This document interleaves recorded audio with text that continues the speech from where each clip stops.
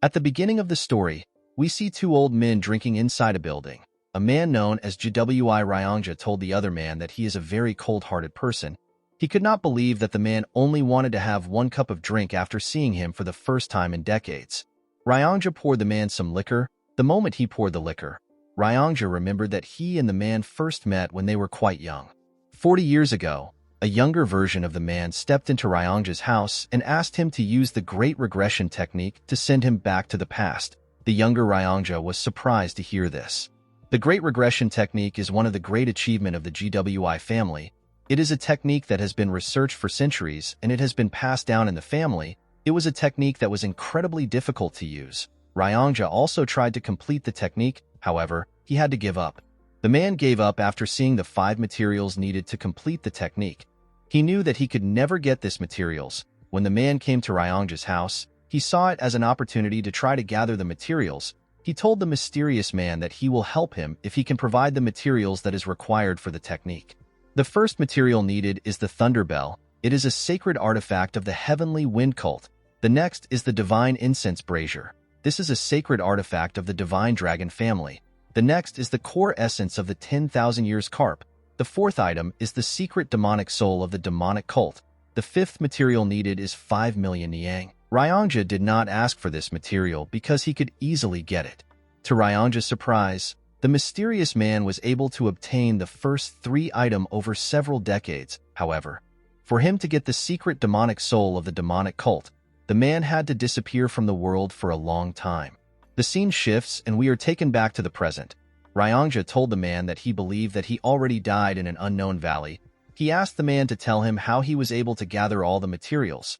The man, who appears to have lost his left hand, drank his liquor and told Ryongja that he cursed the Great Regression Technique because it needed such rare materials.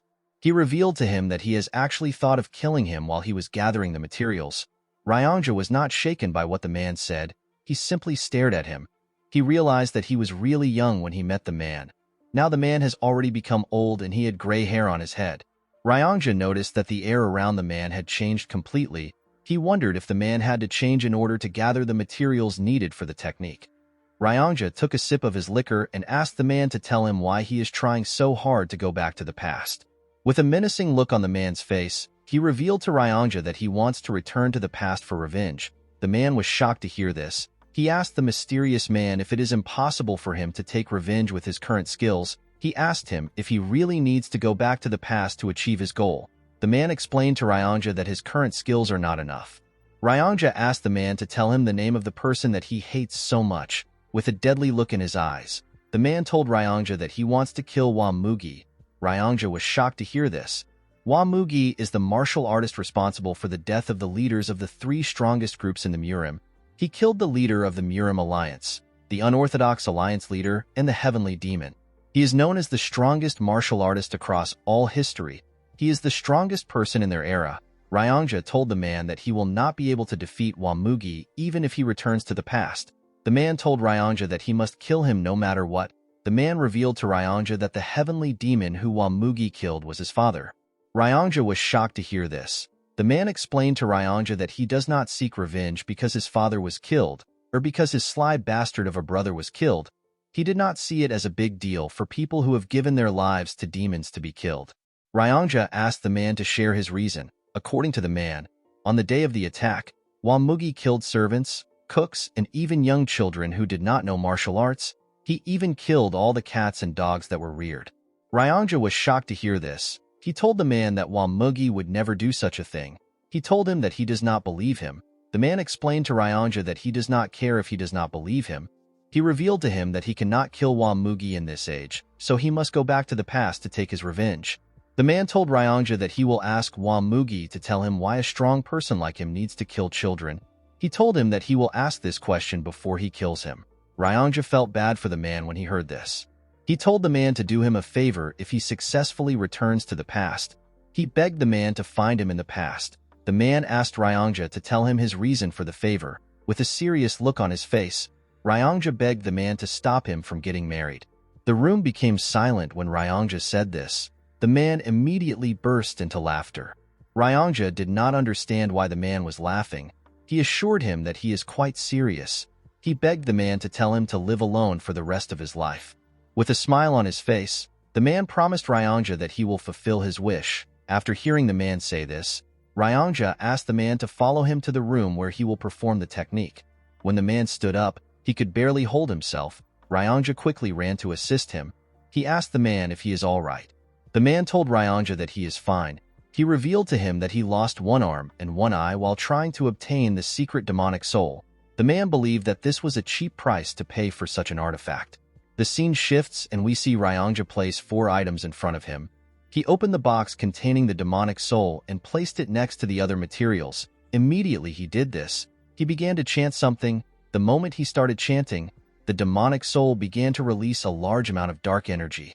As Ryongja chanted, each of the items began to release some energy. The energy fused together and a bright light shined. The moment the light shined, a large spatial crack appeared in the room. Ryongja was shocked to see this. He could not believe that he actually managed to perform the technique successfully. He turned to the man and told him that he did it. When Ryongja turned around, he saw the man sitting on the ground. The man appeared to be struggling. He was breathing heavily and doing his best to stay conscious. Ryongja was surprised to see this. He turned around and took a look at the portal. He turns back to the man and apologized to him. As he walked towards the portal, he promised the man that he will find him in the past and warn him about the impending disaster. He explained to the man that it has always been the GWI family's greatest wish to return to the past. Before Ryongja could step into the portal, his body stopped moving. He immediately realized that his acupoint has been sealed. The man appeared behind him. With a horrifying tone in his voice, the man asked him to tell him why he would try to do such a thing. Ryongja was terrified to hear the man's voice. He began to tremble. The man moved close to him and grabbed his neck. He asked Ryongja to tell him why he would try to betray him. He grabbed his neck and began to choke him. With tears in his eyes, Ryongja explained to the man that he lost his rationality for a short instant. He begged the man to forgive him. He told him that he should have never tried to do such a stupid thing because the man was the one who suffered to get the materials. The man glared at Ryongja when he heard this. He let go of the old man. He told him that he is also a selfish person. He revealed to Ryongja that he was only able to gather the materials by not caring about others. The man grit his teeth and told Ryongja that he would have killed him if he was someone else. While Ryongja was trying to catch his breath, the man places his hand on his shoulder and thanked him for waiting his entire life for him. Ryongja was shocked to hear this. He was surprised to see that the man was smiling at him. With tears flowing out of his eyes, Ryongja began to apologize to the man. While he was apologizing, he suddenly stopped moving. The man was shocked to see this. When he looked around, he noticed that everything had stopped moving. The man could not comprehend what was happening. While the man was looking at Ryongja, someone told him that he has passed the test. The man was surprised to hear this. When he turned around, he saw a very old man who was glowing. The man appeared to be a deity. The man asked the deity for his identity. The deity explained to him that he is the one who can send him back to the past. The man was shocked to hear this. The old man asked our protagonist if he truly believes that a mere creature and some items will make it possible for him to travel to the past. The man used his powers to raise the materials and told our protagonist that the items are not the true materials. He explained to him that the true materials are the efforts he offered when he gathered the items. The deity told the man that he has passed the test by living his life with a single goal and by sacrificing everything he had to achieve his goal. The deity explained to the man that his last test was to forgive Ryongja. He told him that the test was the toughest test out of everything. He was surprised to see that the man easily passed the test. The man asked the deity to send him back to the past since he has passed the test. The old man asked our protagonist to tell him what he will do in the past. With a serious look on his face, the man revealed to the deity that he will kill whoever deserves to die and save those who are not supposed to die. The deity asked him if that is all he wants to do. The man told the deity that he will try to live a meaningful life. He told him that the reason he is so desperate to go back to the past is because he regrets the way he lived his life, and he has so much hatred for Wamugi. The deity asked the man to tell him what he regrets. The man screamed that he regretted everything. He explained to him that since his birth, none of his actions has ever been of his own free will. They have always been driven by something. He told him that he was pushed around by so many things, and before he could live for himself, he had already reached the end of his life. The deity smiled when he heard this. He told the man that he is looking forward to see how he will live his new life. The moment he said this, his body began to fade away. After the deity left, time started moving again. Ryongja continued begging the man. The man was surprised to hear Ryongja's voice. Ryongja begged the man to not forget his promise of stopping him from getting married. The man smiled when he heard this. He walked towards the portal. Before entering the portal, the man asked Ryongja to live well. The old man did not care about what the man said. He begged him to stop him from getting married. The scene shifts and we see the man open his eyes. The man found himself on a stage. He was surrounded by hundreds of martial artists who were cheering. In front of the man was a statue of a demon. The man looked around and saw the faces of the martial artists cheering around him. The man smiled when he saw their faces. He realized that he had actually returned. While looking around, the man felt a certain energy. When the man looked up, he saw a man sitting on a huge chair at the top of a building. The man was surrounded by other people who were sitting around him. This man is the heavenly demon and our protagonist's father. The heavenly demon noticed that his son was staring at him. Our boy smiled as he looked his father in the eyes. While he was looking at his father, a huge man who was also on the stage hit his sword on the ground and referred to our boy as young master. He told our boy that he needs to start the fight. The moment our boy heard this, he realized that he returned to the day of the new demon skirmish. The heavenly demon declared that he would not limit the selection of the next cult leader to only his bloodline. This declaration caused an uproar within the cult, because this meant that anyone can become the heavenly demon as long as they are the strongest. In order to show that he is serious about his announcement, the heavenly demon launched a fighting competition among the next generational leaders of the cult. The competition is known as the New Demon Skirmish. The victor of the New Demon Skirmish will be given the chance to challenge one of the heavenly demon's two sons. Whoever wins the fight will be given one wish for the heavenly demon to grant. The big idiot currently in front of our boy chose to challenge him in order to get the wish. The man asked our boy to simply give up. While staring at the idiot, our boy remembered how angry he was that the man chose him in the past. He was offended because the man thought that he was weaker than his older brother. However, the truth was that the man chose him for a different reason. The man had bribed the cook in our boy's kitchen. He made the cook mix energy-dispersing poison into his rice. He did this to stop our young master from temporarily using his energy. Our boy lost the match because of this dirty trick. He tried to explain everything to his father, but the heavenly demon did not respond to him. Instead, he looked at his son with eyes that seemed to be blaming him for falling for such a petty trick. Our boy made up for his defeat by doing a few things that pushed him to his limit. Due to the mistakes and failures he experienced, he slowly lost his place in the succession war. Our boy realized that his predicament started from this particular defeat. Due to the fact that the young master did not say anything, the huge man asked him if he is distracted despite being in a fight. Our boy did not know how to respond to this. He asked the idiot for his name. The huge man was annoyed to hear this. He told the young master that his name is Gu Pyungo. He asked our boy if he is ignoring him. The moment he said his name, the man remembered him. He remembered that Gu Pyungo is one of the 7 disciples of the 8 demon supremes. His master's name is Gu Qianpa, and he is known as Blood Heaven Sword Demon. Pyungo is the 5th disciple of Qianpa. Pyungo told the young master that he must be confident in his abilities for him to mess with him. The man did not reply to the idiot. He turned to see his father. While looking at the heavenly demon, our boy noticed something. While looking at his father's eyes, he could tell that his father already knew that he was poisoned with the energy-dispersing poison. The heavenly demon was simply observing how our boy would take care of this problematic situation. Due to the fact that the man still had what he learned in his past life, he was certain that he could defeat Pyungo in a single move without any inner energy. However, the man did not want to show his true skills. He believed that he needed to hide his skills for now. Our boy raised his hand up and said that he has an announcement to make. He told the martial artist that he is willing to fight Pyungo without any inner energy. The martial artists and Pyungo were shocked to see this. The martial artists began to scream and cheer for our boy. They referred to him as the Unrivaled Swordsman. Pyungo was shocked to see this. The big idiot panicked and raised his hand up. He told everyone that he will also not make use of any inner energy. The martial artists stopped cheering when they heard this. They did not understand why Pyungo was not fighting with his inner energy. They believed that the duel will be boring if 2 people fight without inner energy. Pyungo was annoyed to see how everyone dismissed his announcement. He picked up his sword and told our boy that even though he is not using any inner energy, his sword has no eyes. He told him that his sword can cut anything it touches. The man was not listening to the idiot. He was more focused on the fact that his younger body felt foreign to him. He wondered if he will be able to move his body the way he wants. Pyongo took a stance and asked our boy to unsheath his sword. The man threw his sword to the ground and told the idiot that he does not need it against him. The martial artists began to laugh when they heard this. They told Pyongo that our boy is looking down on him. The idiot was embarrassed to hear this. He told our boy that he will not kill him because he is the son of the cult leader. He assured him that he will take one of his hands. The moment he said this, he rushed to attack the man. When Pyongo launched his first attack, the man easily dodged it. The man was surprised to see that his body was even faster than he thought. Pyongo moved to the side and tried to cut our boy's head off. Our boy jumped before the sword could touch him.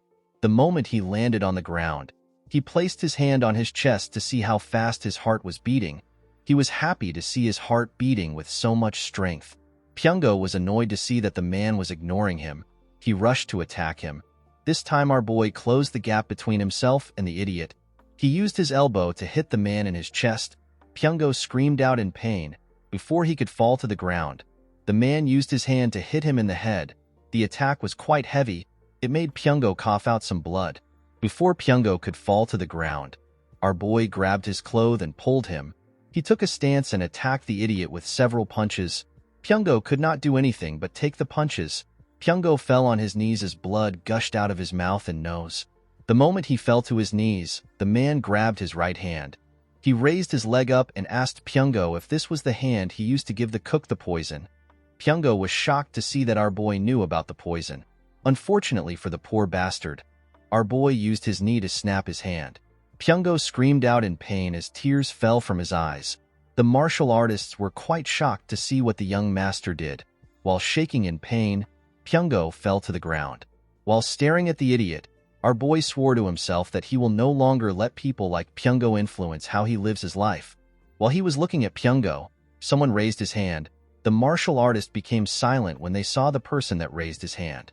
The heavenly demon raised his hand and told his son that he will grant him a wish. He asked our boy to tell him what he desires. In this situation, people would usually request for an artisan sword or a secret martial arts manual. Our boy decided to follow his instinct. He told his father that he wants to go on a hunt with him. The heavenly demon did not expect such a request. Pyongo and the other martial artists were also shocked to hear the request. The heavenly demon asked his son if he is certain about his wish. With a smile on his face, the man told his father that he heard that he loved hunting when he was younger. He explained to his father that he wants to learn how to hunt from him. The heavenly demon simply glared at his son. He could not tell what he was thinking. He stood up from his chair and told him that they will depart tomorrow at dawn. The moment he said this, he turned around and walked away. As the heavenly demon walked forward, the 8 Supremes stood up and bowed their heads. After the heavenly demon left, some men stepped on the stage to assist Pyongo. Pyongo told our boy that he made a lousy request. With a smile on his face, our boy asked the idiot to tell him his name again. Pyongo was annoyed to hear this. He begged someone to kill the man. While watching Pyongo leave, the man told himself that he no longer has any interest in the reckless lives that everyone lived. The scene shifts and we see the man at his residence. He looked at the mirror to confirm if he was truly young again. The man was surprised to see that he was no longer his old self. While staring at the mirror, the man wondered about what Wamugi was currently doing. The man knew that he could easily resolve his issues by finding Wamugi and killing him before he becomes strong. However, the problem was that the martial artist was difficult to find. In the past, Wamugi suddenly appeared the Jianghu as if he fell out of the skies. After he destroyed the Murim Alliance, the Unorthodox Alliance, and the demonic cult, he hid himself from the world, so there isn't a lot of information about him. The man understood that it would be a dangerous act of provocation if he tries to find Wamugi by telling the whole world his name. The man realized that his top priority is to become stronger than Wamugi. While he was thinking, someone tells him that he fought excellently on the stage. Our boy was shocked to hear this voice. When he turned around, he saw a chubby girl. He called the girl Leon. With a smile on her face, the girl greeted her young master. This girl is known as Bodyguard Leon. With a sad look in his eyes, the man remembered that Leon was actually with him during this time. In the past, the man did not know that his bodyguard had learnt a martial art that made her body increase in size. The girl learnt this martial arts for our boy's sake. The martial arts is known as the body petrification technique. It gives its user the ability to temporarily make their body as tough as a rock. It is a secret technique only known to certain people in the cult. The biggest flaw of this technique is that it makes the user's body really big. In the past, Leon threw her body in front of the man in order to block a sword aura which Mugi sent at him. It was thanks to her sacrifice that the man was able to survive the attack on the cult. Upon seeing how her master was looking at her, Leon asked him if something is wrong. When the man heard the girl's voice, he was shocked to see how nice it was. The man never paid attention to her voice in the past. Our boy could not believe that he thought of such a nice girl who was ready to throw her life away for him as a simple guard. He realized that he took her for granted. Our boy walked up to the girl and smiled at her. He noticed that she was bigger than he remembered. Leon did not understand what was happening. She did not know why her master was acting weird. When Leon was younger, people thought that she would become the most beautiful woman in the world once she gets older. The girl who used to be so beautiful suddenly became fat one day. Leon promised her master that she will protect him. In the past, our boy, whose name is Muguk, never noticed that Leon had cried a lot after becoming fat. He never knew that her eyes were swollen because of her tears. Muguk wondered about how the girl felt. She could have become the most beautiful woman in the world, and yet she gave it up in order to protect him. After she became fat, our boy acted cold to the girl. While smiling at Leon, Muguk promised himself that he will find a way to help her get rid of the side effects of the body petrification technique. Leon did not understand why her master was smiling. She asked him if everything is all right. Our boy told the girl that he is feeling great. Leon told her master that he is acting a bit strange. Muguk smiled when he heard this. He realized that Leon was able to notice the difference in his behavior because she always protects him every day. Our boy turned around and asked Leon to follow him. He told her that he wants to show her something that is much stranger. The girl asked her master about where they are going. Our boy revealed to her that they are going to flip the kitchen. Leon did not understand what Muguk was talking about. The scene shifts and we see our boy and Leon in the kitchen. The cooks all came out to greet their young master. With a serious look on his face, Muguk asked the cooks to tell him why they poisoned him. The head chef did not understand what the man was talking about. Our boy turned to one of the chefs and asked him to tell him why he put energy-dispersing poison into his meal. The chef was surprised to hear this. He quickly denied this allegation. Muguk asked the boy if he gambled away the 3,000 niang he received as his salary. In his past life, our boy found out that the chef incurred a great debt because he was addicted to gambling.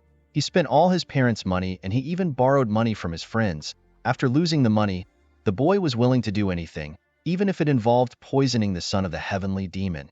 The chef went on his knees and begged for his life. He asked Muguk to spare him. He told him that he was blinded by money. Our boy asked the chef if Pyungo personally gave him the money. The chef told him that he did, the moment the boy answered. Muguk drew his sword and used it to behead him. The chefs and Leon were shocked to see this. With a cold gaze in his eyes, our boy told the chef that he should be ashamed that he poisoned someone. The head chef went on his knees and begged his young master. He told our boy that he will take full responsibility for the situation. Muguk asked the chef to tell him why he wants to take responsibility for the situation. He told him that it is the other chef that is at fault. The head chef explained to Muguk that everything that happens in the kitchen is his responsibility. Our boy asked the chef, who he referred to as Chef Lim, if every unjust thing that happens in the cult is his father's responsibility. The man was shocked to hear this question. He told our boy that the heavenly demon is not responsible for such things. Upon hearing his answer, Muguk asked Chef Lim to tell him why he wants to take responsibility for something that does not involve him. Our boy turned around and put his sword into his sheath. He asked the chef to get up and cook him shredded chicken noodles for dinner. He told the chef that it has been a while since he last had the meal. Chef Lim was surprised to hear this. After they stepped out of the kitchen, Leon reminded her master that he had shredded chicken noodles a few days ago. Our boy smiled when he heard this. He did not know how to tell his bodyguard that it has been a few decades since he last had the meal. The next day, we see the heavenly demon standing in front of the heavenly demon pavilion. The heavenly demon changed his clothes from his usual robe to a hunting attire. When the man saw his son, he asked him to tell him why he is carrying so many useless things. Muguk explained to his father that he is carrying things that are needed for a few days' hunt. The heavenly demon was surprised to hear this. He told his son that he only planned to hunt for a day. Muguk told his father that he might change his mind and spend a few more days hunting. The heavenly demon walked past his son and told him that he has an ambitious dream. The scene shifts and we are taken to the mountains. We see Muguk walking next to his father. While walking, the heavenly demon told our boy that he is more skilled than he thought. Our boy was surprised to hear this. He realized that his father was able to find out that he was hiding his skills when he fought Pyongo. Muguk decided to tell his father the truth. He revealed to the heavenly demon that he was hiding his skills. The man told his son that he knew. Muguk explained to his father that he is not a cat that hisses. Instead, he is a beast that is hiding his claws. The heavenly demon turned around and asked his son to tell him why a beast would hide its claws. Muguk was surprised to hear this question. He told his father that he has never thought about such a thing. The man told his son that he did not think about it because he is still a cat. The heavenly demon asked Muguk to tell him how far he has gotten in mastering the soaring sword art. The soaring sword art is a sword arts passed down only to the heavenly demon's bloodline. It is seen as an extremely advanced martial arts that is similar to the martial arts learnt by the demon supremes. With a confident smile on his face, Muguk told his father that he has completely mastered the martial arts. The moment he said this, the heavenly demon attacked him with a small amount of energy. Our boy barely dodged the attack by moving his head. The attack created a hole in his bag. Muguk was relieved that he was able to dodge the attack. He knew that his face would already be gone if the attack had touched him. The heavenly demon was surprised to see that his son actually managed to completely master the soaring sword arts. Muguk was surprised to see that his father was not certain if he had mastered the martial arts. He asked the heavenly demon to tell him what he would have done if he did not dodge the attack. The heavenly demon explained to his son that he was certain that he will be able to dodge it if he truly mastered the martial arts. He told Muguk that he would have paid the price for lying to him if he could not dodge the attack. Our boy told his father that it would be bad if he damages his face. He explained to the heavenly demon that he has a face that resembles his. He told his father that it would not be nice for him to have a scar on his face. The heavenly demon glared at his son when he heard this. Upon seeing his father's expression, Muguk wondered if he went overboard. The heavenly demon turned around and told his son that it is impressive that he managed to master the soaring sword arts at his age. Muguk was shocked to hear this. He thanked his father for his praise. As the two walked deeper into the forest, the heavenly demon placed his hand on the ground to check for traces of animals. While the man was looking around, Muguk asked him about the person that taught him how to hunt. The heavenly demon revealed to his son that he learned from his older brother. Muguk was shocked to hear this. He could not believe that he had an uncle. The heavenly demon revealed to Muguk that he killed his brother when he was the same age as him. Our boy told his father that he did great. The heavenly demon was shocked to hear this. Muguk told his father that he would have not been born if he did not do what he did. The man simply glared at his son. He turned around and walked forward. While watching his father walk, our boy realized that even his father would have hated having to fight his own family. Muguk had seen so many situations like this in the past. Our boy realized that the stronger a person seems, the deeper their wounds would be. The heavenly demon told his son that he could not find a solution when he was younger. Muguk clenched his fist and told his father that he also cannot do it. He told his father that he cannot do something which even he was not able to do. The man turned around when he heard this. With a serious look on his face, Muguk told his father that he cannot find a way because his brother is vicious and cruel. The heavenly demon asked his son if he is speaking ill of his brother because he is not around. The scene shifts and we see our boy and his father climbing a mountain. While he was running on the mountain, Muguk contemplates about the fact that he never got married in his past life. Due to this, our boy did not know what it felt like to have children. Muguk was curious about how his father saw him. When they arrived at the top of the mountain, they saw a large forest in front of them. Muguk asked his father if something is inside the forest. The man told his son that their dinner is inside the forest. Muguk quickly took out his bow. He told his father that they need to kill the animal. The heavenly demon asked his son to tell him how he plans to kill something that he cannot even see. He asked Muguk to close his eyes and feel his surroundings. Our boy was surprised to hear this. He decided to follow his father's orders.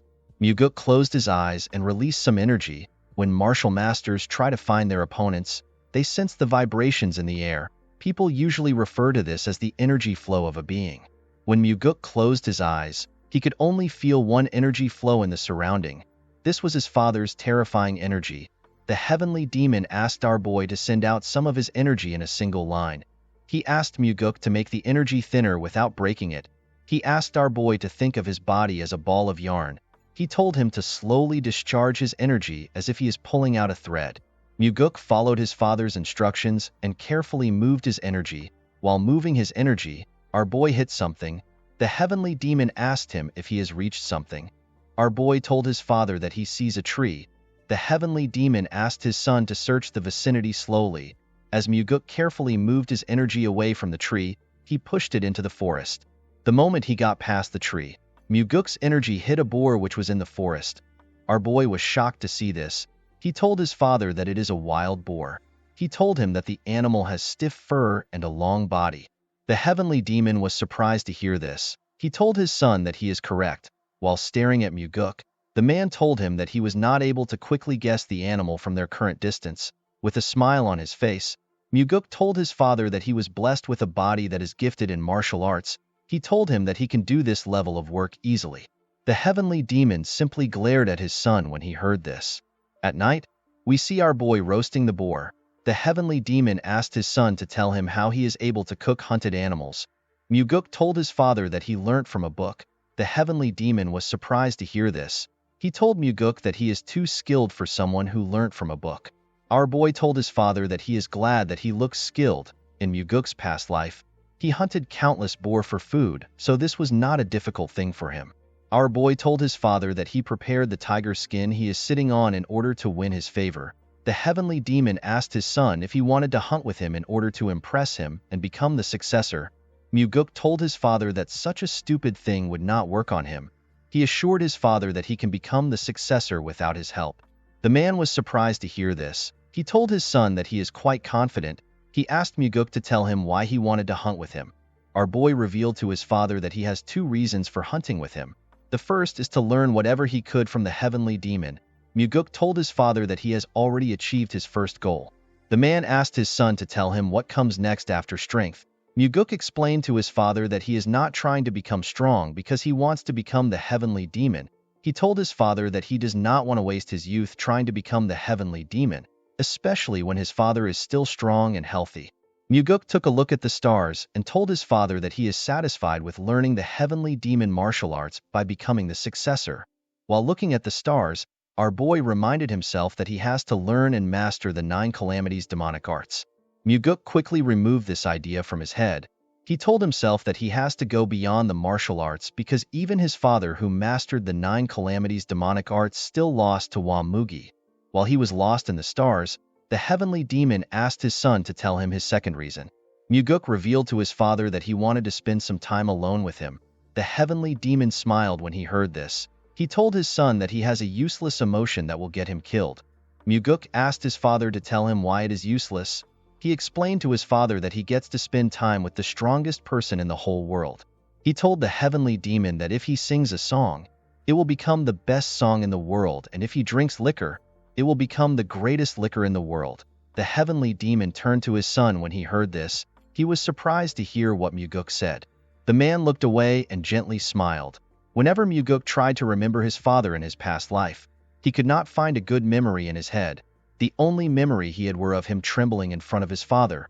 In this life, our boy aims to get more things other than new memories. He believed that his father should not get too happy because he was doing everything for his own sake.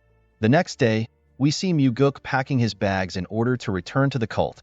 His father told him that they are not yet leaving. He told Muguk that he has to catch a tiger since he is hunting with the heavenly demon. Our boy was surprised to hear this. The heavenly demon asked his son to get up and follow him. The man took Muguk to a bamboo forest. He asked him to close his eyes again. He told him that their target is 100 yards away on the right side, which is further than their last prey. The heavenly demon asked his son to feel the wind. He told Muguk to infuse his energy into the wind. While doing his best to follow his father's instructions, our boy realized that he has never thought of infusing his energy into the wind before. There was no one to teach him such a skill, and none of the martial arts he saw ever taught such a thing. The heavenly demon asked Muguk to discharge his energy into the wind. He told our boy that he needs to send his energy to his target as quickly as possible in order to adapt to using the skill in real situations. The moment the man said this, Muguk used his energy to sense the wind. However, our boy did not know how to infuse his energy into the wind. While struggling to put his energy into the wind, Muguk noticed that the wind blew his energy away. Our boy immediately understood that he did not need to infuse his energy into the wind. Instead, he was supposed to allow his energy ride the wind. What he needed to do was to entangle the two together. As the wind carried our boy's energy through the forest, he was able to sense an animal. Muguk was able to see the tiger which his father was referring to. Our boy turned to his father and told him that the tiger is actually real. The heavenly demon was shocked to hear this. Our boy asked his father if something is wrong. The heavenly demon regained his composure and asked his son to not get lazy in his training. He told Muguk that his chances of survival will increase if he is able to maintain more lines. Our boy thanked his father for his advice. At night, we see Muguk give his father a bottle containing some liquor. He told the man that it is his trump card. The man drank the liquor and told our boy that it is quite good. When Muguk drank it, he told his father that it is still too strong for him. Of course, this was a lie. The heavenly demon told our boy that no demonic human would complain about liquor that is strong. Muguk told his father that it is more important to have a vicious heart than to be good at drinking liquor. The heavenly demon asked his son if he can kill him to save himself. Muguk revealed to his father that no child can kill his parent to save himself. Of course, this was not true. Our boy knew that he could kill anyone as long as he had enough reasons to. Muguk realized that this was his first time having a proper conversation with his father, and yet he still treasured his life more than his father's own. The heavenly demon told his son that he does not have a vicious heart if he is hesitant about killing him. Our boy told his father that he will learn how to drink strong liquor first. With his eyes filled with curiosity, the heavenly demon watched his son as he drank his liquor. In the next scene, we see Muguk circulating his inner energy while he was in his training room. After practicing for a while, our boy let out a huge sigh and stopped circulating his energy. The moment he stopped practicing, Muguk realized that he could freely entangle his energy with the wind, and he could now maintain 4 energy lines. Muguk never expected his father to teach him how to discharge his energy into the wind. This technique is like gaining an extra life because its user will be able to easily find an enemy that is trying to attack him. Our boy knew that he will be capable of releasing 10 energy lines at the same time if he continues to train. He was certain that he will be able to neutralize any stealth technique used by his enemies. While thinking, Muguk realized that even his father, who is much more skilled than him, still lost to Wamugi because the Heavenly Demon Pavilion was infiltrated. The Heavenly Demon Pavilion is a place that is thoroughly guarded by 3 barrier formations, 6 trap formations, and a group of carefully selected elites. There is also the 8 Demon Supremes, which are in 8 different directions, and their subordinates, which are protecting the Heavenly Demon. In the north, there is the demonic swordsman of the Northern Heaven Sword family, which is led by the 1/Sword Supreme. In the south, there is the demonic bladesmen of the Southern Heaven Blade family. They are led by the Blood Heaven Sword Demon. In the east, there is the Iron Fist of the Eastern Fist faction. They are led by the undefeated Fist Demon. In the west, there is the demonic sorcerers of the Western Illusion formation. They are led by the Soul-Stealing Demon. In the northeast, there is the Faceless Swordsman that wants to become the Evil Smiling Demon. In the southeast, there is the Drunken Swordsman. They are always drunk with the demonic drunkard. The Poison Fang stays in the southwest. They research all sorts of poison with the Poison King. And finally, in the northwest, there are crazy monks that are crazy about the demonic Buddha's belief of deluding the world. In the past, Muguk believed that the enemy broke into the cult from outside. However, this was not the case. Our boy later found out that the outer defense was never broken. Muguk realized that one of the 8 Demon Supremes must have allowed Wamugi into the Heavenly Demon Pavilion. Our boy believes that there could be more than one traitor. The traitor was never found in the past, but this did not matter to Muguk. He plans to treat each one of the Supremes as traitors. After the Heavenly Demon was killed, none of the 8 Supremes sought revenge. Instead, they decided to close the cult. In his past life, our boy found out about how the 8 Demon Supremes lived their lives. He even knew what their last moments were like. Muguk assured himself that he will make use of each one of the Supremes. As Muguk walked towards the entrance of the room, he hears someone call Leon Fatty. The person asked Leon if the young master is still in the training ground. Our boy was surprised to hear what the person said. Outside the training ground, we see a bald man with a huge sword and 2 other men behind him. The bald man told Leon that he can no longer wait. He asked her to drag Muguk out of the training ground. The girl was surprised to hear this. She could not believe that the man had no regards for her master. Before she could say anything, our boy stepped out of the house and asked the girl to tell him what she is doing. Leon was surprised to see her master. Muguk walked up to the girl and reminded her that he asked her to do her own thing while he is training. Our boy asked her if she was waiting outside for him the whole time he was training. The bald man moved close to Muguk. He asked him to tell him why he suddenly decided to train for days. Our boy immediately recognized the man. He realized that this man is Yang Pu. He is a disciple of the Blood Heaven Sword Demon. He noticed that the man was speaking to him without fear. Muguk could not blame Yang Pu because he was only being disrespectful because of the Heavenly Demon. After the Heavenly Demon announced that anyone in the cult could become his successor, the Heavenly Demon's sons were no longer seen as special. In fact, the announcement fueled the ambitious desires of many within the cult to defeat the sons of the Heavenly Demon so they can gain notoriety. Muguk asked the man to tell him what he wants. Yangpa revealed to our boy that Pyungo can no longer practice martial arts because of him. Our boy asked the man if he wants him to look after Pyungo. Yangpa told Muguk that he is not joking. Our boy smiled when he heard this. He told Yangpu that their relationship is not the type where they can have serious conversations. The man told our boy that he needs to take responsibility for crippling Pyungo. He asked Muguk to apologize to the idiot officially. Our boy immediately understood why Yangpu wanted the apology, due to the fact that the Blood Heaven Sword Demon's best disciple was not selected. His other disciples are trying to impress him by doing whatever it takes. Yangpu wanted Muguk to give out an official apology so that he can take credit for not letting the Blood Heaven Sword Demon look bad. Our boy smiled and told Yangpu that his master will not still choose him as his best disciple because of an apology. Yangpu became nervous and told Muguk that he is spouting nonsense. He told our boy that he only came for Pyungo's sake. With a horrifying look on his face, Muguk told the idiot that he wants an apology from him. Yangpu asked our boy to tell him what he has to apologize for. Our boy asked the man to apologize to Leon for speaking rudely to her. Leon was surprised to hear this. Yangpu was also surprised to hear this. Leon turned to her master and told him that she is fine. Muguk told the girl that he is not fine with it. Leon was surprised to hear this. Muguk walked forward and asked Yangpu to get on his knees and apologize to Leon for speaking rudely. Yangpu laughed and pointed at Leon. He asked Muguk if he wants him to kneel to the fatty. Our boy could not believe that the idiot continued to spout nonsense. Yangpu laughed and told Muguk that he would rather die than kneel to Leon. Our boy smiled when he heard this. He had been waiting to hear these words. He drew his sword and told Yangpu that he will grant his wish. Yangpu and his boys were shocked to see this. Leon was also surprised to see this. Yangpu told our boy that he has gone crazy. With a serious look on his face, Muguk told the man that he can either kneel down and apologize or fight him. Our boy reminded Yangpu that his master would not like it if he retreats. The man became worried when he heard this. He asked Muguk to tell him why he is going so far. Muguk explained to the man that he does not really care if Yangpu came to look for him. He told the man that he will never allow him to insult his subordinates. Leon was shocked to hear this. Yangpu was annoyed to hear this. He asked Muguk if he is really going to kill him because of a fat pig. Our boy smiled when he heard this. He told the man that Leon means a lot to him. Upon hearing this, Yangpu drew his sword. His friends asked him to not fight the young master. Leon wanted to interfere when she saw the man draw his sword. Muguk used his hand to tell her to stop.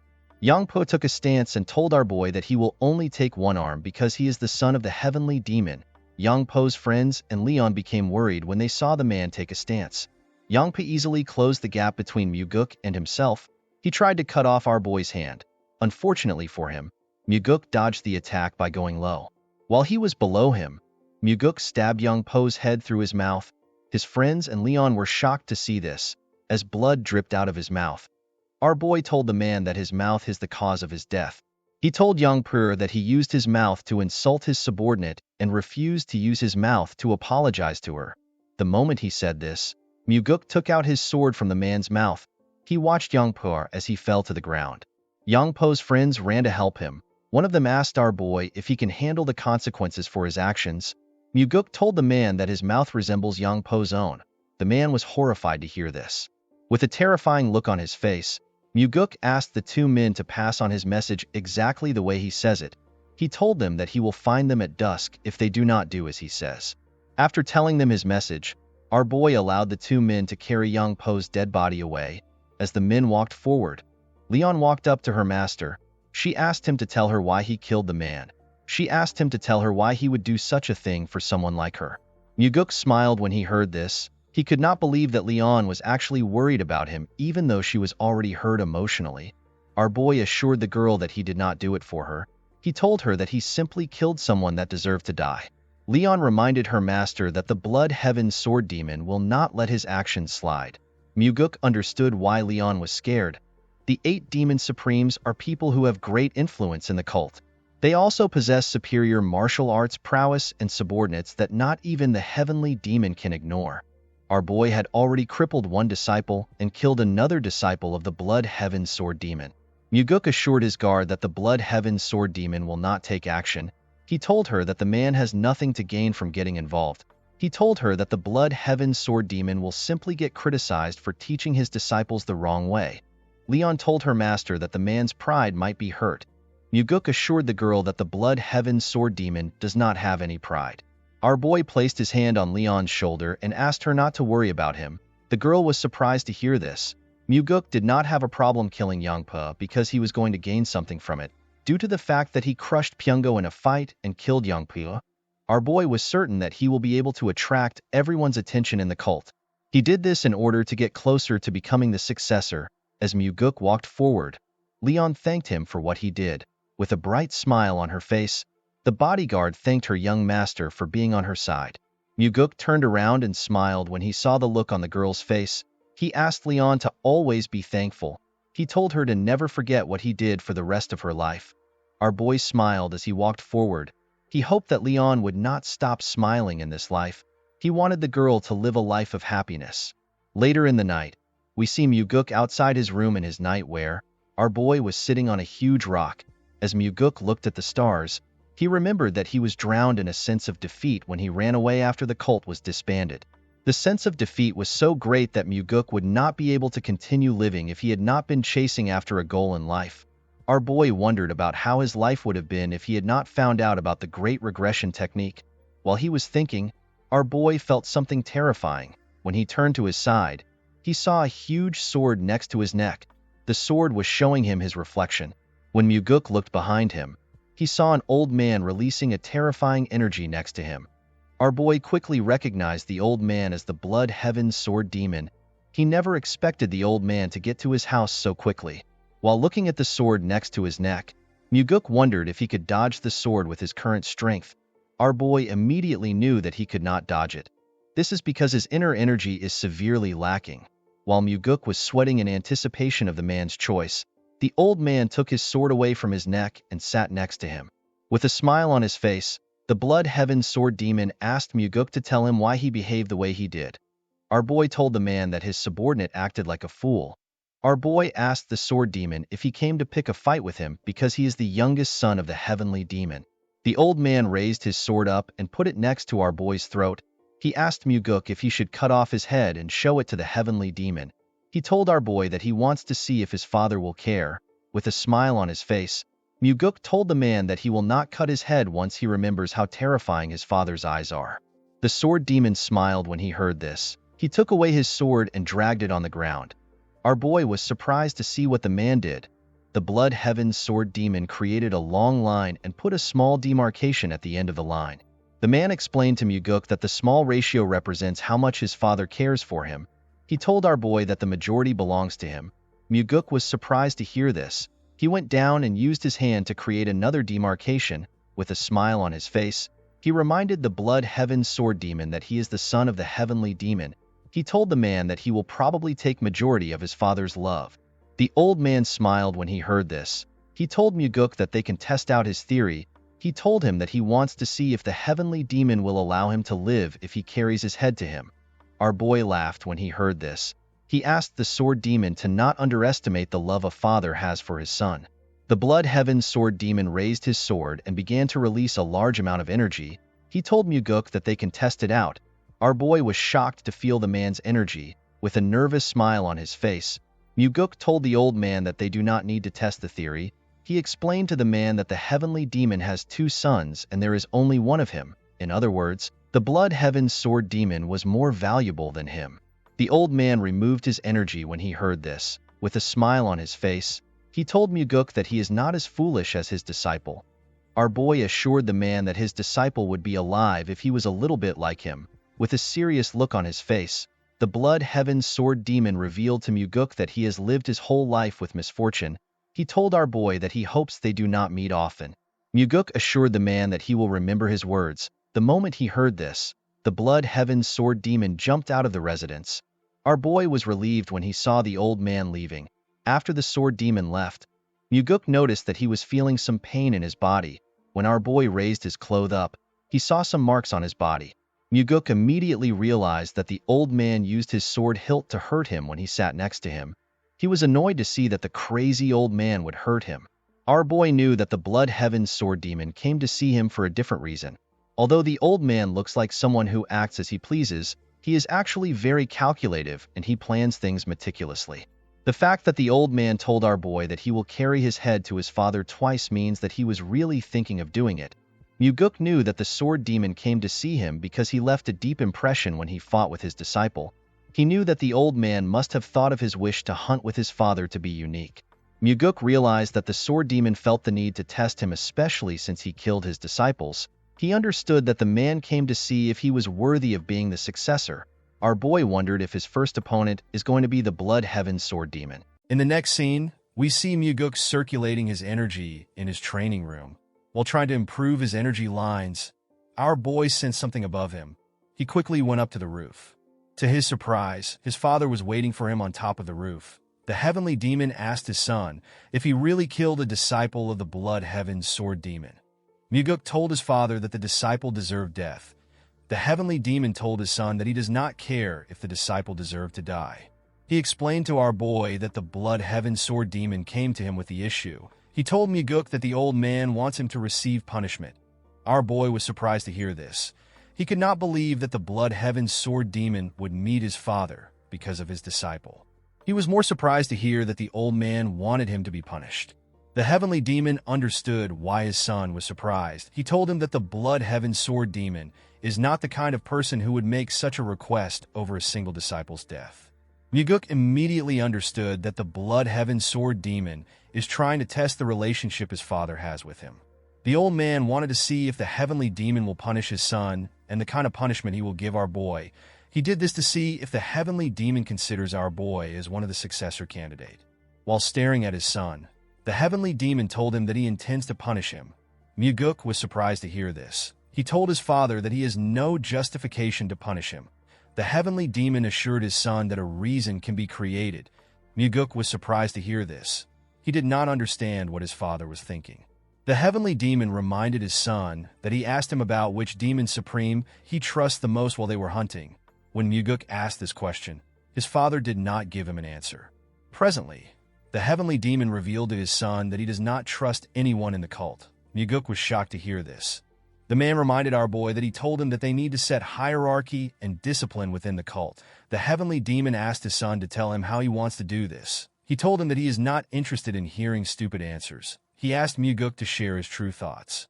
Muguk realized that his father was truly asking for his opinion. Our boy told his father that their cult has lost the path of the demon. The heavenly demon was surprised to hear this.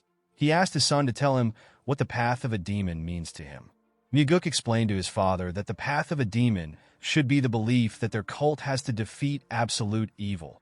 The heavenly demon was very surprised to hear his son's answer. Our boy told his father that the Orthodox faction is not the direct opposite of their cult. The heavenly demon asked his son to tell him what their direct opposite is. Muguk told his father that the opposite of their cult is absolute evil, a form of evil that is so cowardly and terrifying to the point that no human can bear. Evil that even demons will despise and turn away from it. Our boy explained to his father that the justice and chivalry that the Orthodox faction advocates for is only good enough to deal with lesser evils. He told him that their justice is not capable of facing absolute evil. Unfortunately, the Orthodox faction heavily believes in forgiving others. As long as they value people, they can never be a match for evil that has forsaken its humanity. Muguk revealed to his father that they are the only faction within the Murim that can get rid of evil that is atrocious and horrifying. With a serious look on his face, our boy told his father that they will walk the path of the demon if evil which the Orthodox faction cannot handle kneels before them. The heavenly demon was shocked to hear his son's profound thoughts. Muguk told his father that the cult will not go far if they cannot accomplish the true path of a demon. He told him that they need to punish themselves so that they can improve. The heavenly demon found our boy's words to be intriguing. Muguk took a look at his father's face. He was not surprised to see that his father found his words to be confusing. Our boy was certain that his father has probably never thought of such a thing. Even Muguk himself did not learn these things while he was in the cult. He came to this understanding while he was wandering the Central Plains. While our boy was thinking, his father asked him if he has any other arrogant thoughts. Our boy told his father that he has nothing left to share. Upon hearing his son's answer, the heavenly demon understood why the blood heaven sword demon wants him to punish Muguk. He told his son that the old man must have seen something in him. He revealed to Muguk that the old man is trying to use him to test him. Our boy told his father that the blood heaven sword demon must have seen the possibility of him becoming a successor candidate. The heavenly demon told our boy that the old man could have also seen him as someone who would mess up the cult. Muguk told his father that it can be anything. He explained to him that the blood heaven sword demon must have seen something because he has extraordinary eyes. Upon hearing our boy's answer, the heavenly demon turned around and asked him to follow him. Muguk was surprised to hear this. He asked his father to tell him where they are going because it is already late. In the next scene, we see the heavenly demon and our boy standing in front of a cave known as the Minor Heaven Cave. The cave had a huge iron door at its entrance. The Minor Heaven Cave is a place where a possible candidate that could become the heavenly demon, a disciple of the heavenly demon or a child of the heavenly demon, goes to be tested. It is easy to go into the cave. However, if the person is unable to get through the trials inside, they will be stuck inside the cave forever. The success rate for the trial is 50-50. Half the people who are blood related to the heavenly demon have lost their lives inside the cave. The place is so dangerous that even Muguk's overly ambitious elder brother has never talked about going inside. Although he did not like it, our boy knew that he would also have to go through this cave if he wants to become the heavenly demon. Muguk asked his father if he wants him to go into the cave now. The heavenly demon told his son that he also went in when he was the same age as him. Our boy asked his father to tell him the amount of time it took for him to get out of the cave. The heavenly demon revealed to his son that he got out in 2 months. Muguk was shocked to hear this. Even among the heavenly demons, his father is known to be the most talented of them all, and yet it took him 2 months to get out. The heavenly demon revealed to his son that he was the only one who managed to make it out in 2 months. Most people spent 3 years in the cave. Muguk asked his father if he really wants him to go into such a dangerous place without preparations. The heavenly demon reminded his son that he is giving him a punishment. Our boy could not believe that his father is willing to send him into a place where he could die simply because the blood heaven sword demon wants to punish him. Muguk wondered if his father was hoping that he would become stronger and come out alive. Our boy smiled when he thought of this. With a smile on his face, Muguk told his father that he will do his best to come out earlier than he did. The heavenly demon smiled when he heard this. He asked his son to do his best to keep himself alive. The scene shifts, and we see Muguk inside the cave. The cave was lit up by green, glowing stones.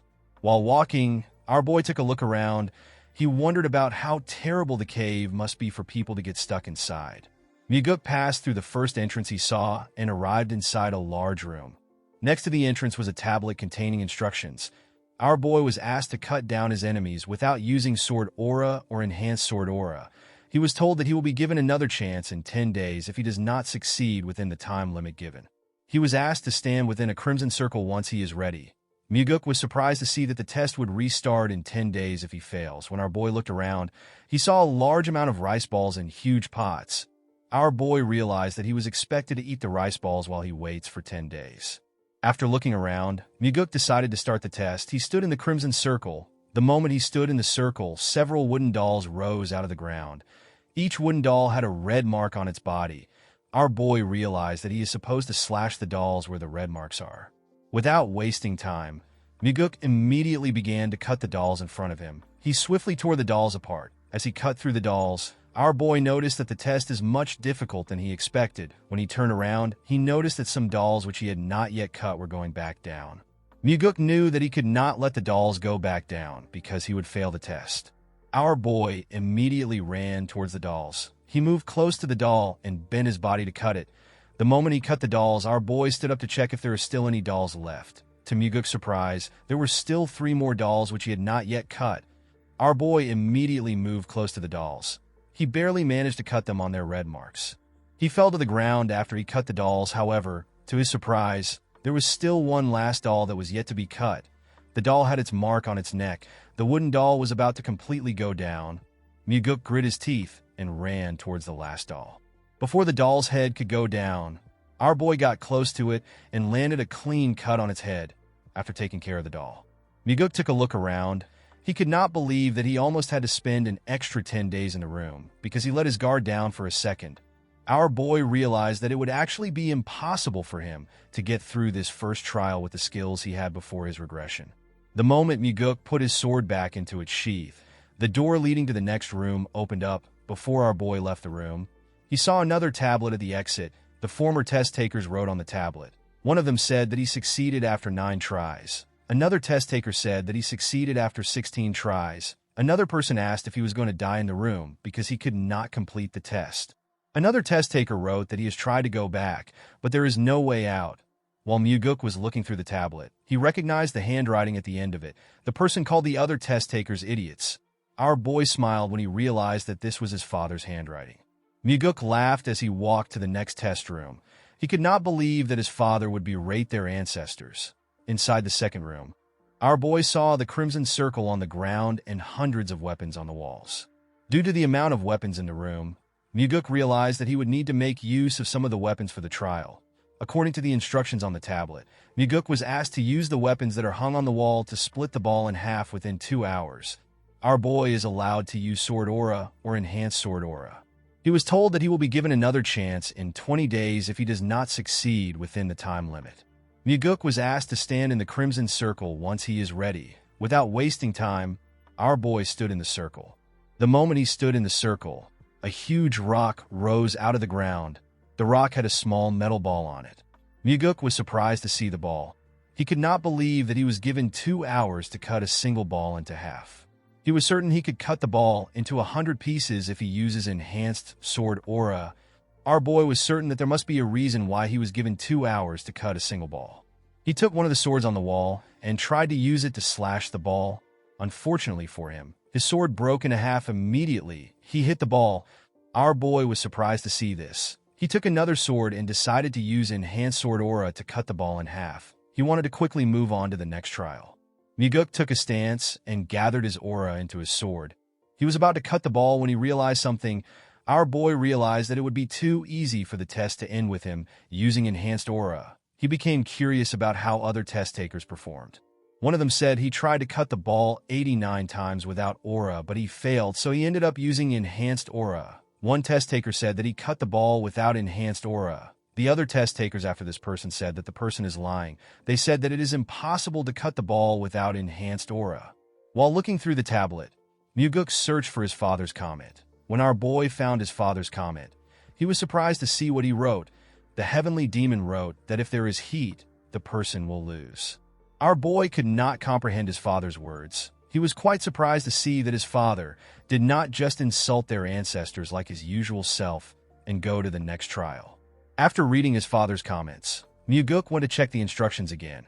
Our boy noticed that the instructions said that he may use Sword Aura or Enhanced Sword Aura. Muguk realized that he was not told to use Aura.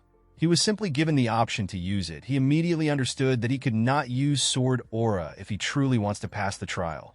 He realized that his father was warning future test takers to not use Enhanced Sword Aura because heat is generated when Enhanced Sword Aura is used.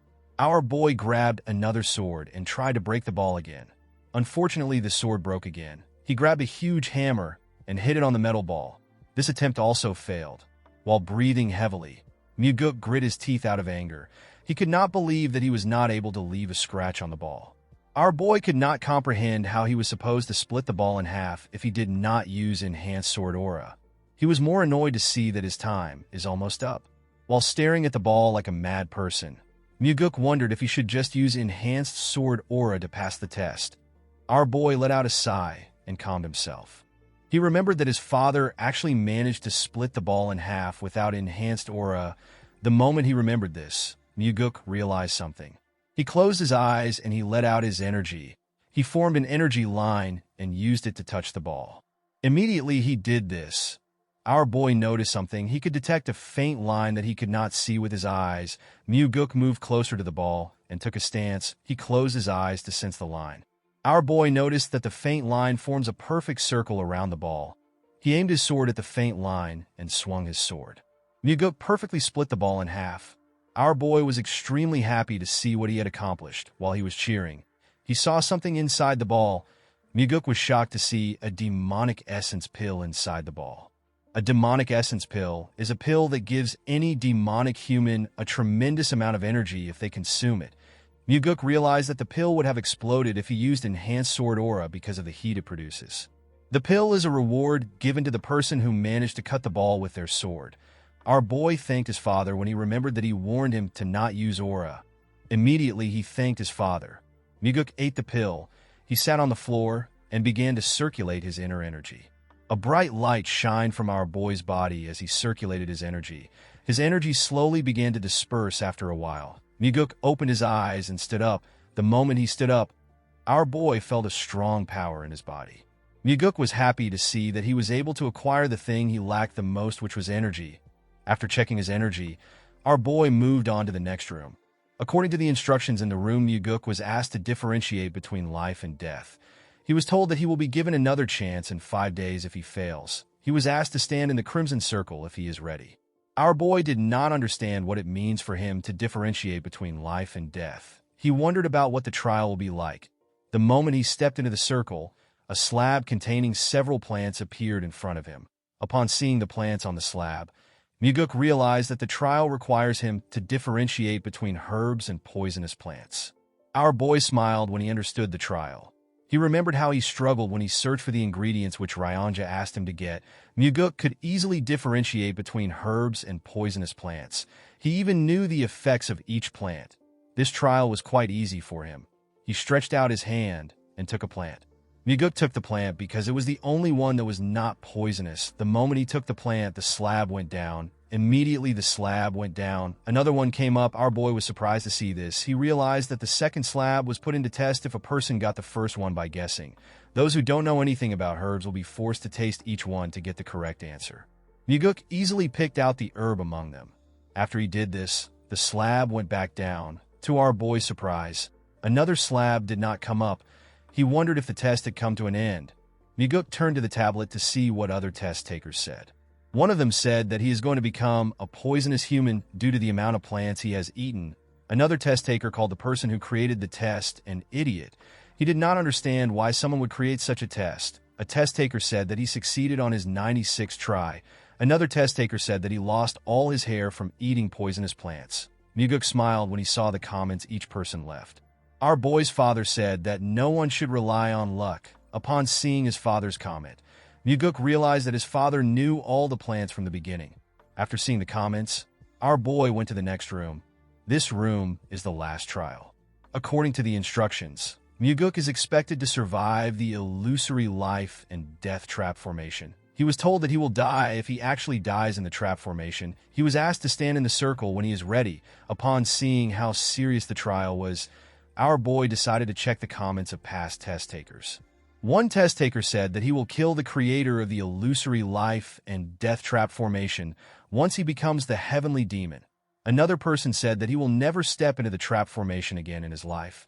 Our boy's father asked the future test takers to not rest. Muguk was surprised to see this.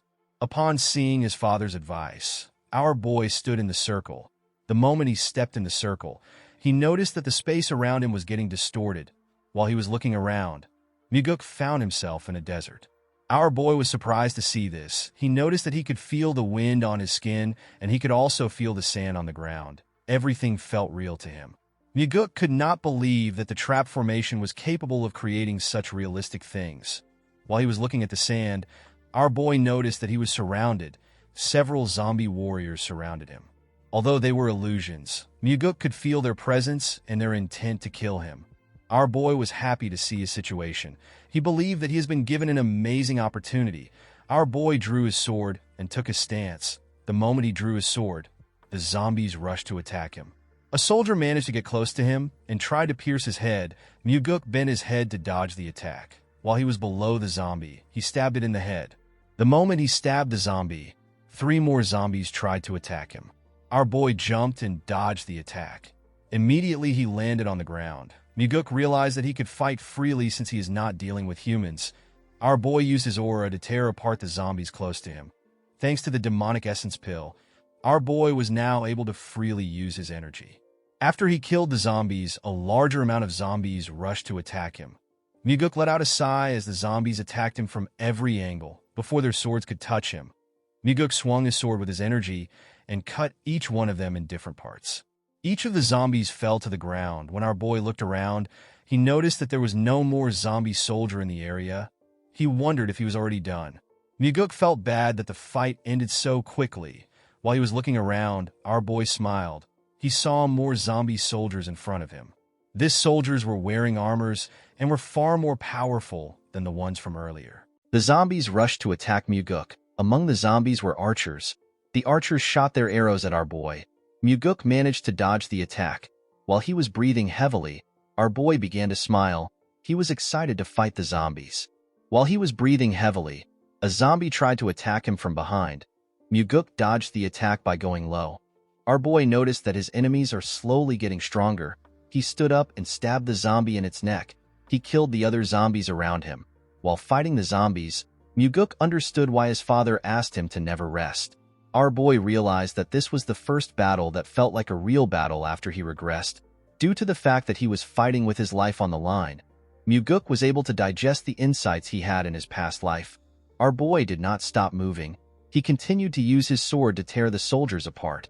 As he did this, the insights he got in his past life were slowly becoming one with his current body. Our boy used his sword aura to push back the zombies around him. The moment he did this, a large amount of small blades were fired at him. Muguk managed to block the blades with his sword. He quickly moved close to the zombies that shot at him. He used his sword to strike them. While tearing the zombies apart, our boy moved faster and made his attack stronger. After fighting for a while, Muguk managed to cut down the last zombie. After the soldier fell to the ground, our boy used his sword to hold himself up. He took a look around to see if there are any more zombies around. Muguk did not see anything except dust in the area. He wondered if the battle was over. While his body was dripping with sweat, our boy returned back to the real world. When he moved close to the exit, he saw a stone tablet. Our boy was congratulated for passing the trial. According to the tablet, our boy was expected to use his new strength for the advancement and prosperity of the heavenly demon divine cult. Muguk smiled when he saw this. He could not believe that he completed the trial in a day when it took his father 2 months. Our boy knew that this information will cause an uproar in the cult. He knew that people would doubt his achievements more than they will praise him because of how fast he was. While looking around, Muguk decided to stay in the cave and continue training. He decided to fully comprehend all the insights he had in his past life. He assured himself that he will make the insights fully assimilate with his current body. In the next scene, we see our boy at the Heavenly Demon Pavilion. Muguk told his father that he took 100 days to clear the trial. He told his father that although he did his best, he could not break his record. The Heavenly Demon asked our boy if he cut the metal ball the right way. Muguk revealed to his father that his hint was a big help. He told the Heavenly Demon that he did not rest at the trap formation of the final trial. The Heavenly Demon smiled when he heard this.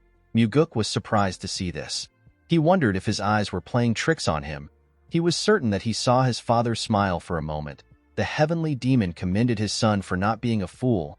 Muguk told his father that he cannot be a fool because he is the son of the Heavenly Demon. While looking at his father, our boy remembered how he always thought that his father was a wicked person.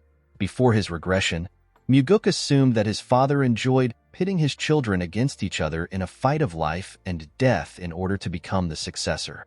After spending some time with his father, our boy understood the Heavenly Demon's behavior. He realized that his father is someone who is willing to endure through his children's death if it is for the sake of the cult. He was certain that his father was not a person who simply enjoyed watching his children fight. While he was thinking, someone told him that he is incredible for making it out of the minor heaven cave in just 100 days.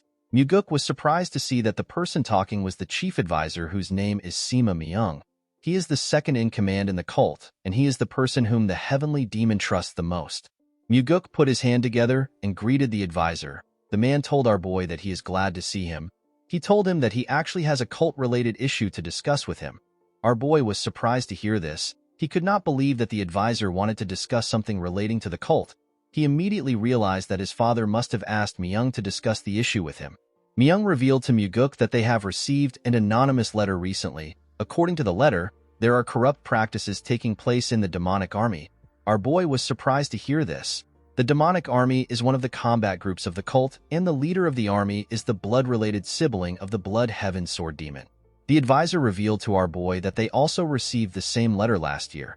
He told him that they conducted a separate investigation. However, the investigation ended in failure. This is because the special investigation officer that was dispatched was killed. Muguk was surprised to hear this. He asked the man if the person was killed by the demonic army. Myung told him that he is correct. He explained to our boy that the person who killed the officer also committed suicide. Muguk was shocked to hear this. Myung told our boy that he wants him to become the special investigation officer in order to take care of the issue personally. Our boy immediately realized that the situation was dangerous. He knew that anyone who was found to be complicit in corruption would already be executed. Due to this, anyone who dares to engage in corrupt practices will do whatever they can to hide their crimes. Muguk knew that the organization would not go easy on him, even if he is the son of the heavenly demon. Our boy turned to Myung and told him that he could die while investigating. The advisor told our boy that he is correct. He told him that he will have to put his life on the line to carry out the mission. Muguk immediately realized that this was one of his father's tests. The heavenly demon reminded his son that he said that he will control and hold the cult members by their leashes. Our boy explained to his father that he planned to do this when he becomes the heavenly demon. His father asked him if he is too scared to take on the mission. Upon hearing what his father said, Muguk accepted the mission. Although he did not know what his father was planning, Muguk assured himself that he will give him a good performance. Our boy explained to his father that this could be his last moment with him. He asked the heavenly demon to have a drink with him. The moment he said this, the heavenly demon stood up and walked away. The place became awkward for both Muguk and the advisor. Our boy told Myung that although his father acts tough, he actually cares for him and his brother. Myung did not understand what our boy was saying. He told him that his father did not seem like someone who cares. Muguk did not know what to say to the man. He felt embarrassed. In the next scene, we see a man at Muguk's house. The man in a yellow garment told our boy that he is a special investigation officer. He introduced himself as Seo Daryong. He told Muguk that he is from the Nirvana Pavilion. Our boy was surprised to see the man. He did not understand why the man came to see him. He revealed to Daryong that he asked the advisor to send the prettiest woman from the Nirvana Pavilion to him. Daryong told our boy that he must look like the prettiest woman to Myung. Muguk was annoyed to hear this. He picked up his sword and walked past the man. He told Daryong that they need to get to work. Daryong was surprised to hear this. He asked our boy if they are leaving immediately. Muguk told him that they are. While walking, our boy asked the man to tell him the kind of person which the commander of the demonic army is. Daryong revealed to Muguk that the leader of the demonic army is Gu Cheonyang. He told him that Cheonyang is the younger brother of Gu Qianpa, who is also known as the Blood Heaven Sword Demon. Cheonyang has been the commander of the demonic army for 8 years. After taking on several dangerous missions, the demonic army has risen to the level where everyone acknowledges them as an elite group. Muguk realized that the demonic army must be good at their jobs. While walking, our boy suddenly stopped moving. Daryong asked him if something is wrong. Muguk asked the man if he does not intend on investigating the corruption in the demonic army. Daryong told him that he plans to carry out the investigation. Our boy told the man that he feels no form of enthusiasm from him in the way he walks and talks. Daryong explained to Muguk that he behaves like this because nothing will change even after they uncover the corrupt practices of the demonic army. Muguk was surprised to hear this. He wondered if the man was trying to tell him that the cult will not change unless the executives are changed. Our boy turned around and asked the man if he is not scared. Daryong assured our boy that he is not scared at all. Muguk revealed to the man that the last special investigation officer was killed while investigating. Daryong revealed to our boy that the previous special investigation officer was his direct superior. Muguk was shocked to hear this. He quickly turned around. The man told him that the superior was the person who taught him. Our boy was surprised to hear this. He was more surprised to see that the man did not have any form of sadness in his eyes when he spoke to him. In the next scene, we are taken to the demonic dragon court. We see 2 huge men guarding the entrance of the court. The men asked Muguk and Daryong to tell them where they came from. Daryong introduced himself as a special investigator officer from the Nirvana Pavilion. He asked the men to step aside. He told them that he has some business with the commander of the demonic army. Our boy was surprised to see how gutsy Daryong was. One of the men told Daryong that he does not look special even though he is a special investigator. A bald man told Daryong that he cannot go in unless he has permission from a higher-up. Daryong opened his book and brought out a document. He told them that it is an order document. The bald man asked Daryong to wait outside. He told him that he will report the situation to his superior. Daryong told the man that he does not need to waste his time. He explained to him that they came to meet his superior personally. The other man reminded Daryong that he cannot enter the court without permission from a higher-up. Daryong was annoyed to hear this. He asked the man if he is going to stop a special investigator that has an order document. The bald man told the investigator that he is spouting nonsense. He explained to him that he has to follow their rules regardless if he is a special investigator. Daryong was surprised to hear what the man said. The other man told Daryong that the only thing he is going for him is his title as a special investigation officer. He told Daryong that he is powerless without his title. The moment the man said this, Muguk asked the two of them if they know who he is. The men told him that they are aware of his identity. Muguk could not believe that the two men would act rudely to him despite knowing his identity. He walked up to them and attacked their balls at a frightening speed. The men held their balls and fell to the ground. Daryong was surprised to see what happened. Our boy asked him to stop standing. He told Daryong to show him the way. The man was startled when he heard our boy's voice. He quickly moved forward. Inside the building, Muguk and Daryong were stopped by the members of the demonic army. Daryong was annoyed to see this. He took out the document and asked the men if they are blind. He told them that they are standing in the way of an official investigation. He asked them to step aside if they do not want to rot in prison. None of the men were shaken by Daryong's threat. While the men were standing, a man asked his subordinate to tell him where the idiots who are causing a ruckus came from. Daryong introduced himself to the man and asked him to identify himself. The huge bald man introduced himself as Go Dang. He told Daryong that he is the demonic army's first corps captain. He called Daryong a douche and asked him if the introduction is good enough for him. Daryong used frequency transmission to tell our boy that Dang is the second in command in the demonic army. He revealed to Muguk that Dang is notorious for committing atrocious deeds even among the demonic army. Dang walked up to Daryong and asked him to say something. Daryong was annoyed to hear this. He told the huge man that he is a special investigator from the Nirvana Pavilion that is on official orders. He asked Dang to watch how he speaks to him. Dang asked Daryong to tell him what he will do if he speaks rudely to him. The man explained to Dang that he and his teammates will be arrested on the charges of disrupting the investigation of the Nirvana Pavilion and insulting an investigator. Dang and his teammates began to laugh when they heard Daryong say he will arrest them. With a serious look on his face, the man told the investigator that he will like to see him try to arrest them. The moment he said this, Muguk greeted him and told him that it has been a long time. He asked the man if they last met at the last banquet. Dang did not understand what our boy was talking about. Before the man could say anything, Muguk grabbed his hand and pressed it hard. The captain was shocked to see this. With a serious tone in his voice, our boy told the captain that they came to see the commander. He asked him to stop hazing them and let them through. While using frequency transmission, Muguk assured the man that he will lose his hand forever if he tries to act up. While also using frequency transmission, Dang told our boy that certain people believe that swords don't work on them because they are of noble birth. Muguk asked the man if he believes that he will be able to wield his sword with his hand. Dang told our boy that they can test it. He told him that he wants to see if his hand will fail or our boy's intestine will fall out. Unfortunately for the captain, he had to allow Muguk and Daryong pass through. As he walked past the men, Muguk told Dang that he will buy him a drink next time. The captain was annoyed to hear this. As they climbed the stairs, Daryong asked our boy if he knew the captain before. Our boy told him that it is his first time seeing the man. Daryong asked Muguk to tell him why Dang would step aside for him. Our boy revealed to the investigator that he deliberately broke Dang's hand when he shook him. He told him that the captain will have to eat with only one hand for a while. Daryong was shocked to hear this. Our boy asked the man to stop overreacting. He asked him to lead the way. The man quickly walked forward. He told Muguk that the office of the commander is on the 7th floor. When they arrived on the 7th floor, they met 3 men guarding the entrance. A man told them that they cannot enter the office of the commander unless they have an appointment with him. Our boy and Daryong were surprised to hear this.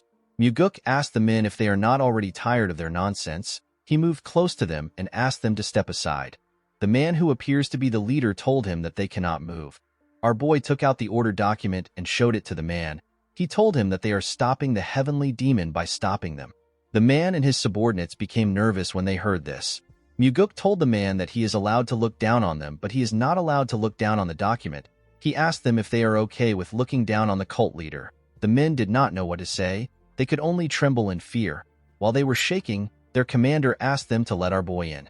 In the next scene, we see an old man sitting on a chair. The man welcomed Muguk. With a smile on his face, Cheon-young asked our boy to not be angry that his men were behaving rudely. He told him that his men are quite ignorant. Muguk was surprised to see the leader of the demonic army. He could sense an unfathomable level of strength from the man. The energy the man was releasing made Daryong tremble in front of him. Muguk asked Cheon-young to tell his men to read a book if they have the time to pick a fight with him. The man told our boy that the ignorant are brave. Muguk explained to the man that this is an old adage. He told him that in recent times, those with knowledge are braver. This is because they are not only good at coming up with strategies, but they also become aware of what needs to be done.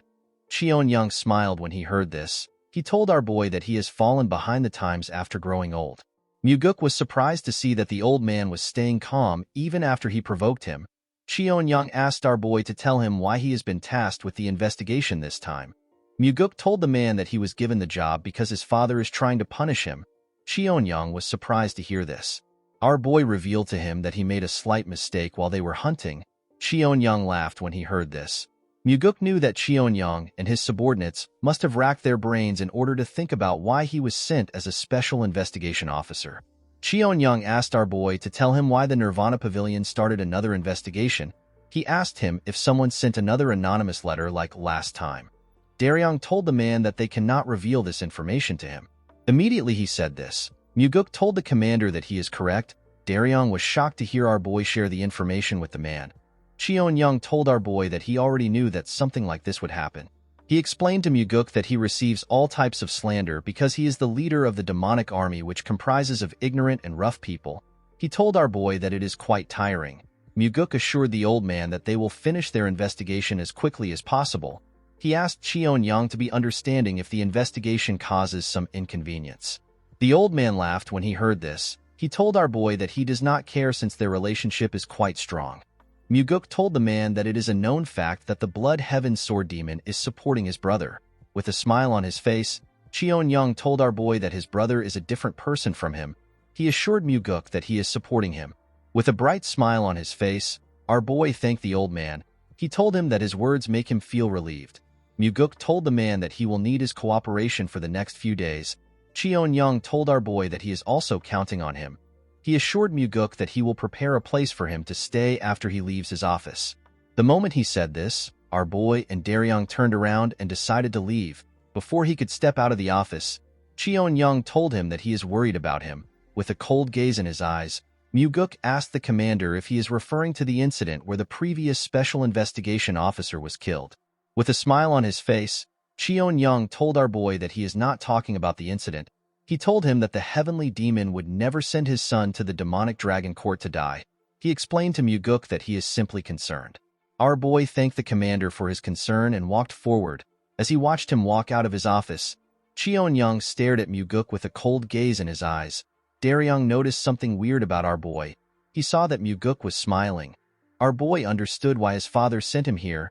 He realized that either he or Cheon-young must die. The scene shifts and we see Myung standing next to the heavenly demon as he checked his sword. The advisor told the heavenly demon that the issue is not a small one. He told him that he should have been the one to handle the case instead of Muguk. The heavenly demon revealed to his advisor that Muguk told him that the cult has lost the path of a demon. Myung was surprised to hear this. It did not make sense to him that the heavenly demon would send Muguk on such a dangerous mission simply for this reason. He asked his master to tell him why he gave the mission to our boy. While looking at his sword, the heavenly demon told his advisor that his son should be able to prove his words with his actions. Myung was shocked to hear this. The man seemed to have understood his master's intentions. The scene shifts and we see a dead bird hanging in the hallway of the demonic dragon court. The members of the demonic army were shocked to see the bird. They did not understand why the investigators would hang a dead crow in their hallway. Some of them called Muguk and Daryong obnoxious douchebags. While they were shouting, Muguk noticed that the ones who stopped them at the entrance were the ones complaining the most. While the men were shouting, a huge man with a scar on his face told our boy that the dead crow is too much. Muguk asked the man for his identity. The huge man introduced himself as the third corp captain of the demonic army. With a look of anger on his face, the man told our boy that his name is Jang Ho. While using frequency transmission, Daryong revealed to Muguk that Jang Ho is known to have the strongest martial arts prowess among the corp captains. He is also known to have a bad temper. Our boy asked the captain if he has any complaints. Jang Ho was annoyed to hear this. He pointed at the crow and asked Muguk to tell him why he would put something that is so auspicious where people pass through. With a smile on his face, Muguk revealed to the man that someone threw the crow on his bed while he was sleeping. He told Jang Ho that he hung the crow because he thought it was a cultural thing. The captain told our boy that he could have simply punished the person who put the crow in his bed instead of doing something so weird. Muguk glared at the man when he heard this. With a smile on his face, our boy told the captain that he will start with him. Jang Ho did not understand what our boy was talking about. He asked Muguk to tell him what he means. Our boy told Jang Ho that he will start the investigation with him. The man was surprised to hear this. He asked our boy to tell him why he chose him. Muguk ordered Daryong to submit all Jang Ho's records. He told him to get anything relating to his finances and all his movements. The man was annoyed to hear this. He walked up to Muguk and told him that he does not have the power to do something like that. Our boy glared at the man and told him that he has the power to do it. The moment he said this, Jang Ho used his leg to smash the ground out of anger. Muguk told the captain that he is free to get riled up if he wants. He asked him to not forget that he could be charged with treason if he stands in the way of their investigation. The moment he said this, the members of Jang Ho's team quickly rushed to stop him. They begged him to stop. While the men were begging him, Muguk told him that the investigation will start with him. With a look of anger on his face, Jang Ho told our boy that he will see things to the end. The scene shifts and we see the investigators and Jang Ho inside a room. After staring at the captain for a while, Muguk asked the man to tell him how long he will keep testing him. Jang Ho asked our boy to tell him what he means. Muguk exposed the man as the person who sent the anonymous letter. Daryong was shocked to hear this. He could not believe that the letter was sent by the captain. He did not understand how our boy came to this conclusion. Jang Ho asked Muguk to tell him what he is talking about.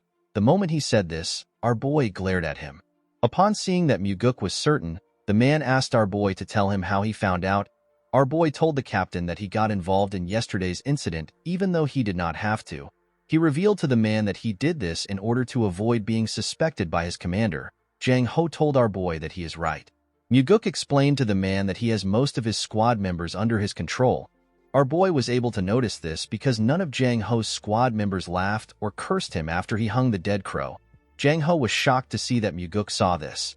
Our boy revealed to the man that his subordinates were actually worried about him and stopped him from doing anything stupid. Muguk could tell that someone who ran a group in such a different way would probably find it hard for him to overlook any corruption in the organization he is in. Jang Ho was speechless when he heard Muguk's deduction. Although our boy noticed all these things, there was another reason why he made his guess.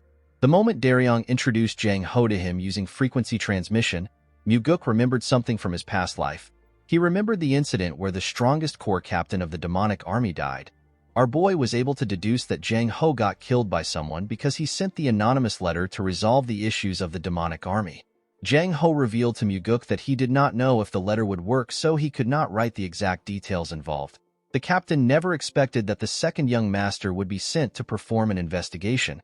Our boy asked the man to tell him what he thinks now that he is here. The captain apologized to Muguk and told him that he thought that they were done for. Our boy turned to Daryong and smiled when he heard this. He asked the man if it is popular for young people to be so honest. Daryong did not understand what Muguk was talking about. He told him that he and Jang Ho are actually older than him. Immediately he said this, our boy remembered that he was now young again. Muguk turned to Jang Ho and asked him to tell him what is happening in the demonic army. The captain revealed to our boy that his commander is using the demonic army for his own personal gains. He told Muguk that Cheonyang has been taking money for assassination requests, and he has been making his subordinate do the jobs. Our boy and Daryong were shocked to hear this. Muguk assumed that Cheonyang was simply receiving bribes from some martial arts groups. He never expected the commander to do something so insane. Our boy knew that it is already a serious crime for Cheonyang to be moving so many martial masters as he pleases. However, It is a whole other thing for the commander to be moving merely for financial gains. Daryong asked Jang Ho to tell him how it is possible for Cheon-young to do such a thing. Our boy told the man that the commander is able to do this by adjusting the number of members in the demonic army. He told Daryong that the First Corps are probably the ones doing it. Jang Ho was shocked to see that Muguk was able to know this. He asked our boy to tell him how he found out. Muguk revealed to the captain that he was able to tell from their reaction. According to our boy, the members of the First Corps were the first to stop them. They were also the ones that cursed them the most after seeing the dead crow. Muguk asked Jang Ho to tell him how he was able to find out that it was the First Corps. The man became sad when he heard this question.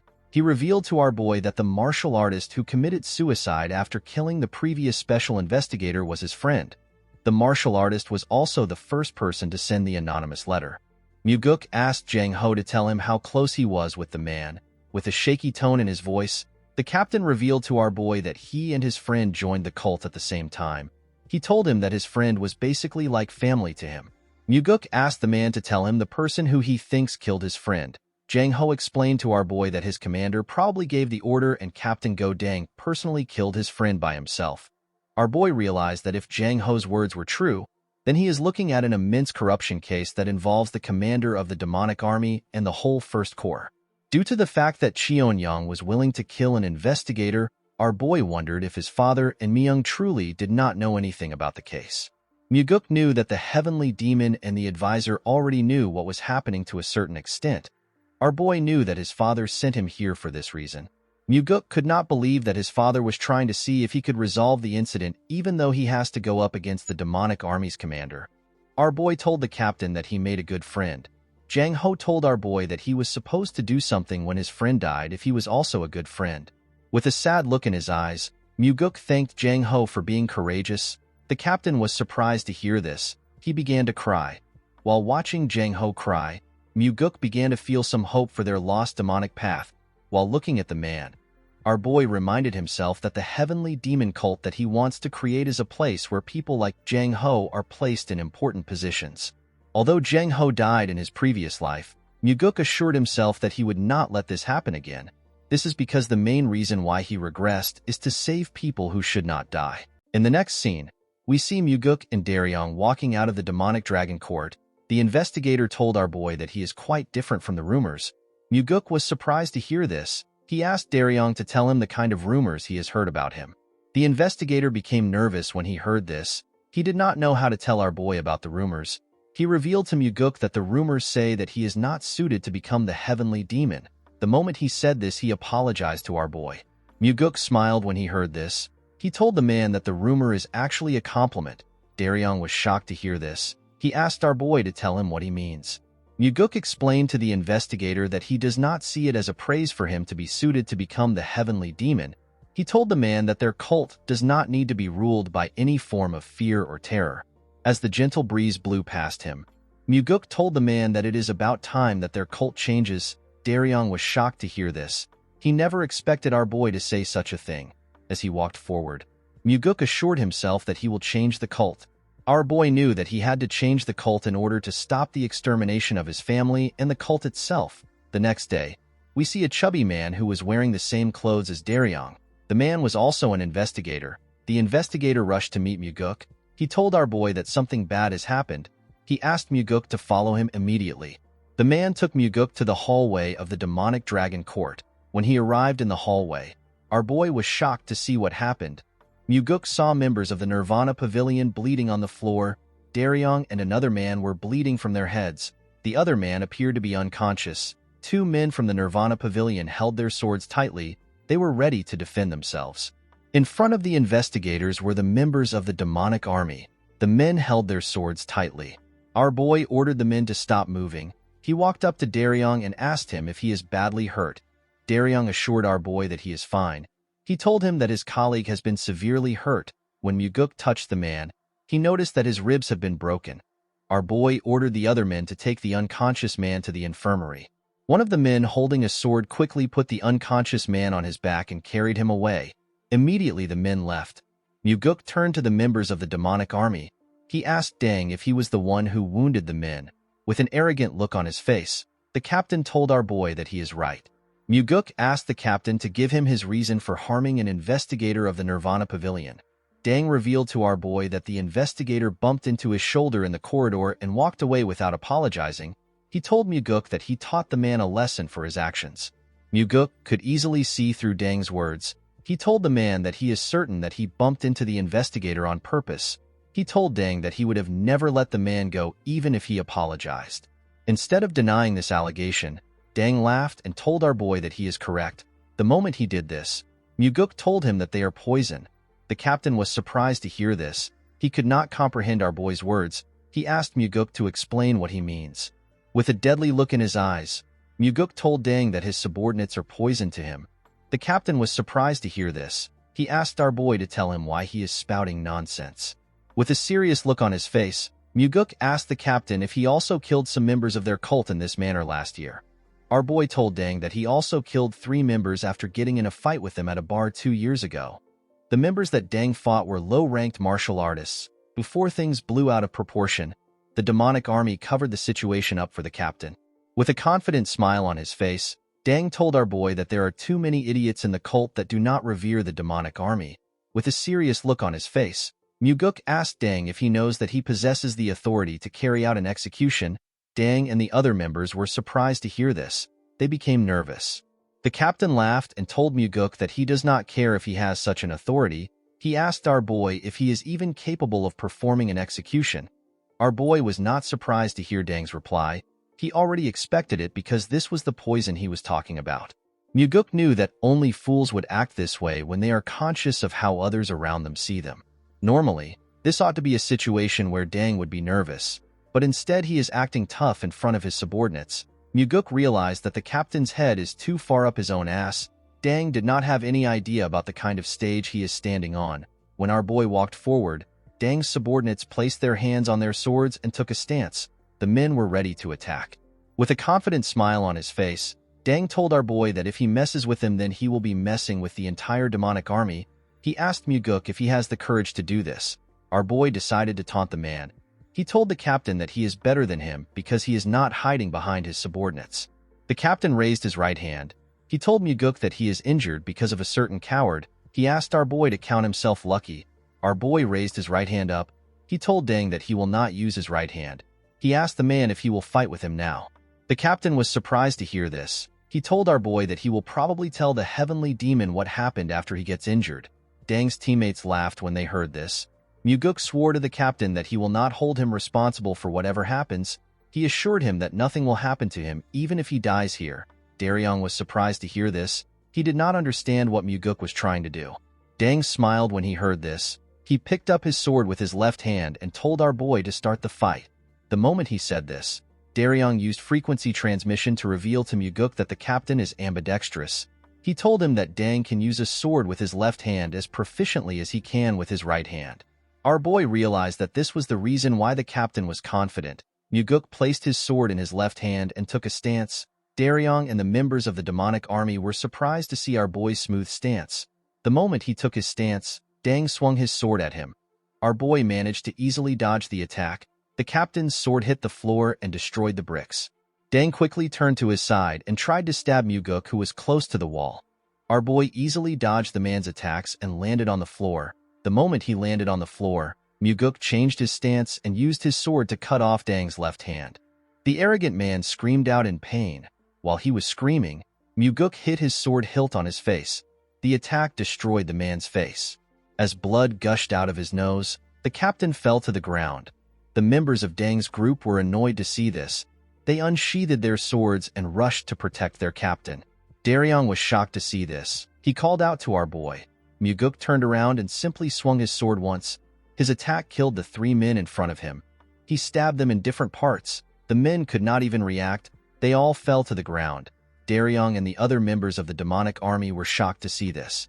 Muguk told the rest of the members that the crime of the men who just died was treason.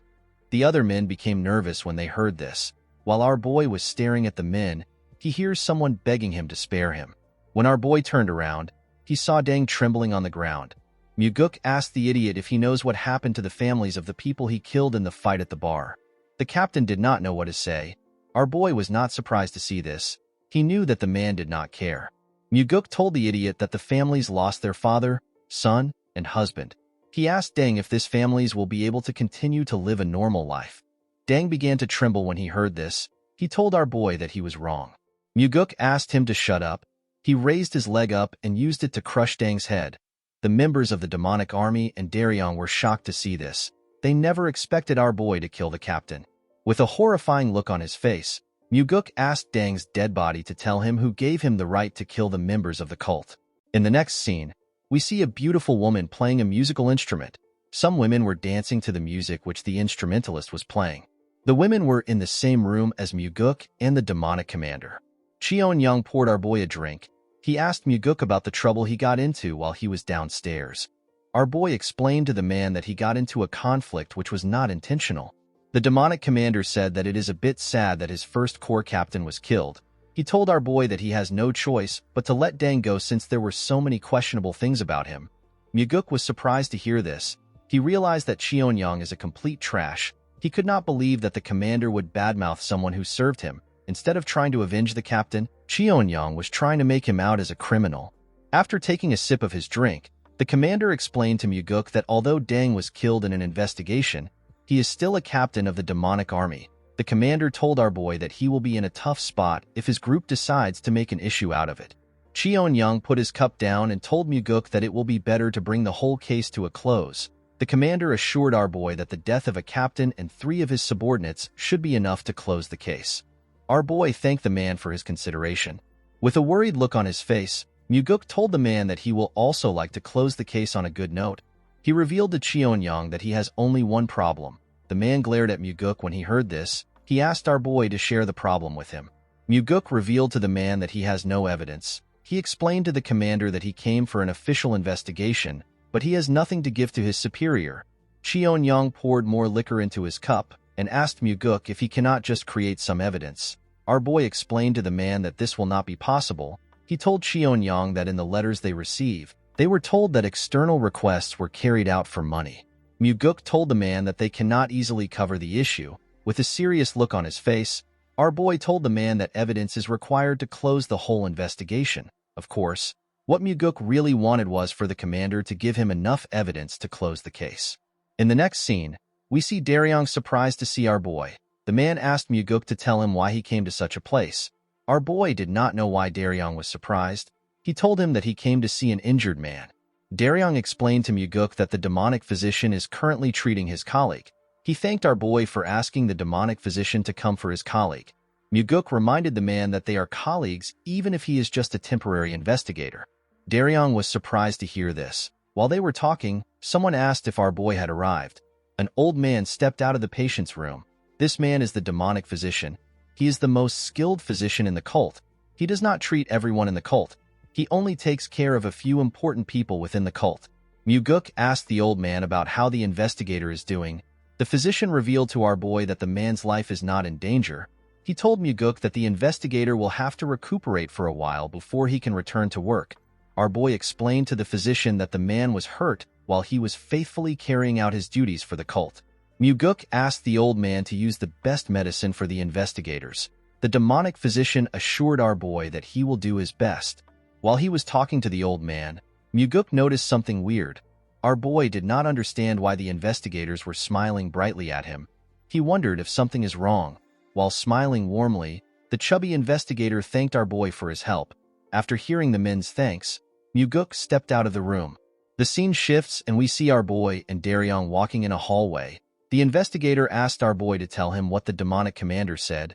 Muguk revealed to the man that Cheon-young wants them to end their investigations and return to their separate places.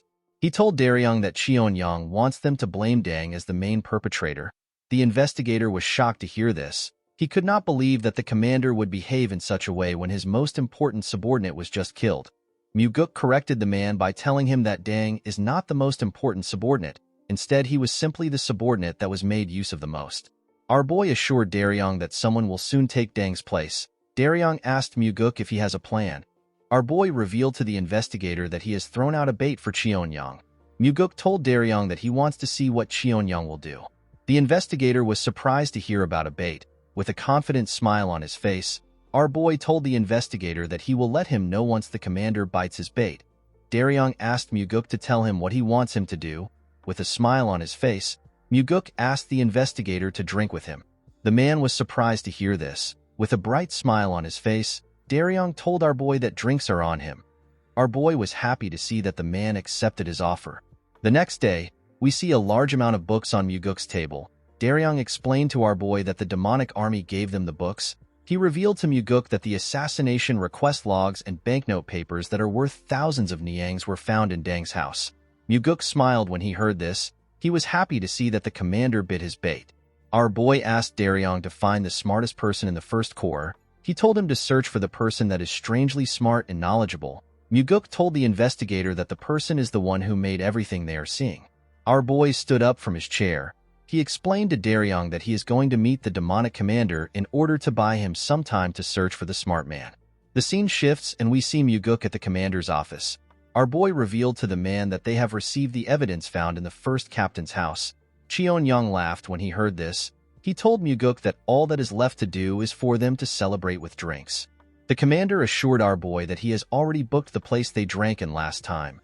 Before the man could continue, Muguk told him that they have a problem. Cheon-young frowned his face when he heard this. He asked our boy to tell him which problem they have left. Our boy explained to the man that the demonic army was the one who found the evidence. He told Cheon-young that they are supposed to find the evidence by themselves. The commander asked Muguk if the origin of the evidence is truly important. Our boy told the man that the chief advisor is not a fool. Muguk explained to Cheon-young that Myung will be suspicious of the investigation and its result if he finds out that the evidence was provided by the demonic army. The commander realized that our boy was right. He asked Muguk to tell him what they can do. Our boy explained to the man that they will have to act like they are investigating for a little while. He told Cheon-young that they will do a large-scale investigation for just one day. Muguk asked the commander to cooperate with him. Cheon-young became suspicious when he heard this. He stared at our boy with an odd expression on his face. Upon seeing the look on the commander's face, Muguk told him that he actually doesn't want to carry out the investigation. He assured Cheon-young that the investigation is simply a formality. He told the man that he simply needs to get some common official documents. The commander decided to not question our boy. He told him that he will ask his subordinates to cooperate with him. Muguk smiled when he heard this. Our boy never needed any top-secret documents from the demonic army. Muguk was searching for the first few documents used to hire the members of the demonic army. He was also searching for the wills that were left behind by those who went on dangerous missions. Muguk was searching for these things in order to see the handwriting and figure out who wrote the records of the request logs. The scene shifts and we see a member of the First Corps tied to a chair. The man looked weak compared to the other members of the unit. His name is Yong-gu. With a shaky tone in his voice, Yong-gu asked Muguk to tell him why he captured him. Our boy explained to the man that he was captured because he was the one who forged the assassination logs that were sent to them. With a nervous look on his face, Yong-gu told Muguk that he does not know what he is talking about. Our boy explained to the man that he never expected him to know anything because he was just following orders. He asked Yong-gu to be honest and tell him who gave him the orders. With a nervous look on his face, the man told our boy that he has never done something like that and he has never received any orders. Muguk explained to the man that he understands that he is scared that the demonic commander might kill him. To Yong-gu's surprise, our boy told him that he can leave. Our boy told the man that he cannot keep him waiting since he does not intend to answer his question. Muguk explained to Yong-gu that he does not like torturing someone who was simply following orders. Yong-gu was surprised to hear this. Our boy revealed to the man that he and the investigators will leave the demonic dragon court safely. He told him that Cheon-young will eventually kill him. Yong-gu was shocked to hear this. He asked our boy to tell him what he is talking about. Our boy explained to the man that the commander has probably heard that he was captured. He asked Yong-gu to tell him what would happen if he leaves the building without any injuries. With a cold gaze in his eyes, Muguk told the man that the commander will probably think that he has told them everything. Our boy told the man that he must know how the commander will respond to the situation. Yong-gu became terrified when he heard this. In the next scene, we see Daryong talking to our boy. The investigator told Muguk that Jang Ho already informed them that Cheon-young was the one who ordered the killing of the Nirvana Pavilion investigator and one of his peers. According to the investigator, the person who carried out the order was Go Dang, who is already dead. The demonic commander also committed numerous atrocious deeds. Daryong told our boy that the commander has killed a lot of people. However, Cheon-young will never let himself simply get arrested. Muguk revealed to the investigator that he does not plan to arrest the commander. Daryong was surprised to hear this. With a cold gaze in his eyes, our boy told the investigator that he will kill Cheonyang. Daryong was shocked to hear this. Our boy explained to the man that the Blood Heaven Sword Demon will make a move if the demonic commander is arrested. There is no way he will watch his own brother get executed. The situation will become far too complicated if the old man gets involved. Muguk explained to the investigator that there will be plenty of forged evidence to show that no one ordered Dang to commit any of the crimes. All the crimes will be pinned on Dang, and there will be a lot of slandering and scheming in regards to our boy. Most importantly, if the commander is allowed to leave, there will be people who will be killed to keep the silence about the crime. Muguk told the investigator that Jang Ho, who wrote the letter, will eventually be killed. All the members of the Third Corps will also be killed for trying to protect their leader. Our boy assured Daryong that he is also on the list. The man was terrified to hear this. With a serious look on his face, Muguk explained to Daryong that the situation will be different if the demonic commander dies in the process of being arrested. The only thing that would be left to do is to prove his crimes. Daryong became nervous when he heard this. He asked our boy if he will be okay. He told him that the Blood Heaven Sword Demon will definitely seek revenge. Muguk stood up and told the man that not everyone will seek revenge when their family dies, especially someone like the Blood Heaven Sword Demon. The old man is not the kind of person who would waste his life on revenge. Daryong saw our boy walking towards the door. He asked him to tell him where he is going. With a smile on his face, Muguk told the man that he is going to kill the commander of the demonic army. Daryong was shocked to hear this. He asked our boy if he is going right now. In the next scene, we see Muguk drinking with the commander in a room. Our boy told the man that they were able to complete the investigation with his help. Cheonyang told our boy that he is happy that the investigation is over. He told Muguk that he is sad that he has to part ways with him now that the investigation is over. Muguk assured the commander that he will definitely repay his goodwill in the future when he becomes the successor. Cheonyang told our boy that he is the one who is indebted to him. He told Muguk that he will not forget the goodwill he showed him by finishing the investigation without any issues. Our boy smiled when he heard this. He was certain that Cheonyang will never forget about this incident. He knew that such a greedy man will never forget about the huge losses he got in the incident. Muguk raised a bottle and told the man that they should drink to the end of the investigation. Cheonyang smiled and raised his cup. While pouring some liquor for the man, Muguk asked the man to tell him why he did it. The commander asked our boy to tell him what he means. With a cold gaze in his eyes, Muguk reminded the commander that he should already have more than enough money to use until he dies of old age. Our boy asked the man to tell him why he is so greedy to the point that he would use the demonic army to take in requests for money. Cheonyang was shocked to hear this. He placed his cup down and told our boy that he does not know anything about that. He told Muguk that he will have to ask the dead First Corps captain his question. Our boy smiled when he heard this. He told the commander that a puppet cannot know anything. With a serious look on his face, Cheonyang asked our boy to tell him what he is talking about. With a smile on his face, Muguk told the man that he is curious about what he thinks. Our boy explained to the man that he does not expect much from him since there is nothing but pitch darkness within him. He told Cheonyang that his body must be filled with greed that will never cease to want more. Cheonyang crushed his cup when he heard this. With a terrifying smile on his face, the commander asked Muguk if he has lost his mind. Our boy took a sip of his liquor and told the commander that he is the one who is crazy for taking on so many assassination requests. The moment he said this, Cheonyang released his energy. He told Muguk that he has had enough of his nonsense. He used his energy to crush the table and the things around him. Our boy was not even surprised. He simply drank his drink and stared at the man. While Cheonyang was glaring at our boy, he noticed something weird. When the man looked down, he saw a sword sticking out of his chest. Muguk had used the fifth technique of the soaring sword art. The technique is known as the Heavenly Strike. After finishing his drink, our boy threw his cup down and broke it. He stood up and told Cheonyang that he is under arrest for the charge of misusing the demonic army for his own personal reasons and over 20 murders, or the instigation of those murders. The commander smiled when he heard this. He told Muguk that he never planned to arrest him.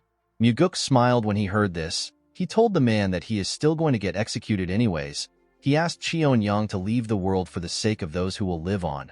The moment he said this, our boy grabbed his sword and pulled it out of the commander. The man spat out some blood and lost his strength. In the next scene, we see the investigators and members of the Third Corps in the room.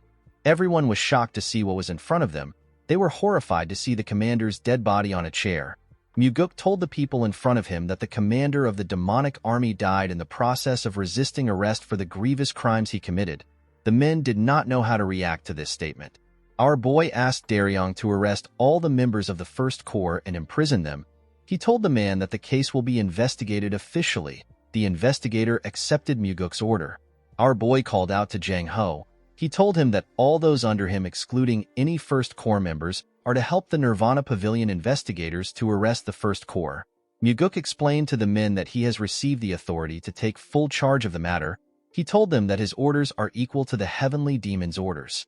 Muguk told the men that they are to execute his orders immediately. Jang Ho put his hand together and accepted our boy's orders. Daryong and Jang Ho were both nervous after they received our boy's orders. Muguk smiled when he saw the look on the men's faces. The scene shifts and we see Muguk walking into the Heavenly Demon Pavilion. Inside the pavilion, we see the Heavenly Demon, the Chief Advisor, and the Blood Heaven Sword Demon. As Muguk walked towards the men, he noticed that the Blood Heaven Sword Demon was staring at him. Our boy also glared at the man. Muguk greeted his father and Myung. He also greeted the Blood Heaven Sword Demon. The old man asked our boy if he has been well. He told Muguk that he wants to know about what happened. Our boy informed the old man that everything is written in his reports. He told him that he can simply read it himself. The old man told Muguk that he wants to hear it directly from him. Our boy was surprised to hear this. He turned to his father and the advisor. Due to the fact that they were simply observing, Muguk realized that they wanted to hear his reply. Our boy explained to the Blood Heaven Sword Demon that they found out that his brother had committed grievous crimes. He told the man that the commander tried to kill him in the process of arrest.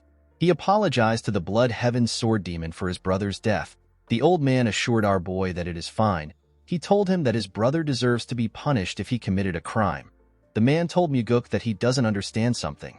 With a serious look on his face, the Blood Heaven Sword Demon explained to our boy that although his brother is pathetic, he is not so foolish enough to attack him when his crimes have been exposed. Upon hearing this, Muguk realized that the commander must have asked his elder brother for help after he was caught. Our boy could tell that the Blood Heaven Sword Demon probably knows that he killed his brother and was trying to nip the problem in the bud. Our boy told the old man that he also did not understand what happened. He explained to him that his brother probably couldn't accept the fact that he was caught by someone younger than him. The Blood Heaven Sword Demon revealed to Muguk that he saw his brother's body before he came there. He told our boy that his brother was stabbed in the chest with a single strike. He commended Muguk for having an exceptional martial prowess. He could not believe that our boy was able to kill his brother in just one strike. Our boy told the man that this is thanks to his father. He explained to the Blood Heaven Sword Demon that Cheonyang was not able to use his full strength because he was agitated. With a smile on his face, the old man thanked Muguk for telling him the truth. He told him that he feels quite relieved. Our boy told the man that he actually feels sorry. While talking, Muguk noticed that Kyampa was not even showing any signs of anger. Our boy believed that the old man's anger should have reached the limit since he killed his disciple and even his brother. The old man turned to the Heavenly Demon. The two men stared at each other. The Heavenly Demon told the Blood Heaven Sword Demon that he will need to rest in order to prepare for the funeral. He asked the old man to go. Kyampa bowed his head and thanked his master for his consideration. The old man came down the stairs and walked past our boy. Muguk wondered if Kyampa wanted to tell his father that he has gone too far. He believed that the old man wanted to ask the Heavenly Demon if they had to deal with the issue in this manner. After Kyampa left, Myung commended our boy for completing his mission. He told him that the evidence he gathered is robust and it is good enough to close the case without any issues. The advisor asked Muguk if he is hurt anywhere. With a smile on his face, our boy thanked his father and the advisor for their worry. Myung called out to Muguk. He seemed like he wanted to tell him something. Our boy asked the man if something is wrong. The advisor asked our boy to forget about it. Immediately he said this. Someone walks up to Muguk.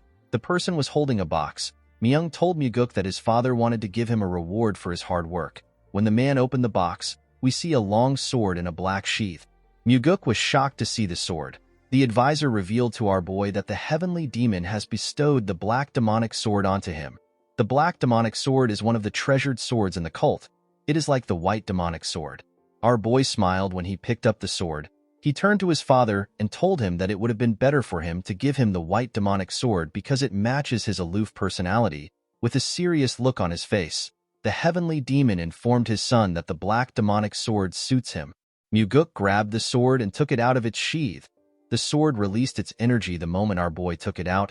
Muguk never expected the sword to be able to release such a cold energy, even though he had not infused any energy into it. The cult leader stared at his son when he saw him take out his sword. Myung was surprised to see this. He realized that his master was feeling proud when he saw his son acting happy. Our boy returned the sword into the sheath. He told his father that the reward feels too great. The advisor assured Muguk that he deserves the sword. He revealed to him that the issue with the demonic commander was their most dire problem within the cult. He told our boy that he never expected him to end the case in such a clean manner. He turned to the heavenly demon and asked him if he expected Muguk to solve the case this way. The heavenly demon told the man that he believed that his son would be lucky to survive. He told him that he did not know that our boy could solve the case. Of course, Muguk could easily see through his father. He knew that the heavenly demon sent him there because he actually believed in him. The heavenly demon knew that our boy had mastered the soaring sword arts. He also knew that Muguk had consumed the demonic essence pill. He was certain that his son would not die easily. Our boy could tell that his father never expected the commander to die. While thinking, Muguk understood why his father gave him the sword. The heavenly demon was making a statement to the blood heaven sword demon. He was telling the old man that he acknowledges everything he has done for the cult, but it would be best for him to not besmirch his son over the incident. Upon understanding his father's intentions, Muguk put his hands together and thanked him for giving him the weapon. With a smile on his face, our boy thanked the heavenly demon for the meaning of the sword. The cult leader was surprised to see that his son understood the meaning of the weapon. He asked him to leave. Immediately our boy stepped out of the building. He hears someone say that the son feels good. The person asked him to take a short break with him before leaving. When Muguk turned to the side, he saw the blood heaven sword demon sitting on the floor next to a small garden. Our boy was not surprised to see the old man. He already knew that Kiampa would not have left easily as Muguk walked towards him. Kiampa saw the black demonic sword on his waist. Our boy sat next to the man and told him that the summer feels hotter than usual. Immediately our boy sat down. Kiampa released his energy. With a horrifying look on his face, the blood heaven sword demon called Muguk a damn whelp. He asked him to tell him what gave him the guts to ambush and kill his brother. Our boy was shocked to see what was happening. Kiampa promised to rip him apart limb by limb and offer him to his brother's grave. The flowers around them began to wither when the old man's energy touched them. It was hard for Muguk to withstand the man's energy. After lashing out, the blood heaven sword demon began to smile. He asked Muguk if he should have said this to him earlier. The moment he said this, the old man tried to move his sword hilt close to our boy's body. Muguk immediately stopped the man with his hand. Our boy also released his energy. With a horrifying look on his face, he called the blood heaven sword demon a useless old man who only aged with no maturity. He asked Kiampa to tell him what gave him the right to destroy the order within the cult for his own personal desires. Muguk told the old man that he will chop up his body and pound it into dust if he does anything for his corrupted brother. The blood heaven sword demon was shocked to feel our boy's energy. He never expected him to also behave the same way as him. Immediately our boy said this. He took away his energy. With a smile on his face, Muguk informed the old man that he would have responded in this manner if he had spoken like that. The blood heaven sword demon was quite shocked to see this. He began to laugh like a crazy person. The energy of his laughter was quite strong. Muguk had to cover his ears. Other people in the cult could also feel the energy. He turned to our boy when he stopped laughing. He told him that he should have gone easy on his brother for his sake. Muguk revealed to the man that he did his best to finish things nicely. He explained to him that he wanted to end things by letting Cheon-young step down from his position. Our boy told the old man that his brother crossed the line far too much. It was as if the line never existed for him. Kiampa accepted Muguk's explanation. Muguk could tell that the blood heaven sword demon knew about his brother's corruption within the demonic army. He asked the old man to tell him why he did not do anything about it. The man explained to our boy that Cheon-young would not listen to him. He told Muguk that he is also not clean. With a sad look in his eyes, Kiampa revealed to our boy that he was actually relieved when he heard that his brother was dead. He was happy that Cheon-young would no longer get in his way. Muguk was shocked to hear this. He never expected the Blood Heaven Sword Demon to be honest about his relationship with his brother. Our boy told the old man that he understands how he feels. Kiampa was shocked to hear this. Our boy explained to him that he will probably feel the same way if he heard that his older brother died. He said that he would be relieved that he does not have to kill his brother himself. Kiampa could not believe what he was hearing. He could tell that Muguk was being serious due to the cold look on his face. Our boy wondered what the Blood Heaven Sword Demon saw when he looked at him. The old man seemed to have noticed something about Muguk. He stood up and said that they will have a hot year. As he walked away, Kiampa told our boy that he is lucky that he is not weak to heat. Muguk glared at the old man as he watched him walk away. He could not figure out what the Blood Heaven Sword Demon was thinking. Even though he said that he was relieved about his brother's death, it did not change the fact that our boy was still his brother's killer. Muguk believed that the man might still be scheming to kill him. Our boy looked up and wondered if the old man might let things float away like the clouds. Regardless of what happened, Muguk did not regret his decision. The scene shifts and we see our boy in his training room. Muguk unsheathed his sword. The initial moments after receiving a new sword are important. A sword communes with its warrior. A supreme sword like the black demonic sword communes on a level that is far deeper than other swords. Although a sword won't reject its warrior, if the communion doesn't go well, the full martial prowess of the sword cannot be unleashed. Muguk smiled when he moved the sword close to himself. He greeted the sword and told it that he is now its master. The moment our boy said this, he took a stance.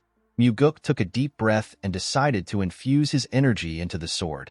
Immediately he did this, the sword began to release his energy. Muguk was shocked to see this. He could tell that this was different from usual. Our boy liked the new feeling. He decided to train with the weapon. He showed his new weapon his sword technique. While carefully moving his sword, Muguk told the black demonic sword that they will be surviving with this technique for a while. He promised to show his sword in incredible martial arts later on. Our boy continued training till night. When his bodyguard brought him some food, she saw that her master was focused. She decided to not disturb him. Muguk continued to test the sword without resting.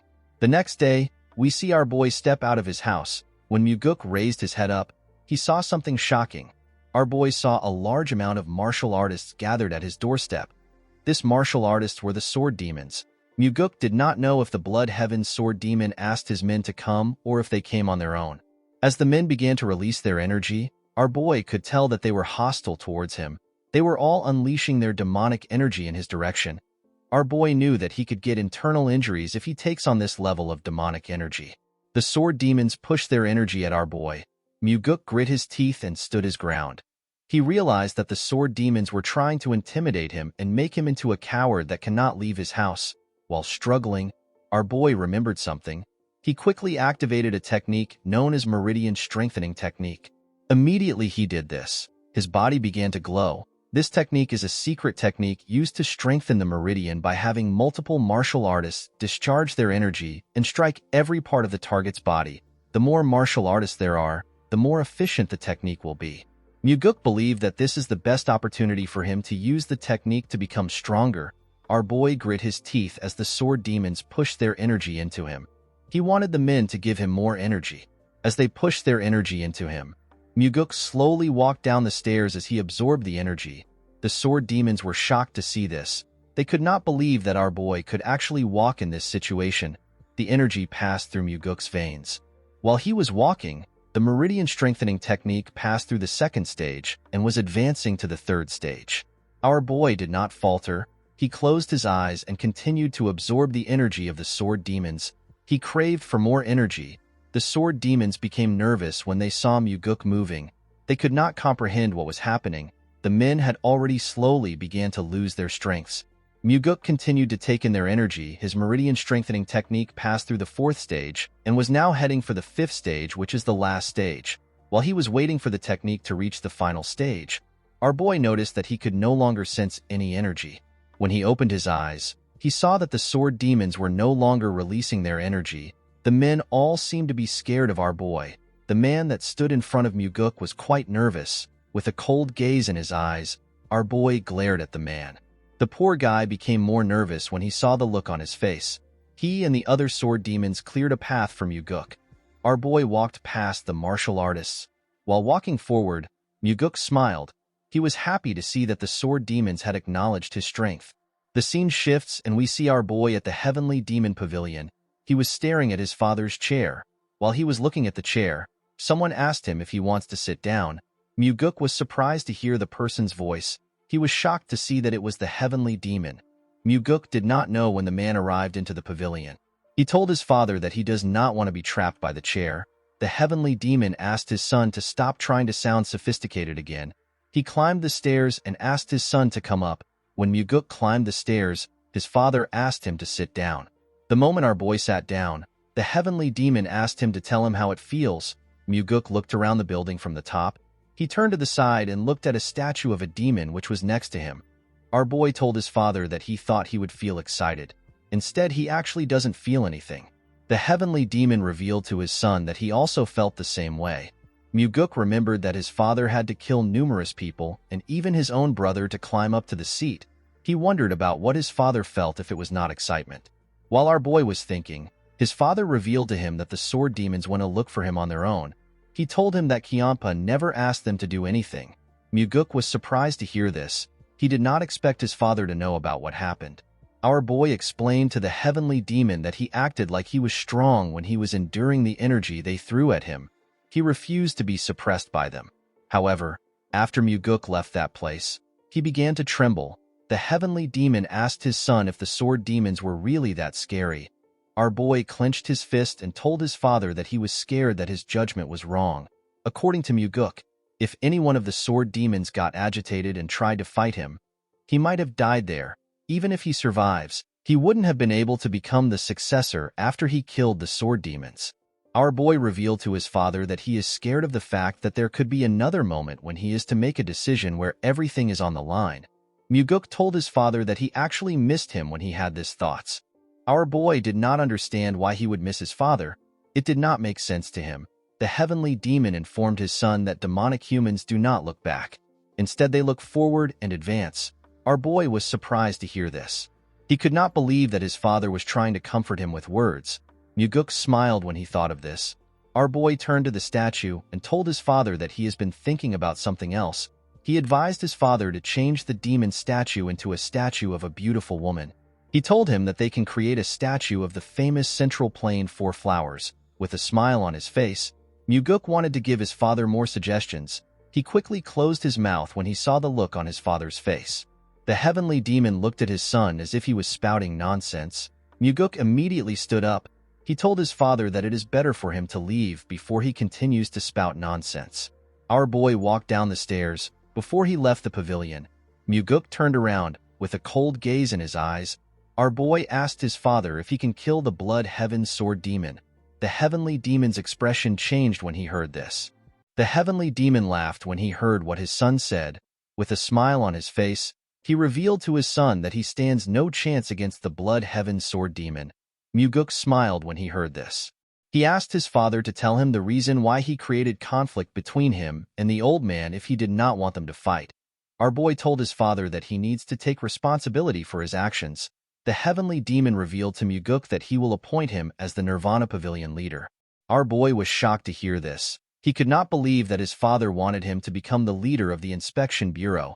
With a smile on his face, the Heavenly Demon asked Muguk if something is wrong. He reminded him that he was the one who said that he wants discipline and order in the cult. Our boy did not understand what was happening. He wondered if his father wanted to use him to resolve the matters that he had postponed. He could not believe that his father was sending him to a place where he could die. Muguk took a careful look at his father's face. He decided to stop thinking about his father's intentions. He realized that it is better for him to make a decision based on what he hears and sees. The Heavenly Demon is someone who will leave information on the wall for his children, but he could also make use of his children for something dangerous if they are able to handle it. Muguk clenched his fist and told his father that he wants him to go out and kill a cow. He told him that he needs to go out with a sword. The Heavenly Demon asked our boy if there is something he wants. Muguk asked his father to allow him enter the Heavenly Demon's archives. The Heavenly Demon was shocked to hear this. The Heavenly Demon Archives is a place where all sorts of rare Murim secret manuals are kept. Aside from the Heavenly Demon, only a small number of people can go inside. The Heavenly Demon explained to his son that he will not be able to learn any supreme martial arts just by going into the archives. He told him that the manuals there are too much for him. Our boy knew that his father was correct. Even if Muguk gets lucky and finds one of the top martial arts manual, it will be on a similar level as the soaring sword arts that he already knows. With a confident look on his face, Muguk told his father that he wants to test his own luck. The heavenly demon could not understand his son's request. He told Muguk that he cannot see through his impure intentions. Our boy smiled when he heard this. The heavenly demon granted Muguk the right to enter the heavenly demon archive for 7 days. Our boy bowed his head and thanked his father. The scene shifts and we are taken to the heavenly demon archives. We see Muguk looking through the shelves. In his past life, our boy went back to the cult to get the secret demonic soul.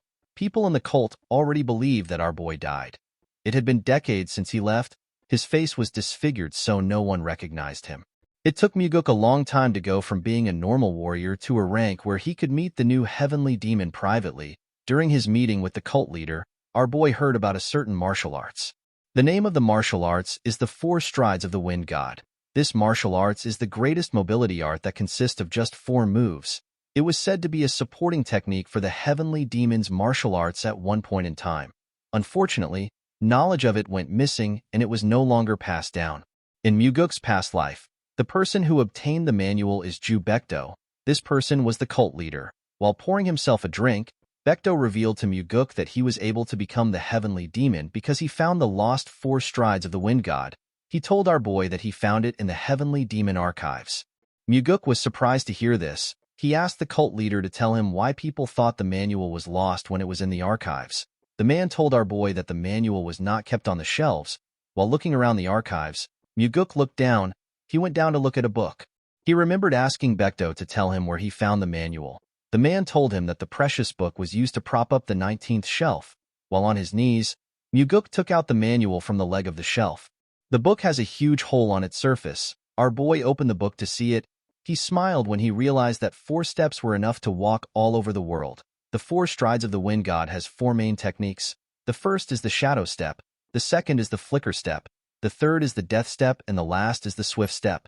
The shadow step is used when trying to infiltrate a place. At the start, it would only be used to avoid being detected by one person. However, as a person becomes more skilled with it, they can increase the number they want to avoid. It is said that once a person masters the shadow step, the person will be able to disappear even if tens of people are looking straight at him.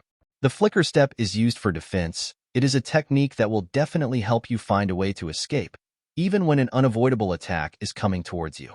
The death step allows a person to charge into the enemies. The person can then pierce through or neutralize any defense. The swift step is said to be a technique that is so fast that the word fast is an understatement. Muguk sat in a lotus position and began to practice this techniques. 7 days later, we are taken to the heavenly demon pavilion. Muguk bowed his head and told his father that he has returned. The heavenly demon asked his son to tell him what he learned in the heavenly demon archives. With a smile on his face, our boy revealed to his father that he learned a mobility art. The heavenly demon asked his son to tell him which mobility art he learned. Our boy told his father that he learnt the 4 strides of the wind god. The heavenly demon was shocked to hear this. He asked his son to not play with him. He asked him if he learned the shadow step, which is said to be lost. Muguk explained to his father that he does not have the guts to lie to him over something like this. The heavenly demon asked our boy to show him what he learned. Muguk asked his father to tell him what he will give him if he shows him his technique. The heavenly demon told his son that he will spare his life. Our boy smiled when he heard this. He closed his eyes and released some of his energy. The moment he opened his eyes, he activated the shadow step technique and disappeared in front of his father. The heavenly demon was shocked to see this. He quickly got up from his throne. He could not believe that he was seeing different afterimages of his son in his pavilion. The heavenly demon asked Muguk to tell him where he learned the 4 strides of the wind god. Our boy told his father that he learned it in the heavenly demon archives. The moment he said this, his father appeared in front of him. With a scary look on his face, the heavenly demon asked Muguk to not lie to him. With a cold gaze in his eyes, the heavenly demon told his son that the 4 strides of the wind god did not exist within the heavenly demon archives. Muguk assured his father that he learned it there. The heavenly demon smiled when he heard this. He could not believe that his son wanted to continue lying. Our boy asked his father if he is certain that the book was not there just because he read a large amount of manuals in the archives. Muguk explained to him that the manual could have been in another shelf which does not belong to the mobility arts section. The heavenly demon became more suspicious of his son. He asked Muguk if he knew that the 4 strides of the wind god was in the archives. Our boy explained to his father that he was trying to learn another martial arts when he coincidentally found the manual. The heavenly demon did not seem to completely believe his son. However, he could not easily read our boy's face. He asked Muguk to tell him where the book was. Our boy revealed to his father that the book was used to support the bottom of a shelf. He told him that he found the book when he tried to make the shelf straight. Upon hearing this, the heavenly demon asked his son if the important part of the manual has been removed. Muguk was surprised to hear this. He asked his father to tell him how he knew. The heavenly demon turned around and revealed to his son that he would have done this if he was the one. Before walking back to his chair, the heavenly demon asked his son to tell him the steps. Our boy smiled when he heard this. He already knew that this would happen. Muguk's goal is not to defeat his father and become the heavenly demon. Instead, it was to kill Wamugi and to save everyone in the heavenly demon pavilion. Our boy actually planned on helping his father travel the world and enjoy his life before he steps down as the heavenly demon. Muguk did not have any issues with teaching his father the 4 strides of the wind god. With a smile on his face, our boy told the cult leader that he does not want to teach him the 4 strides of the wind god. The heavenly demon turned around and glared at his son. Muguk told his father that nothing is free in the world. The heavenly demon reminded his son that he taught him a technique at the hunting grounds for free. Muguk told his father that the technique was the payment for the liquor he drank at the hunting grounds. The heavenly demon smiled when he heard this. He asked his son to tell him how he was able to hold himself back for a long time. He told him that he is really brazen. With a smile on his face, Muguk explained to his father that he held himself back until he grew to this extent. The cult leader asked his son to tell him what he wants. With a confident look on his face, Muguk told his father that he wants the heavenly demon defense art. The heavenly demon defense art protects one's body, and it is an exclusive martial arts that only the heavenly demon can learn. This defense art is as good as getting an extra life. The heavenly demon told his son that it is impossible for him to learn the defense art. He reminded Muguk that the heavenly demon defense art can only be learned by the heavenly demon or the successor. Our boy told his father that he just needs to teach it to him secretly. The heavenly demon was surprised to hear this. Muguk reminded his father that the heavenly demon defense art is not something that can be seen on the outside. He assured him that no one will know if he teaches him secretly. Muguk bowed his head to his father and told him that he will take his leave. He asked the cult leader to get back to him after thinking about it. Immediately he turned around. The heavenly demon told him that he needs to first teach him the 4 strides of the wind god. Muguk quickly turned around. He was shocked to hear what his father said. He could not believe that his father was actually going to teach him the heavenly demon defense art. Our boy asked the heavenly demon if he can teach him now. The cult leader smiled when he heard this. He asked his son if he is not suspicious. He asked Muguk if he is not afraid that he will not teach him the heavenly demon defense art after learning the 4 strides of the wind god. With a smile on his face, our boy told his father that he is not worried. He explained to him that he is not a parent who would do something so embarrassing in front of his own son. The heavenly demon was surprised to hear this. He asked his son to tell him the steps. The moment he heard this, our boy began to recite the manual. The heavenly demon closed his eyes and released a small portion of his energy. He circulated his energy while following his son's instructions. When he was done, he opened his eyes.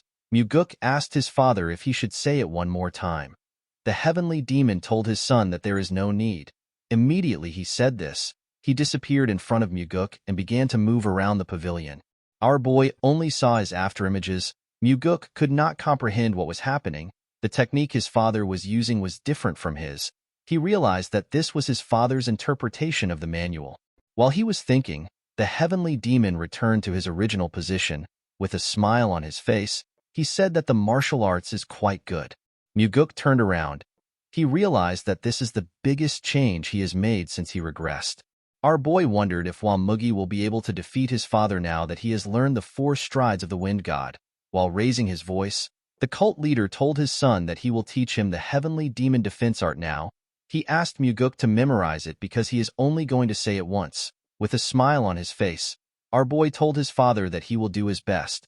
The scene shifts and we see a red bump on Muguk's head. Leon was annoyed to see this. She asked her master to tell her the arrogant bastard that hit him. Before she could say more, Muguk revealed to her that he was hit by his father. The bodyguard became silent when she heard this. Our boy remembered how the training was. He circulated a golden energy around his body. After meditating for a while, Muguk let out a huge sigh. He was relieved to have finally learned the heavenly demon defense art. With a smile on his face, Muguk told his father that he is more happy with the fact that they now have a secret that they share than the fact that he learned the heavenly demon defense art. The moment he heard this, the heavenly demon turned around and used his fingers to flick his son's head. He asked Muguk to not get cheeky with him. The scene shifts and we are taken back to the present. Our boy asked Leon to tell him why she is not on her way to the pavilion. The bodyguard told her master that she is there to protect him and not to attack. Muguk smiled when he heard this. He remembered that Leon never made such jokes in the past.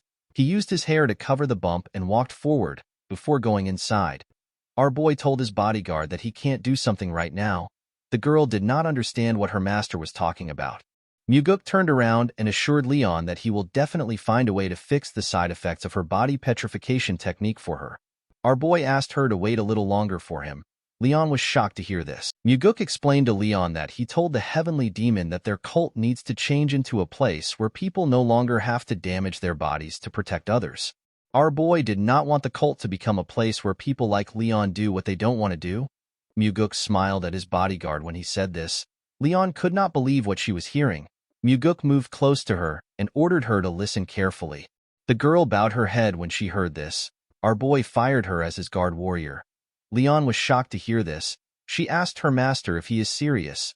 She could not believe that he was actually firing her. Muguk revealed to her that she has been chosen to become the captain of the Phantom Shadow Corps. The girl was surprised to hear this. She told her master that there is no group in the cult that has this name. With a smile on his face, Muguk revealed to her that he is the one that is going to create the group. He told her that it will be a group that directly reports to him. Leon asked her master to tell her why he is making her a captain of a group that has not been created yet. With a serious look on his face, our boy asked her if she will become the captain of the Phantom Shadow Corps for his sake. Leon could not believe what she was hearing. She put her hand together and bowed her head to Muguk. She told him that she will accept the position. In the next scene, we are taken to a town. We see Muguk in average clothes. Our boy was thinking about the fact that he told Leon that he will be creating a group that directly serves under him. Although he said this, Muguk knew that this was not a simple task. In order to run an organization, a large amount of capital is needed. To get the capital he needed, Muguk decided to make use of an incident that happened before he regressed. While our boy was standing with some mercenaries, a man calls out to them. The man introduced himself as Yang Dang. He explained to them that he has been appointed as the leader of the mission. The man made everyone understand that the mission pays a lot of money, but it is also quite dangerous. He told them that anyone who does anything stupid will die by his hands. Yang Dang walked up to Muguk. He asked him if he is the one who joined the mission under the recommendation of Warrior Seo. Our boy told him that he is. The man asked him if he can trust his skills. With a smile on his face, Muguk asked Yang Dang if he will acknowledge him when he cuts him down. The man asked our boy to not act arrogant. He reminded him that they live in a world where the head of the arrogant would fall easily like morning dew. Muguk assured the man that he will follow his orders. He told him that he is content as long as he is paid. Yang Dang turned around and told our boy that he will be keeping an eye on him. After the man left, Muguk looked around. He saw his client and her daughter. The mission was to escort this two to Namping safely. When the little girl raised her head up, our boy waved at her. She smiled when she saw this. She turned around with her mother and went into the carriage. The scene shifts and we see the group riding through the forest. In the evening, the group decided to camp out and rest. Yang Dang shared some beef jerky among the other mercenaries. The man told them that they do not know when they will be able to eat again. He asked them to eat their fill. The mercenaries were not excited to be eating beef jerky. One of them told the others that they need to eat something so that they do not feel hungry. Muguk watched the men as they ate. He remembered hearing that this group was ambushed by vagrants from outside. Not even their corpses were found. No one knew how the mercenaries were killed. Later in the night, our boy heard the mercenaries coughing. When he looked around, he noticed that the men were coughing out blood. Muguk immediately realized that they were poisoned. While looking at the mercenaries' bodies, our boy wondered about why he was fine.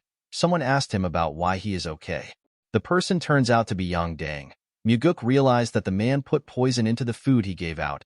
Our boy told the man that he did not eat the food he gave out. Yang Dang drew out his sword and took a stance. He told our boy that it would have been better if he had died from the poison. Muguk could not believe that the leader would be the person who poisoned the food. He told the man that he has lived a pathetic life.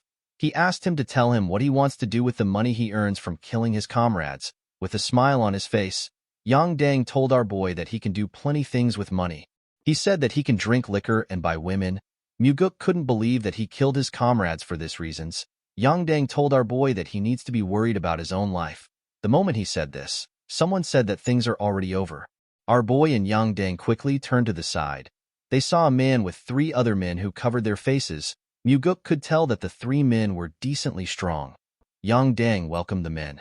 The man without a mask asked the woman and her daughter to come out before he burns down the carriage. Upon hearing this, the woman came out with her kid.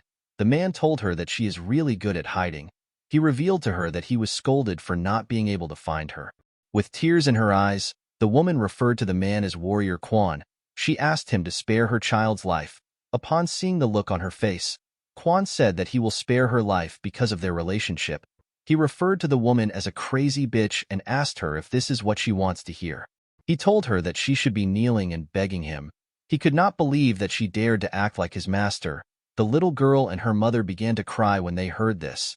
The woman assured Quan that she will give him 10 times the money he is supposed to get if he spares her daughter's life. Quan asked the woman to stop spouting nonsense. He revealed to her that her father has already been caught. The woman was shocked to hear this. While looking at the woman, Quan saw something weird. He saw Muguk waving at the little girl.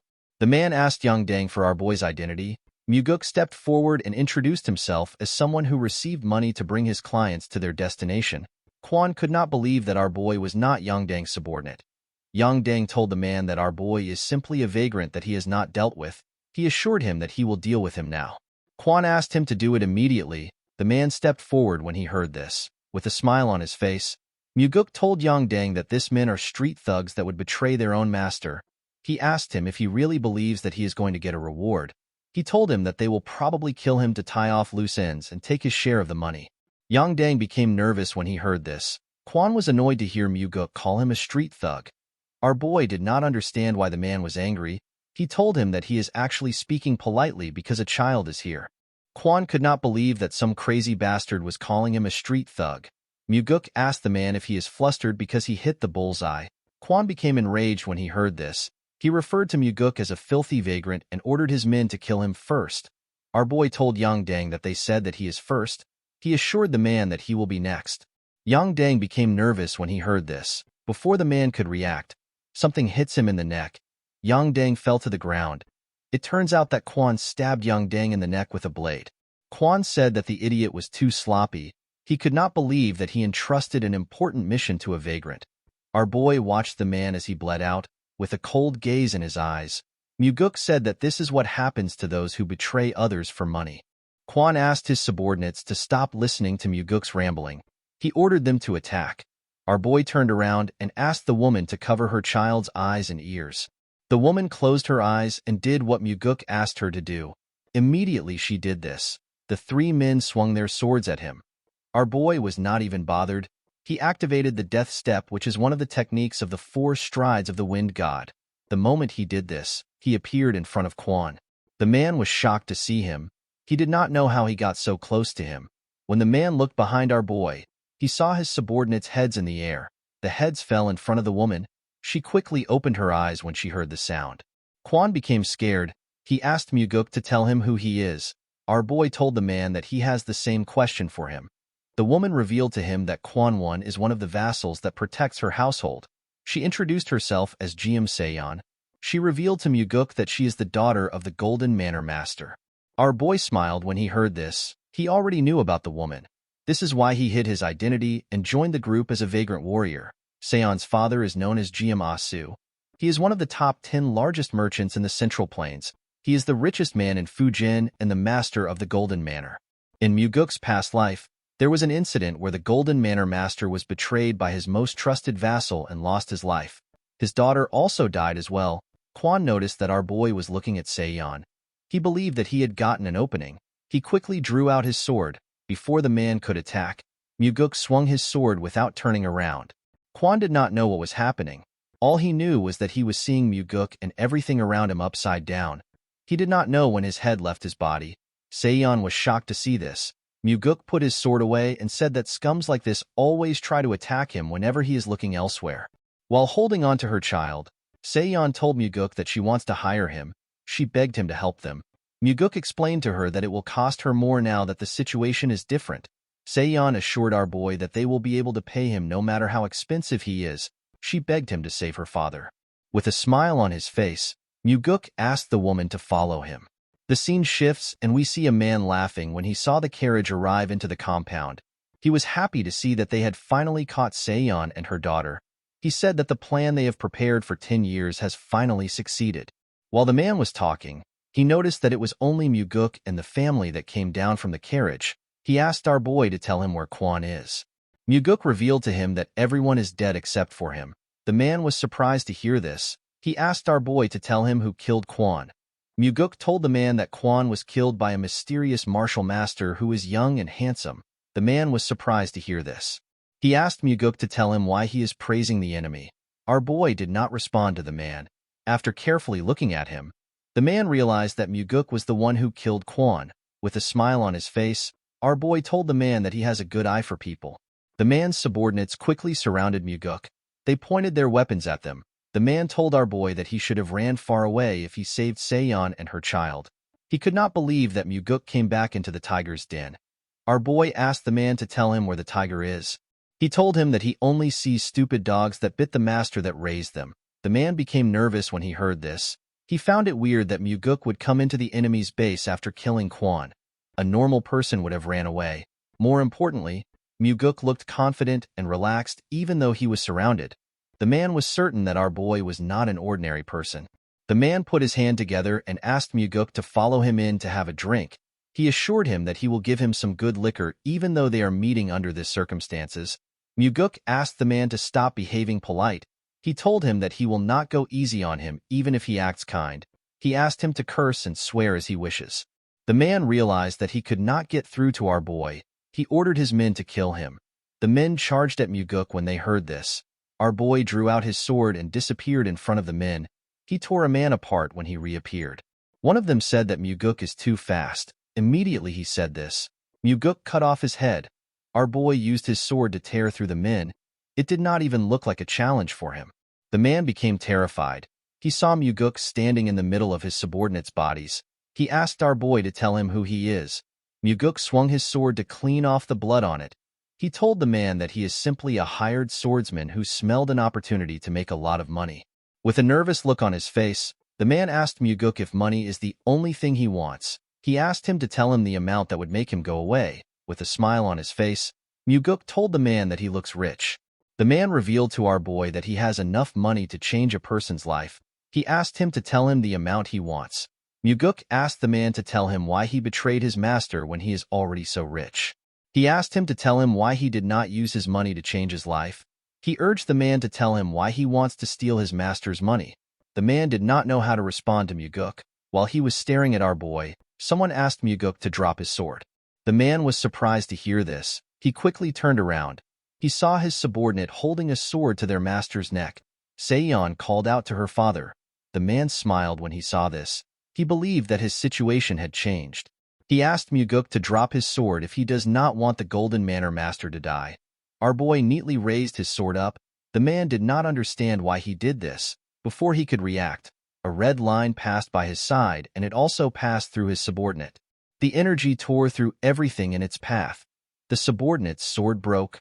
Before he could do anything, his body tore apart. His blood splashed all over the place. Muguk used the fourth form of the soaring sword art. This technique is known as the Flaming Heavens. The man began to scream when he saw what happened to his subordinate.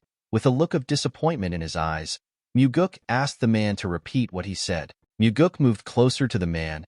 He began to panic. He asked our boy to wait. Muguk told the man that he has no interest in waiting. He asked the man to come at him if he doesn't want to die.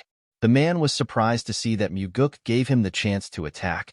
He believed that our boy would be almost out of inner energy because he used a powerful attack. The man drew his sword and rushed to attack him. He believed that this was the only opportunity he had. He decided to end the fight quickly with all his energy. When Muguk blocked the man's attack, he noticed that it was heavy. He quickly pushed his sword aside. The man's sword destroyed the ground. He quickly swung it at our boy again. Muguk tried to stop the attack, but his sword was pushed back. The man's sword destroyed the ground again. The man did not slow down. Instead, he began to attack our boy more aggressively. His attacks were heavy, but Muguk was blocking them. The man became nervous when he saw this. He wondered if our boy really used up all his energy. He believed that Muguk must be having issues blocking his attacks. He decided to attack a little more aggressively. Before he could do anything, he saw a sword in his chest. The man was shocked to see this. Our boy never expected the man to be so pathetic. He told him that he should have spent his life training himself instead of indulging in his greed. He told the man that the head bodyguard of the household is supposed to protect the manor. He told him that he shouldn't have lived his life like this. After saying this, Muguk took out his sword. He asked the man to become a merchant if he wants to be rich in his next life. After he took care of the manor master thanked him. Asu assured him that he will never forget his help. He referred to him as the benefactor that saved his family from ruin. He asked our boy to tell him his name. Muguk told the man that he is just a mere vagrant that was passing by. Asu found this funny. He told our boy that even the king of vagrants wouldn't have been able to defeat all this people easily. Seon revealed to her father that she promised to give Muguk money as his reward. With a smile on his face, Asu commended his daughter for making a smart choice. He told her that this is a promise they can keep. He turned to Muguk and told him that he is in the right place if all he needs is money. Muguk smiled when he heard this. This was the reason he approached Seon as a vagrant to help them. The scene shifts and we are taken to an underground treasury.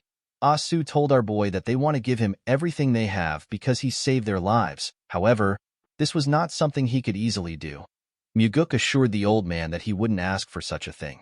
Asu explained to him that he has no interest in determining an amount. He asked Muguk to take as much as he can carry. Our boy was shocked to hear this. The old man revealed to him that he has a condition. He explained to our boy that he cannot use any carts or get help from others. He told him that he needs to use his own inner energy. Muguk was surprised to hear this. He revealed to Asu that he will still be able to carry quite a lot. Asu put his hand together and told our boy that they would have been dead if it wasn't for his help. He told him that he needs to do this much. Muguk bowed his head and thanked the man. Asu pushed a button and the huge door of his treasury slowly opened. When the door got opened, our boy walked inside the dark treasury. After he went in, Seon reminded her father that Muguk has a high level of martial arts. She told him that he might take much more than he can imagine. She asked her father if he is all right with this. Asu asked his daughter if there is anything inside that could be more precious than the protection they received today. Seon was shocked to hear this. The old man explained to her that he is fine as long as she and his granddaughter are alive. This words touched the woman's heart.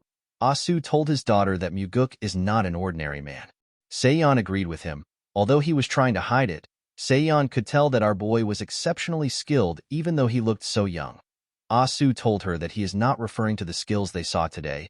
He explained to her that there is something about Muguk that he cannot express with words. The manor master has met countless people in his life. Even he had never met someone so young and confident who has such a unique air around him. Asu reminded his daughter that they can always earn more money, but they will never be able to build a connection to someone like Muguk ever again. He assured her that it is fine if our boy takes a lot. This is because the more Muguk takes, the deeper their connection will be. Seon was surprised to hear this. She never expected him to hold our boy in such high regards. The scene shifts and we are taken to the cult. We see Muguk in front of the heavenly demon pavilion. Our boy had already sold the gold and the treasures that he took from the golden manor in different places. Asu and his daughter were completely shocked to see the amount of things Muguk came out with. Muguk sold the treasures in different places because the treasures were too much for a single shop to buy. He went to different places every time he arrived in a city to sell the jewels. Our boy earned 38 million niangs. This money will become the cornerstone of the squad that will be directly under his command. When Muguk stepped into the building, he saw his father on his throne and Myung standing next to him. The heavenly demon receives reports from Myung in this place several times a day and makes important decisions. Depending on those decisions, some people live and some die. Muguk wondered if his father is really satisfied with this life. He wondered if his father also wants to give away the position of the heavenly demon. The heavenly demon told his son that he heard he went outside. With a smile on his face, our boy told his father that he went to earn money. The heavenly demon asked him to tell him what he needs money for. Muguk explained to his father that he cannot continue spending his money. He told him that he will need a lot of funding going forward. His father asked him about how he plans to spend his money. Muguk revealed to him that he wants to create his own private group. The heavenly demon and the chief advisor were shocked to hear this. The heavenly demon asked our boy to explain himself. Muguk reminded him that each of the demon supremes take in their own subordinates. He told him that he also needs his own group in order to deal with them. The heavenly demon told him that he cannot create a group. He explained to him that his brother will also want a group if he creates one. This will cause their family and the cultists to become divided. He told his son that he forbids him from creating a group. Muguk already expected resistance on the issue. He knew that his father won't approve it at once. He placed his hand into his clothes and took out a scroll. He told his father that it is for him. The heavenly demon raised his hand and used his energy to pick up the scroll. After reading the scroll, the heavenly demon realized that it was talking about money. He asked his son to tell him what the money is for. Muguk revealed to him that the money is his allowance. The heavenly demon was shocked to hear this. He could not believe that his son was giving him some money. Myung was also surprised to see this. The heavenly demon seemed to be angry. He told his son that he has immense wealth. Muguk assured his father that he already knows he is the richest person in the world. He explained to him that he simply gave him his first allowance as his son to thank him for raising him. The heavenly demon and Myung could not see through Muguk's intentions. Our boy told his father that he wanted to do this at least once. He bowed his head and asked his father to have a good rest. After saying this, he turned around and left the building.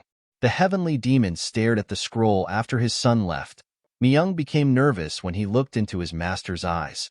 The scene shifts and we are taken to the Nirvana Pavilion. At the top of the building, we see Leon standing next to her master. While he was looking outside the building, someone enters the room and refers to him as Pavilion Master. The person told him that it is time. When Muguk turned around, he saw Daryong. The man told him that everyone is waiting.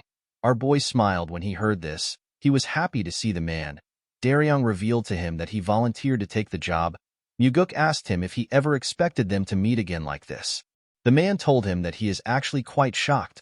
The two of them smiled at each other. Muguk walked forward and asked his bodyguard to follow him. Leon smiled when she heard this.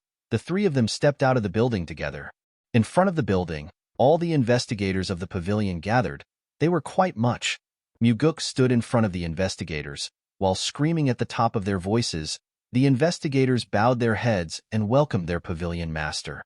Muguk was surprised to see that the men were more friendly than he thought. He never expected them to smile at him. He asked Daryong if he told them that their salaries would be reduced if they didn't welcome him. The man was surprised to hear this. He told him that he never said anything like that. Muguk asked him to tell him why the atmosphere is so good. Daryong explained to him that they are smiling because of what he has shown them. Our boy realized that the man was referring to the investigation incident against the demonic army commander.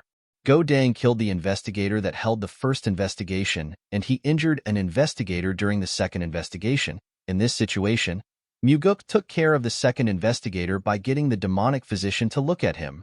Crushing Dang's skull was a good revenge for the investigators. To them, Muguk was different from the average person. Daryong asked our boy to say something to the investigators. Our boy looked around to see the people gathered in front of him. He explained to them that he does not know if he will become happier or miserable now that he is the pavilion master. With a smile on his face, Muguk told them that the only thing he is certain of is that their hearts will run faster than it did before. Daryong was surprised to hear this. The other investigators began to laugh when they heard this. They cheered for Muguk. The scene shifts and we see our boy reading a paper. Muguk told Daryong that he is killing the good atmosphere by giving this to him. Daryong explained to him that this is the incident which was handled unfairly. He reminded him that he requested this case. Our boy did not like the fact that this was related to the Blood Heaven Sword Demon again. Daryong explained to him that he also doesn't want to interfere. He told him that the incident happened recently and it matches his request. Leon told her master that he needs to hold himself back this time. She reminded him that the old man was already about to explode last time. Muguk stretched out the paper to her. He explained to her that the stories written there are way too unfair. It would be impossible for them to cover it up just because of the Blood Heaven Sword Demon. He asked her to read them. He asked her to see if she can cover it up. After reading the paper, Leon told her master that he needs to do something about it. The scene shifts and we are taken to the entertainment pavilion. We see a man drinking. The man seemed to be quite drunk. The owner of the place asked the man to stop drinking. He told the man that he understands his situation. He told him that he is too drunk. The man told the owner that he cannot stop drinking. He revealed to him that the scumbags who put his child in a comatose state for 10 days were acquitted as innocent. The owner was surprised to hear this. He reminded the man that the Nirvana Pavilion is investigating the case. The man took another sip of his drink and revealed to the owner that the Nirvana Pavilion investigator said that his child was sparring with his friend and got injured. He placed his cup down and told the owner that the father of the child who led the attack on his child is the 100 Sword Demon. The owner was shocked to hear this.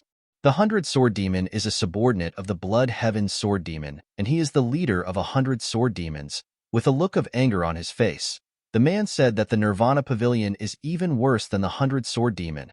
The owner asked him to keep his voice down.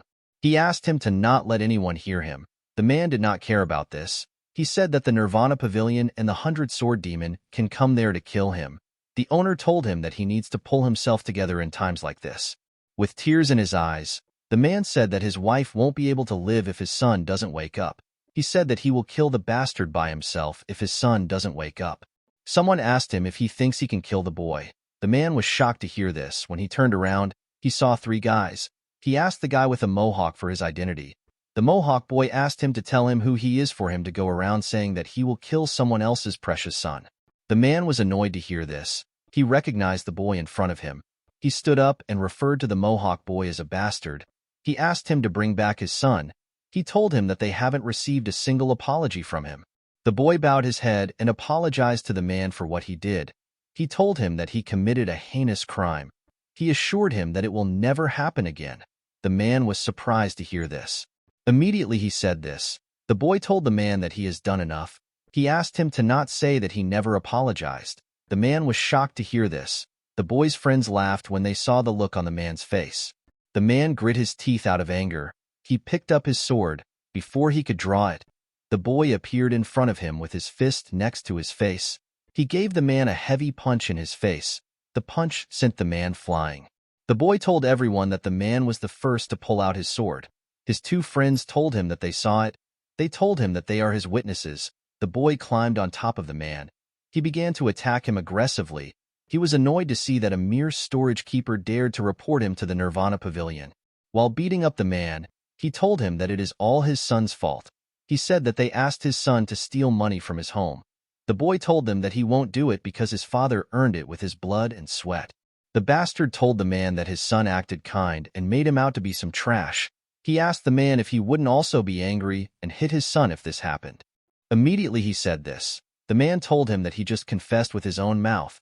The boy asked him to tell him what he means. The man revealed to him that everyone just heard the reason why he beat up his son. He told the bastard that he just confessed that he attacked his son. The boy did not seem to be surprised. He raised his head and asked everyone if they heard anything. The people there quickly turned their heads away. Even the owner could not say anything. With an arrogant look on his face, the boy told the man that no one heard anything. The man began to cry when he heard the bastard laughing. With a cocky smile on his face, the bastard told the man that he is crying like a retard. He said that his son cried just like him. The bastard's friends laughed when they heard this. While they were laughing, someone said that he heard what he said. The idiots turned around when they heard this. The person turns out to be Muguk. Our boy was with Leon and Daryong. The bastard raised his head and yelled at Muguk. He asked him to tell him who he is. He did not seem to recognize our boy. Muguk could not believe that the bastard spoke rudely even though he did not know who was talking. He could tell that this loser grew up pampered and entitled. The boy was surprised to hear what Muguk said. He bowed his head and apologized to him for being too emotional. He begged Muguk to not be angry. Immediately he said this. He called our boy a retard. He asked him if he believes that he will apologize to someone like him. He said that he does not know who Muguk is. He said that our boy must have a death wish for him to be interfering. Our boy smiled when he heard this. He could not believe that the bastard was acting tyrannical in broad daylight just because he is the son of the 100 Sword Demon. He asked the boy if his father's reputation is very powerful here. The bastard was surprised to see that Muguk referred to him as the brat of the 100 Sword Demon.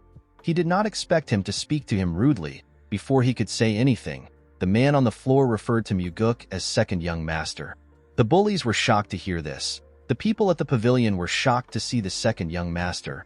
They never expected to see him in this place. With a nervous look on his face, the bastard asked our boy if he is really the second young master. Muguk asked him to relax. He told him that he came as the Nirvana Pavilion master. Leon told her master that the bastard is actually supposed to be more nervous. The bastard bowed his head and apologized to Muguk for failing to recognize him. He said that he committed great disrespect to him because he is young. He begged our boy to forgive him. Muguk told him that he does not behave like a young person. The bastard told him that he is still quite ignorant. Our boy realized that this bully is quite shrewd. He knows the right time to bow down to people. The bastard told Muguk that he will be leaving. Our boy asked him to wait. He explained to him that he came there because he has some business with him. The bastard was surprised to hear this. With a scary look on his face, Muguk revealed to him that he is there to investigate the assault incidents that he has committed. The bastard explained to our boy that the Nirvana Pavilion has already judged that he is innocent. Muguk revealed to him that they will be reinvestigating the whole case. Everyone was surprised to hear this. Muguk revealed to the bastard that he will be charged for habitual extortion because he extorted money every day. He told him that he will also be charged for instigation of stealing because he asked his victim to steal. The bastard will also be charged for murder because he beat the victim to the brink of death. The worst part is that he looked for the victim's father and assaulted him. Muguk told the boy that he has committed too many heinous crimes. He told him that he needs to be imprisoned for at least 20 years. The bastard was shocked to hear this. He told our boy that he did not assault the man. He said that they were sparring. Muguk asked him if he has forgotten. He reminded him that he confessed in front of the Nirvana Pavilion master some moments ago. He told him that he heard his confession. The bastard realized that he messed up. For some reason, this piece of shit still had some courage. He told Muguk that his father will not stand by and let anyone accuse him. Our boy smiled when he heard this. He asked the bastard to not worry about that. He revealed to him that his father will be so busy that he won't have to look after him. With a scary smile on his face, Muguk revealed to him that he plans to arrest the 100-sword demon for conspiring with the Nirvana Pavilion investigator. The bastard was annoyed to hear this. He asked Muguk if he believes that his father will let him do as he pleases. He told him that his father will seek revenge against him after he comes out of jail. He said that he might even kill our boy while he is in jail. The moment he heard this, Muguk gave him a heavy punch that pushed him up in the air. The pain which the boy felt was quite much. He began to cough when he hit his body on the floor. Our boy revealed to him that his sentence has increased to 30 years because he threatened the Nirvana Pavilion master.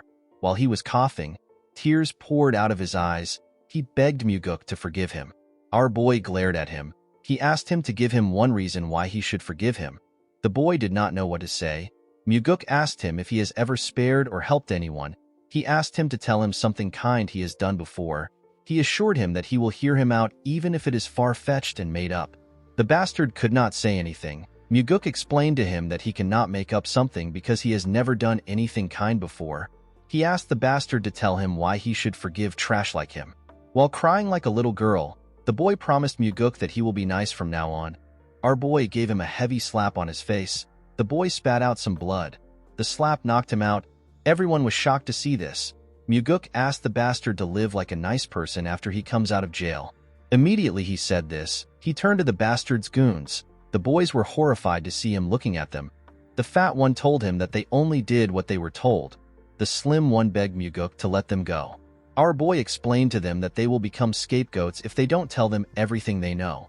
The boys told him that they will share everything with him. Muguk ordered Daryong to take the boys to the pavilion. The man bowed his head and accepted the order. He got 2 investigators to escort the bullies to the pavilion. The man and the owner could not believe what they were seeing. Muguk looked around and asked everyone to report to the Nirvana Pavilion if anything unfair happens again. He assured them that no amount of external influence will work on the pavilion as long as he is the Nirvana Pavilion master. The people were surprised to hear this. With a smile on his face, Muguk told them that he will call his father if anyone dares to call their father to intimidate them. The owner and the people in the restaurant began to laugh when they heard this. Leon moved close to the injured man. She revealed to him that the demonic physician has already taken a look at his son before they came to the restaurant. She told him that Muguk was the one who ordered the physician to do it. The man was shocked to hear this. He asked our boy if it is true that the important physician took a look at his son. With a gentle smile on his face, Muguk told the man that his son is more important. He revealed to him that he saw his son wake up before he came there. He advised him to go to his son right now. The man began to cry when he heard this. He tried to bow his head, but our boy stopped him. The man thanked him for what he did. He assured him that he will never forget the kindness he showed him. With a smile on his face, Muguk reminded the man that he has already devoted his entire life to their cult. He told him that it is natural for them to protect someone like him. The man was shocked to hear this. He could not believe that someone was acknowledging his hard work. He held our boy's hand and thanked him for what he has done. Daryong and Leon smiled when they saw how the man was thanking their master. Everyone was feeling emotional. Muguk told the man that it is the cult that is thankful to him. The scene shifts and we are taken to the Nirvana Pavilion. We see the investigators of the pavilion standing in front of our boy. Muguk believed that the first people to show opposition would be the Blood Heaven Sword Demon and the Sword Demons. He never expected it to have come from within the Nirvana Pavilion. At the front of the investigators was Gok Myung. Myung is the highest special investigator. He put his hand together and apologized to Muguk for not seeing him alone in the office. He told him that there were too many people. Our boy asked them about why they came to see him. Myung explained to him that he heard that he was going to reopen an investigation that was already ruled as innocent. Muguk told them that he plans to do it. Myung explained to him that they are worried that this action will crush the morale and authority that the investigators have. Muguk asked them if they all agree with the man. The investigators said that they do. Our boy told them that he does not agree with it. He told them that he believes that Yang Ho's incident is what destroys their pavilion's authority in a very severe manner. The investigators were surprised to hear this. Myung asked him to explain what he means. With a cold gaze in his eyes, Muguk asked the man if he heard about how Yang Ho confessed to his crimes in front of everyone else when he arrested him. Myung told him that he heard about it. Our boy asked him to tell him why he came if he has heard about it. The man told him that what they are talking about is the reopening of an investigation that has been closed. Muguk asked him if it is a matter of principles. Myung told him that it is. He revealed to him that a reinvestigation has never happened before. Our boy reminded the man that an innocent child was beaten half dead, and they got a confession from the culprit himself. He asked him if this does not warrant a reinvestigation. He asked him if he knows how he looks right now that he is trying to stick to principles. The man believed that the situation should not be changed. He explained to Muguk that it is important to hold up principles in an organization. Our boy let out a sigh. He told the investigators that he wants to hear what they think. He asked anyone who thinks the reinvestigation is correct to move to his left. The investigators looked around. None of them had the courage to step out. While they were looking at each other, one of them stepped out. The person turns out to be Daryong. The man said that he believed a reinvestigation is needed. Our boy asked him for the reason for his choice. Daryong explained to him that the investigation was not satisfactory. He said that they cannot deny the possibility that external influence could be involved. Muguk asked the others if there is anyone else who agrees with what Daryong thinks. A huge man and a chubby man told him that they also agree with Daryong. Myung was surprised to hear this. The huge investigator bowed his head and introduced himself as a Ko. He told Muguk that he wasn't able to thank him before. He thanked our boy for saving him. Muguk asked the investigator about his injuries. This was the investigator that our boy called the demonic physician to save. Iko assured him that he is feeling better. Our boy turned to the investigators and called out an investigator known as Zhang Hua. The man was surprised to see that the pavilion master called for him. Myung was also surprised to see this. Muguk reminded Hua that he is the investigator that was in charge of the case. He asked him to tell him what he thinks about the issue. Hua assured his pavilion master that he investigated the incident thoroughly. Our boy asked him if he received any bribes. The man was shocked to hear this. Myung asked Muguk to not say such a thing. Our boy released his energy. With a scary look on his face, he asked the old man to not speak without his permission. Myung became nervous when he heard this. Muguk turned to Hua and asked him if he received money from the 100-sword demon. The man placed his hand on his chest and assured the pavilion master that he did not accept any money. He swore on his life that he did not receive anything. He told Muguk that he can investigate him if he does not believe him. Our boy smiled when he heard this. He revealed to him that he already carried out an investigation on him. The investigators were shocked to hear this. Muguk told him that he knows he did not take any money. Myung asked him if he conducted an internal investigation on the investigators. He told our boy that this is not allowed unless it is a special investigation. Muguk assured the man that it was a special investigation. He revealed to him that he received direct orders from the heavenly demon. Myung was shocked to hear this. Our boy asked Hwa to tell him why he covered up the investigation if he did not take any money. With a nervous look on his face, the man said that he did not cover the investigation up. He wanted to say more, but Muguk interrupted him. He asked Hwa if he was threatened with the safety of his sister. The man was shocked to hear this. Muguk revealed to him that he found out that he is incorruptible based on the result of the investigation. Our boy found it rare to find someone so incorruptible. He didn't even believe the result of the investigation. He looked into Hwa by himself because he did not believe that there is someone who would hate money. Muguk told the man that he was surprised to find out that he was truly incorruptible as reported. He asked Hwa to tell him why someone like him would do a slidshot investigation and cover things up. He told him that he has a big weakness. This weakness is his younger sister, who is the only family member he has left. Hwa was shocked to hear this. Myung asked the man if he was really threatened by the 100-sword demon. Hwa could not say anything. Myung yelled at him and asked him to answer the question. Muguk knew why Myung took the lead and gathered everyone for this case. Hwa is a junior that Myung really cares for. The old man came out so that he could help make sure that his junior, who was the lead investigator, does not have any blemishes on his record. Our boy asked the man to not worry about his sister. The man was surprised to hear this.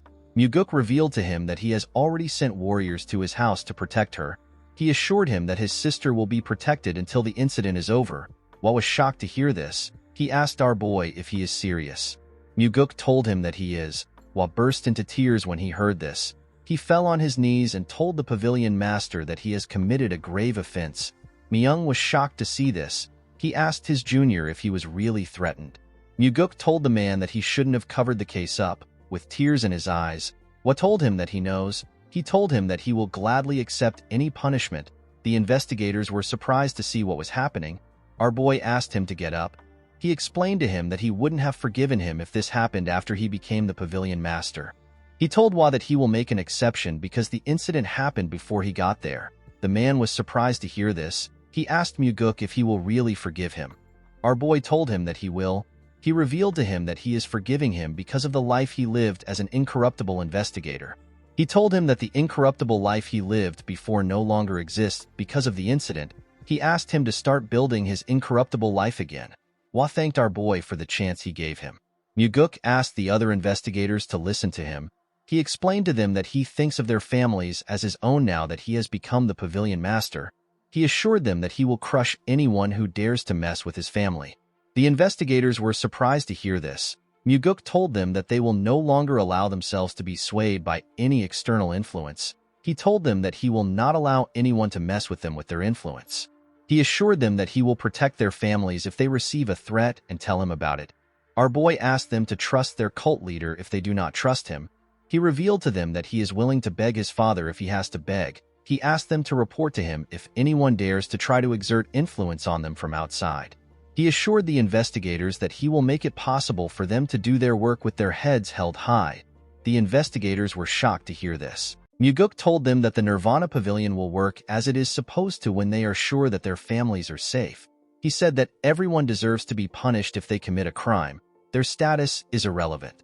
He told them that he will even punish someone from the Heavenly Demon Pavilion if they commit a crime. With a serious look on his face, our boy said that he will even hold the cult leader responsible if he commits a crime. The investigators were shocked to hear this. Muguk revealed to them that he is not afraid of the Heavenly Demon or the 8 Demon Supremes. He said that he fears that the Nirvana Pavilion will become useless and they will not be able to protect those they are supposed to protect. The investigators looked at each other when they heard this. Muguk told them that those who were supposed to be punished walk away scot-free while smiling. They are saying that the pavilion is not able to do anything to them. The investigators knew that he was right. One of them announced that she wishes to follow the wishes of the pavilion master. The investigators turned around when they heard this. They saw their fellow investigator, who happens to be a beautiful woman. Daryong seemed to be smitten by the woman's beauty. He referred to her as Jo Hyang. The woman moved close to Muguk and stood behind him. The other investigators began to doubt themselves when they saw this. They looked at each other and nodded their heads. They all moved to Muguk's side. The only person that was left was Gok Myung. The old man was surprised to see that the investigators left him. Our boy explained to him that he will need his experience and assistance if he wants to turn his resolve into reality. He stretched out his hand to Myung and asked him to help him. The man was shocked to see this. He took a look at Myuguk's face. He noticed that he was smiling at him. Myung grabbed the pavilion master's hand and thanked him for the opportunity. His hands were trembling when he said this. Myuguk noticed this. He used his other hand to gently pat the man's hands. He called out to Daryong and asked him to go with enforcement warriors to arrest Yang Tae, who is also known as the 100-Sword Demon. Myung explained to our boy that Yang Tae won't let himself be arrested. He said that the man has 100 sword demons under him. With a serious look on his face, Myuguk asked Daryong to tell Yang Tae to do as he pleases. He said that he will charge him with mutiny if he does not come. Everyone was surprised to hear this. The scene shifts and we see Yang Tae sitting in front of Myuguk. The man referred to him as the second young master. Our boy asked him to call him the Nirvana Pavilion Master. The 100-Sword Demon corrected himself and called Myuguk Pavilion Master. He told him that there was mention of a mutiny charge in his summons. He asked Myuguk to tell him what this means. Our boy told him that this was the only way he could get to meet him. Yang Tae apologized for not immediately complying with the arrest. He explained to him that there are many things they need to consider when they are in an organization. He said that he needs to show his pride in front of his subordinates. With a smile on his face, Myuguk told him that he understands. Yang Tae said that the case was not supposed to blow out of proportions in the first place. He said that the incident occurred while kids were playing with each other. Myuguk said that things like that can happen. Yang Tae smiled when he heard this. He believed that our boy understood him. He explained to him that he will need external help eventually in order to continue running the Nirvana Pavilion. He told him that he will also need a lot of funds. Myuguk could tell that the bastard was beating around the bush. He knew that Yang Tae wanted to bribe him. Yang Tae told him that he will also need their help if he wants to become the official successor in the future. He told our boy that everyone is currently supporting his elder brother. With a smile on his face, Myuguk told him that he will really appreciate it if he helps him. Yang Tae put his hand together and told him that he is truly magnanimous. He promised to serve our boy well from now on. He told him that he will also host a great meal for him soon. He stood up after saying this. Myuguk asked him about where he is going. Yang Tae was surprised to hear this. He asked him if they are not done talking already. With a look of surprise on his face, Myuguk asked the 100-Sword Demon if he was planning to help him after he got out of prison. Yang Tae was shocked to hear this. He asked him to stop making such jokes. With a serious look on his face, Myuguk asked the man if he sounds like he is joking. He reminded him that he threatened to kill a family member of a Nirvana Pavilion investigator. Yang Tae reminded our boy that he already said that he did not make any threat like that. Myuguk told him that he does not care about what he said. He revealed to him that he has already received the testimony of the investigator that was threatened. He explained to Yang Tae that rules of their cult determine that the testimonies of all warriors of the Nirvana Pavilion have a higher weight when compared to others. This is a clause made to protect the authority of the Nirvana Pavilion investigators. Yang Tae became nervous when he heard this. With a cold gaze in his eyes, Myuguk told the man that he must have not known about this because he is just finding out about it himself. He told him that the clause was made because of people like him. He revealed to the 100-Sword Demon that there are many others who think they can talk their way out like him. He explained to him that he will reduce his sentence by 10 years if he confesses now. He told him that he will receive a 20-year sentence if he doesn't confess. He told him that this is as far as he can negotiate. Yang Tae asked our boy if he has lost his mind. Myuguk told him that he will gladly go crazy if he has to. He said that it is hard to deal with people like him with a sane mind. He told him that he will give him a few minutes to think. Yang Tae asked him about the reason he is doing this. Myuguk explained to him that his son almost beat his own friend to death. It wasn't just over a single fight. He bullied the victim every day for years. He told the 100-Sword Demon that he threatened to kill an investigator's family member to cover his son's crime up. Myuguk could not believe that this bastard still had the guts to ask him about why he was doing this. Yang Tae said that a storage guard is not the same as them. He said that they should be treated as superiors. He revealed to him that the Nirvana Pavilion has always closed its eyes for matters on this level. With a cold gaze in his eyes, Myuguk told the man that his words are upsetting and frightening. Yang Tae was surprised to hear this. Our boy told him that the Nirvana Pavilion will no longer act this way. Yang Tae told him that the Blood Heaven Sword Demon will not let him mess with him. Our boy assured the man that his boss will not do anything. He told him that the old man did not do anything when he cut down the demonic commander. He asked him to tell him why Kyampa will do anything for him. Yang Tae broke the table out of anger. He wanted to yell at our boy. Before he could say anything, Myuguk asked him if he wants to threaten to kill his family. The 100-Sword Demon became quiet when he heard this. Our boy stood up and walked to the door. He told the man that he has a few minutes to confess his crimes. After saying this, he walked out of the room. Young Tae screamed out when our boy left. When he stepped out of the building, Muguk realized that while Mugi might have not been responsible for the downfall of the demonic cult, he could not believe that a mere 100-sword demon had the guts to threaten a Nirvana Pavilion investigator. The order within the cult has fallen to the point where Young Tae would dare to threaten the second young master. Muguk began to wonder if while Mugi was the only reason the cult fell. When our boy stepped into his courtyard, he saw someone waiting for him. The Blood Heaven's sword demon was having a drink in front of his house. The old man rested on his huge sword. The man took a sip of his drink and welcomed the pavilion master back home. Kyampa asked our boy to have a drink with him. Muguk walked up to him and sat down in front of him. The old man reminded him that he warned him last time. He told him that nothing good comes out of meeting him often. Muguk told the Blood Heaven's sword demon that he is the one who keeps looking for him. Kyampa glared at him when he heard this. Our boy did not back down. He looked the old man in the eye. Kyampa took a sip of his drink and placed the cup down. He revealed to Muguk that there was a moment when he felt something new towards him recently. He told him that he shouted in his mind when he heard the wish he made to the heavenly demon, with a crazy look on his face. The man said that he thought that Muguk's wish was perfect. He believed that our boy needed to make this kind of wish if he is someone smart. With a smile on his face, Muguk told him that he agrees with him. He said that he made a very good wish. The Blood Heaven's sword demon poured himself a drink. He explained to our boy that everything started the day he made the wish. He said that Muguk began to make his blade cry. Our boy asked Kyampa to tell him why the blade would be crying because of him. He told him that his blade is probably lamenting. The old man was surprised to hear this. Muguk explained to him that his disciple used the energy-dissipating poison on him before their fight. Later, his other disciple came to find him and shamed his guard. Kyampa's brother made use of the demonic army for his own personal gains, and his subordinate threatened to kill a Nirvana Pavilion investigator's family. Muguk told the man that it is expected for his blade to cry. This is because it is lamenting that those around him do not reach his standards. Kyampa smiled when he heard this. He told our boy that he has a way with words. He revealed to him that he is actually wrong. Muguk asked him to tell him what he got wrong. Kyampa reminded him that he said that the people around him don't match his standards. He told our boy that these people are perfect for him because that is all he amounts to. Muguk was surprised to hear this. He realized that it will be hard for him to deal with this old man. It is usually easier to deal with people when they are prideful and like to chase after fame. Kyampa asked our boy to release the imprisoned 100-sword demon. He explained to him that the morale of his people have dropped to an all-time low because of him.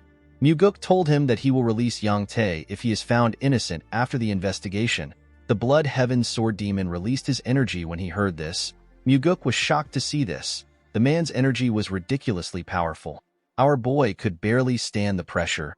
He could tell that Kyampa's demonic energy was on an entirely different level. He now understood why his father said that the time is not yet right. With a terrifying tone in his voice, Kyampa told him that he wants to give him some advice. Muguk put himself together and asked Kyampa to stop. The old man was surprised to hear this. Our boy told him that he should just ask for a favor if he came here to do that. He asked him to not ask for a favor and give advice at the same time. The Blood Heaven's sword demon smiled when he heard this. He took away his energy. He glared at Muguk. With a smile on his face, he told our boy that he is right. He said that it is rare for someone to speak so straightforwardly to him. He poured himself another drink. Muguk advised him to be on guard. He told him that stagnant water is bound to rot. He said that no one stays stagnant because they want to. After staying in the water for a while, they start to like it and lose opportunities to get out of the stagnant water. This is why people don't put themselves in rotten water. Muguk advised the old man to use this chance to let out the rotten water. He told him that Young Tae is not someone worthy of his protection. Kyampa drank his wine. He stretched out his cup and asked our boy if he will accept a drink from him. Muguk did not expect this. He took the cup. The Blood Heaven's sword demon poured him a drink. He told him that he will let out the rotten water. With a smile on his face, Muguk told Kyampa that he made a wise decision. Kyampa revealed to him that he wants him to become his water in return. Our boy was shocked to hear this. He found the statement to be odd. He wondered about what the old man was trying to say. The Blood Heaven's sword demon asked Muguk to drink the liquor if he intends on becoming the heavenly demon. He told him that he will become his backer. Our boy was shocked to hear this. He never expected Kiampa to say something like this. Everyone knows that he is openly supporting his older brother. He didn't expect the old man to abandon his brother and choose him. He asked Kiampa if he isn't already supporting his brother. With a smile on his face, the Blood Heaven Sword Demon told our boy that he never knew he was this crazy back then. Muguk knew that this old man was out of his mind. He is someone who will sell anyone out for the sake of his own ambitions. Muguk killed his brother, crippled his disciple, and imprisoned his subordinate. Yet he still proposes to become our boy's backer. Muguk reminded Kiampa that he killed his brother. The old man let out a sigh when he heard this.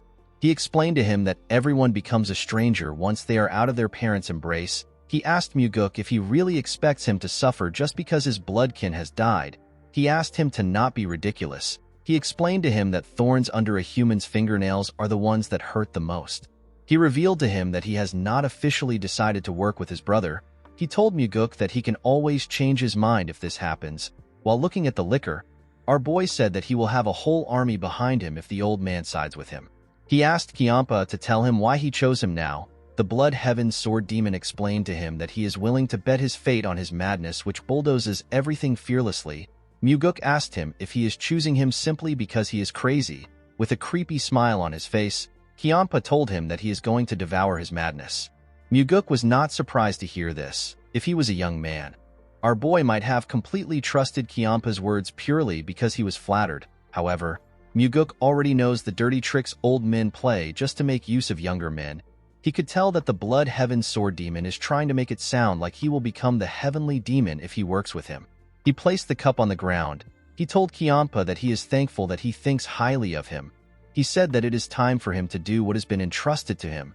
He asked Kiampa to tell him what he thinks his father will say. The Blood Heaven Sword Demon glared at our boy when he saw him place the cup down. Muguk told him that his father would say that he is shirking work and playing politics when he has given him an important role. The Blood Heaven Sword Demon asked him about what he thinks will happen if he performs well as the Nirvana Pavilion Master. He asked him if he intends to rot in the Nirvana Pavilion if the Heavenly Demon asks him to stay there. He told our boy that there is only one path that he can choose. He can either decide to become the heir or not. With a smile on his face, Kiampa told Muguk that his father will actually pay more attention to him if he works for him. He explained to him that being chosen by him will make him more visible and would allow him to catch the attention of everyone else. Muguk knew that the old man was not wrong. However, there was one thing he overlooked. Kiampa did not think about the will to set the hierarchy straight in the cult. Muguk was not the only one who had this will. His father also desired a proper hierarchy. He asked the Blood Heaven Sword Demon to give him some time to think. He told him that he will drink the liquor once he has decided. Kiampa stood up when he heard this. He accepted Muguk's request. He grabbed his sword and told our boy that it would have been stupid of him to drink the liquor immediately like a fool. He took his sword out of the ground and swung it at Muguk's head. Fortunately, Muguk managed to block the attack with his sword. The Blood Heaven Sword Demon told our boy that he will hear his answer tomorrow. Muguk told him that he will give him an answer in 5 days. Kiampa gave him 3 days to decide. After doing this, he jumped out of the courtyard. Muguk put his sword back in its sheath. He gently moved his wrist. He was annoyed to see how painful Kiampa's attack was. In the next scene, we are taken to the Nirvana Pavilion. We see the enforcement warriors working out. They put huge logs of wood on their backs and did push-ups together. Their fists were covered with their blood. They all screamed out in pain. Jang Ho yelled at them. He asked them if this is all they can do. He said that this is a normal training for the demonic army. He asked the enforcement warriors if they are incapable of completing this training. He asked them if they think that they will be able to complete their missions when they cannot complete their training. The enforcement warriors did not give up. They continued to push themselves up. Jang Ho told them that their wives, friends, and children can betray them, but their sweat will never betray them.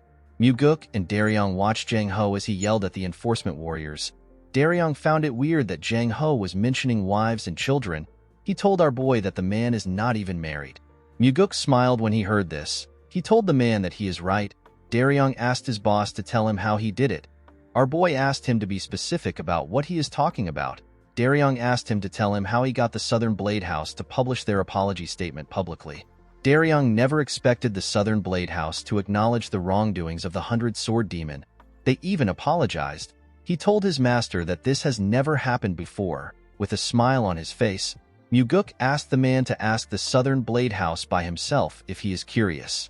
Daryong asked our boy to not say things like that as a joke. He said that his legs will be broken if he goes to the Southern Blade House right now. Muguk told him that he is actually wrong. He assured him that he will be fine if he dances in front of their training ground right now. He said that it is only for the time being.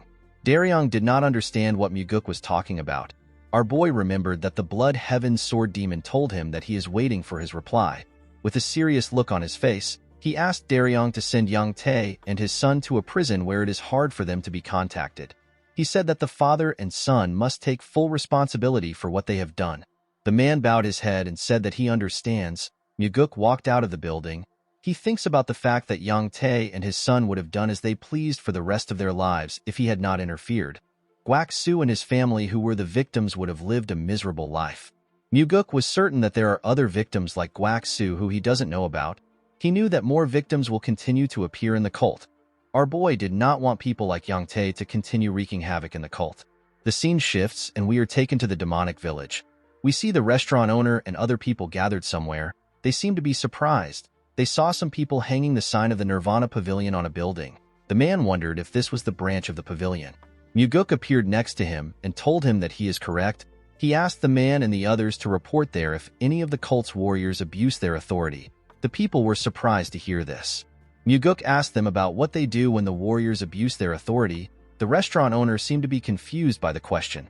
Our boy realized that this people simply took the abuse and stayed quiet. Even those who knew that it had to be reported to the Nirvana Pavilion did not do anything. Before they even get to the pavilion, they have to declare their reason for visiting at the main gate. They will also go through an identification test and a body search. They have to go through this same process multiple times before they even arrive at the Nirvana Pavilion. Muguk asked everyone to report to the Nirvana Pavilion on matters relating to the cult's warriors. The restaurant owner asked him if he is serious. Muguk assured him that he is being serious. He asked him to spread the word. He asked the people to tell the rest of the villagers that they can report to the branch if they experience any form of injustice from the warriors.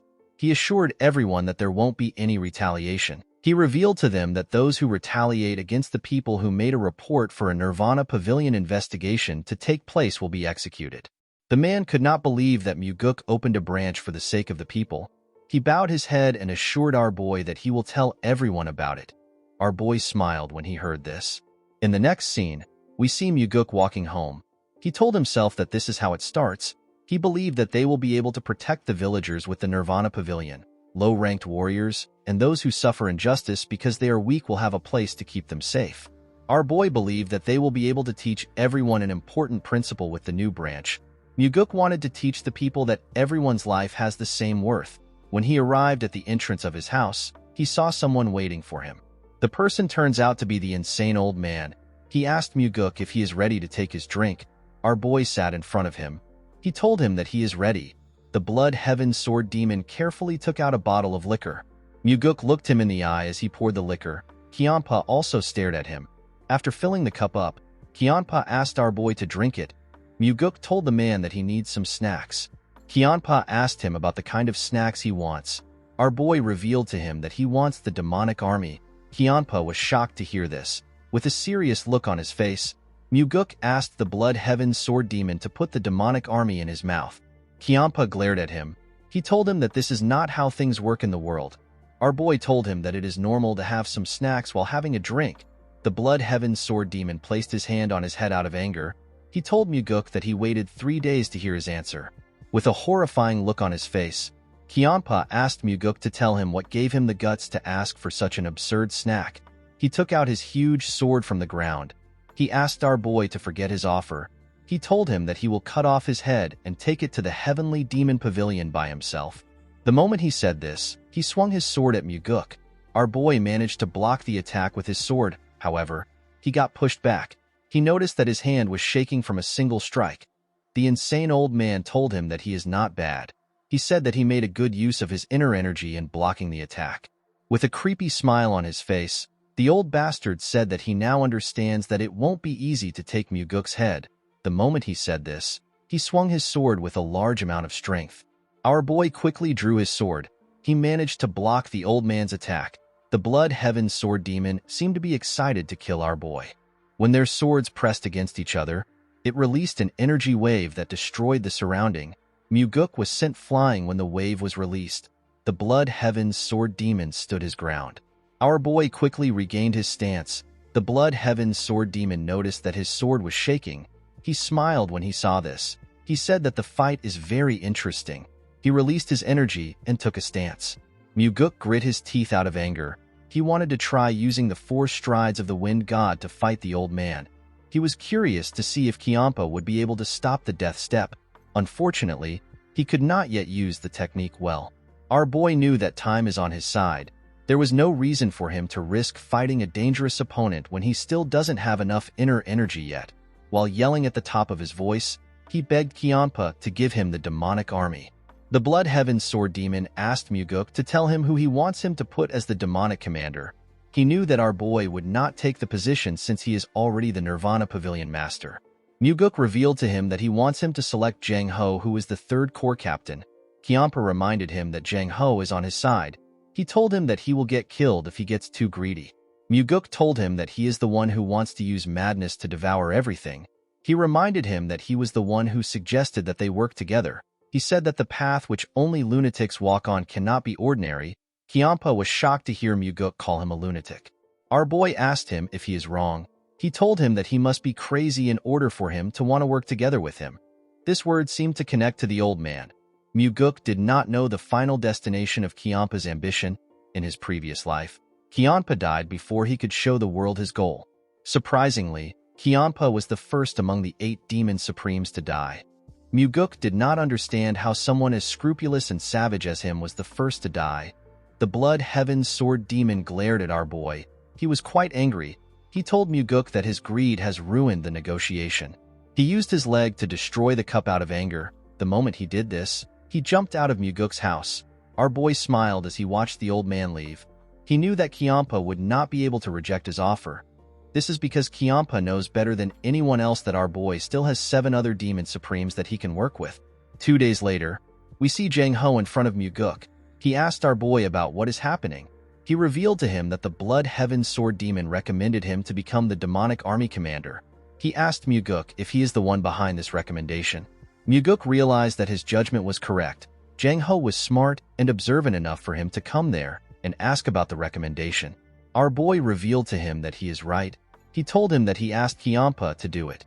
The captain thanked Muguk for thinking highly of him. He told him that he does not deserve the position. Our boy asked him to stop being humble. He asked him to lead the demonic army the same way he has been leading the 3rd Corps.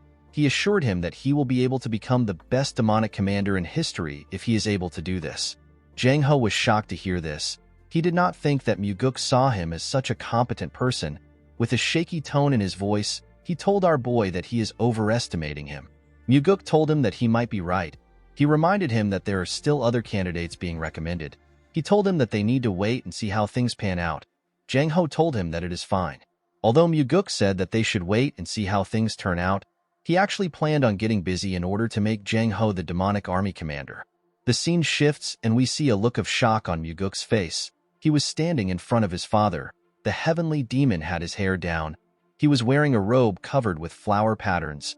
Muguk had never seen his father in such odd clothes. He did not know how to react. He asked him if this is a new garb. The heavenly demon said that these are actually his pajamas. Our boy did not know what to say. His father asked him to tell him why he came to visit him late at night. Muguk was surprised to hear this. He told his father that they are actually in the evening. He reminded him that it is supposed to be a top secret that he goes to bed this early.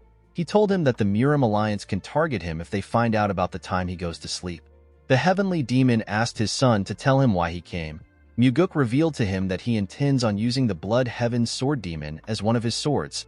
The heavenly demon reminded his son that he recently said that he wants to kill Kiampa.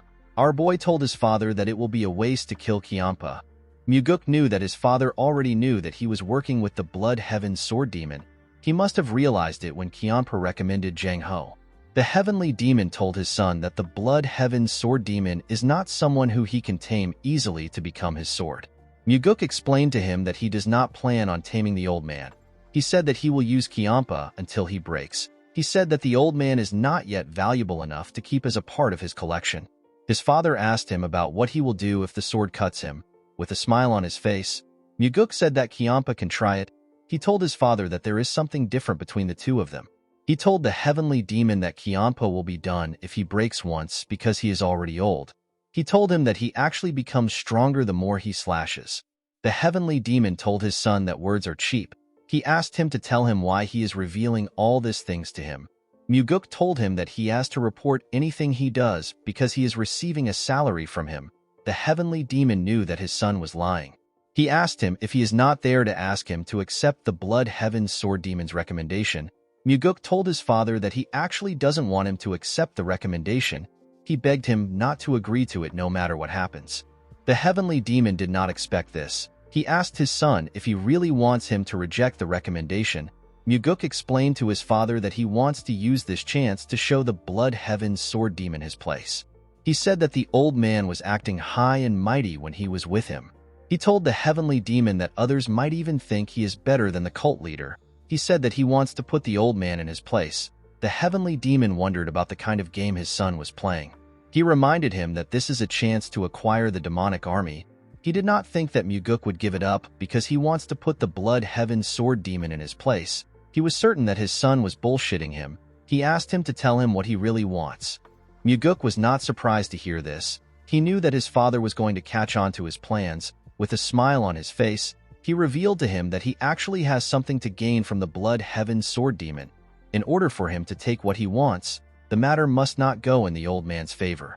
The heavenly demon asked Muguk if what he wants is more important than the demonic army.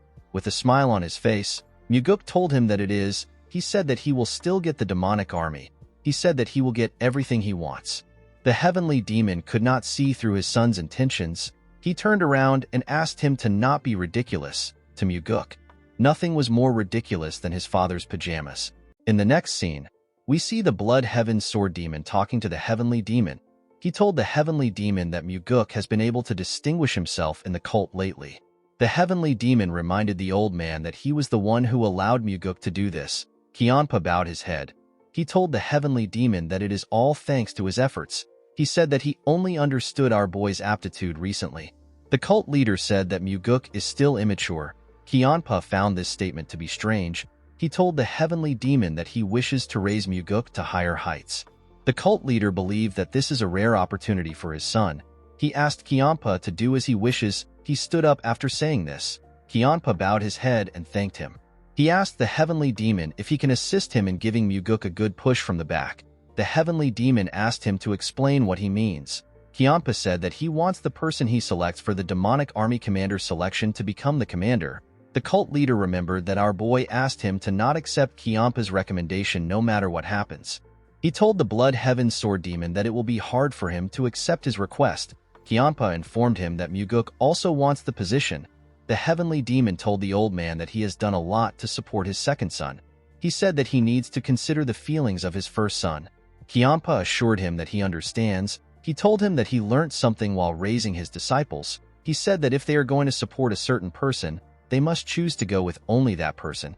He said that he has been criticized a lot for failing to stick to one person. The heavenly demon told him that he doesn't care. With a cold gaze in his eyes, the heavenly demon told Kiampa that he does not have a generous heart like him. He said that he simply kills anyone who says anything about him. The Blood Heaven Sword Demon did not know what to say. The cult leader asked him if he has something else to discuss. Kiampa bowed his head and said that there is nothing else to talk about. He told the heavenly demon that he will see him next time. As he walked out of the building, Kiampa wondered about why the heavenly demon was no longer supporting Muguk. He believed that the cult leader should support Muguk fully if he has already chosen him. The scene shifts and we are taken to Muguk's house. We see Kiampa holding a cup of liquor. He told our boy that his father values his older brother more than him. Muguk asked him if he really believes this. He told the Blood Heaven Sword Demon that their team-up was not meant to happen. He explained to him that he should have been able to fill the things he lacks. The Blood Heaven Sword Demon was shocked to hear this. With a look of anger on his face, he asked Muguk if he is saying that he is not good enough. Our boy told him that he is simply disappointed. Kiampa placed his cup down. He told Muguk that it was impossible to make Jang Ho the demonic army commander from the beginning. Our boy asked Kiampa if he is giving up already. The old man poured himself another cup of liquor. He advised Muguk to not be hung up on something that won't work. Muguk told him that he was acting high and mighty even though he couldn't do one thing for him. Kianpa stopped moving the bottle when he heard this. With a look of anger on his face, he asked Muguk to repeat what he said. Our boy reminded him that he was the one who promised to support him and become his backer. The Blood Heaven Sword Demon told Muguk that he was the one who pestered him like a child to do something that can't happen. Our boy told the old man that he should have rejected his proposal if he knew that it was impossible to do. He told him that he shouldn't have recommended Jang Ho as the demonic army commander the next day. The Blood Heaven Sword Demon did not know what to say. Muguk took out his sword from his hip. He used the sheath to draw a line in front of Kianpa. He reminded him that he also drew a line in front of him in the past. The line was to show how much the heavenly demon cared about them. At that time, he said that the small portion of the line belongs to our boy while the large portion belongs to him. Muguk drew another line in the middle. He told Kianpa that he is the one who has the smaller portion now. Kianpa could not say anything. He could only stare at the line. Muguk smiled when he saw this. He knew that the old man could not think of anything to say. He told Kianpa that he would have gotten Jang Ho the position no matter what happens if he was him. The Blood Heaven Sword Demon asked Muguk to give it a try. Our boy was shocked to hear this. With a serious look on his face, Kianpa reminded Muguk that he mocked him for being incapable of achieving such a small feat. He told him that he should be able to easily do it. Our boy asked him about what he will do if his father agrees to his request. Kianpa asked him to go ahead and try it. He assured him that it will backfire. Muguk could tell that Kianpa was certain that his father will reject his request just because he got rejected. He asked the Blood Heaven Sword Demon if he is suggesting a bet. With a smile on his face, Kianpa told Muguk that it can be a bet. He told him that he will have to come to his side if he fails. He explained to our boy that he will also have to stop talking about wanting more from him. Our boy asked Kianpa about what he will do if he wins the bet. The old man glared at him. He told him that he will do what he wants. Muguk revealed to him that he wants an elixir. He said that the elixir has to be better than the demonic essence pill. Kianpa was shocked to hear this. He asked Muguk if he knows how hard it is to find an elixir better than the demonic essence pill. Our boy assured him that he is well aware of how hard it is to find such a pill. He reminded the old man that they are now in the same boat. He told him that he will also be stronger if he becomes stronger. Kianpa did not know what to say. He knew that Muguk was right. The reason our boy asked for an elixir was because Kianpa had a rare elixir that gives more inner energy than the demonic essence pill. He was certain that Kianpa had the heavenly divine pill. He told the Blood Heaven Sword Demon that he does not have any reason to work with him if he cannot make Jang Ho the demonic army commander or get him a powerful elixir. The old man knew that Muguk was right. He decided to accept the bet. He told him that he will give him the elixir if he can make Jang Ho the demonic army commander. Muguk took out his sword and raised it. He asked Kianpa to promise him. Kianpa hid his huge sword on our boy's sword in order to make the promise. After doing this, he jumped out of Muguk's house. If Muguk is able to consume the heavenly divine pill on top of the demonic essence pill he already has, he won't lose to any of the demon supremes because of a lack of energy. Fortunately for Muguk, he knew a perfect way to win the bet. In the next scene, we see Muguk talking to the chief advisor. He asked Myung for the probability of Jang Ho becoming the demonic army commander. He asked the man to be honest with him. Myung told him that it is less than 10%. Our boy found this odd. He reminded the advisor that the Blood Heaven Sword Demon recommended Jang Ho.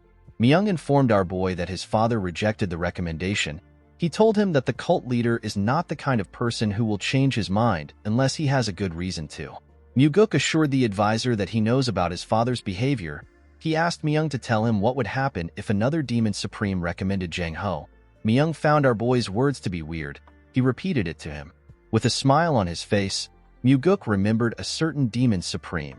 She was a woman in blue clothes. In the next scene, we see Myung reading some documents. The man remembered what Muguk said about two demon supremes recommending Jang Ho. He told our boy that such a thing has never happened before. He said that there is a chance that Jang Ho will become the demonic army commander if it happens. This is because it would give the heavenly demon the justification he needs to change his mind. The man asked Muguk if it is possible for this to happen. With a smile on his face, our boy said that he will give it a try. He told the man that it is sometimes easier to fight two tigers than one. Myung hoped that the other tiger our boy was talking about wasn't the Sword Supreme. The scene shifts and we see a martial artist from the Northern Heaven Sword clan. The man wore some blue clothes. His name is Bae Jongtak. Jongtak was in front of Muguk. He found out that he was accused of rape. He said that the servant is trying to frame him. He begged Muguk to let him confront her. Our boy asked the man to tell him why he believes that the servant would frame him. Jongtak told him that someone might have asked the girl to do it, or he might have offended her in some way. He assured Muguk that he never forced himself on her. Our boy told him that he will allow him to meet the girl. He called out to Daryong. The man was outside the door. The moment he heard his name, he brought the girl inside. Jongtak quickly stood up. He asked the girl about why she is trying to frame him. Muguk asked him to keep quiet. He told him that he will ask the girl to leave if he shouts again. Jongtak quickly shut his mouth. Muguk asked the girl if Jongtak was the one who raped her. The servant nodded her head. Jongtak yelled at her. He asked her not to lie. He told Muguk that the girl is shaking because she is scared that she will be caught. Our boy told the man that the girl is simply scared. Jongtak asked him about what he is saying. He asked him if he is taking the servant's side. Muguk revealed to him that the girl told him about how he threatened to go to her hometown and kill her family if she dared to expose him. Jongtak became nervous. He asked our boy if he seriously believes what she said. Muguk nodded at Daryong to signal him. Daryong nodded back to show that he understands. He brought in 2 more girls. Jongtak became terrified when he saw the girls. Our boy reminded him that this girls worked as his servants before. With a shaky tone in his voice, Jongtak said that he remembers them. He said that they are now grown. The girls glared at the man. Muguk asked him to stop feigning ignorance. He revealed to him that the girls have already testified against him.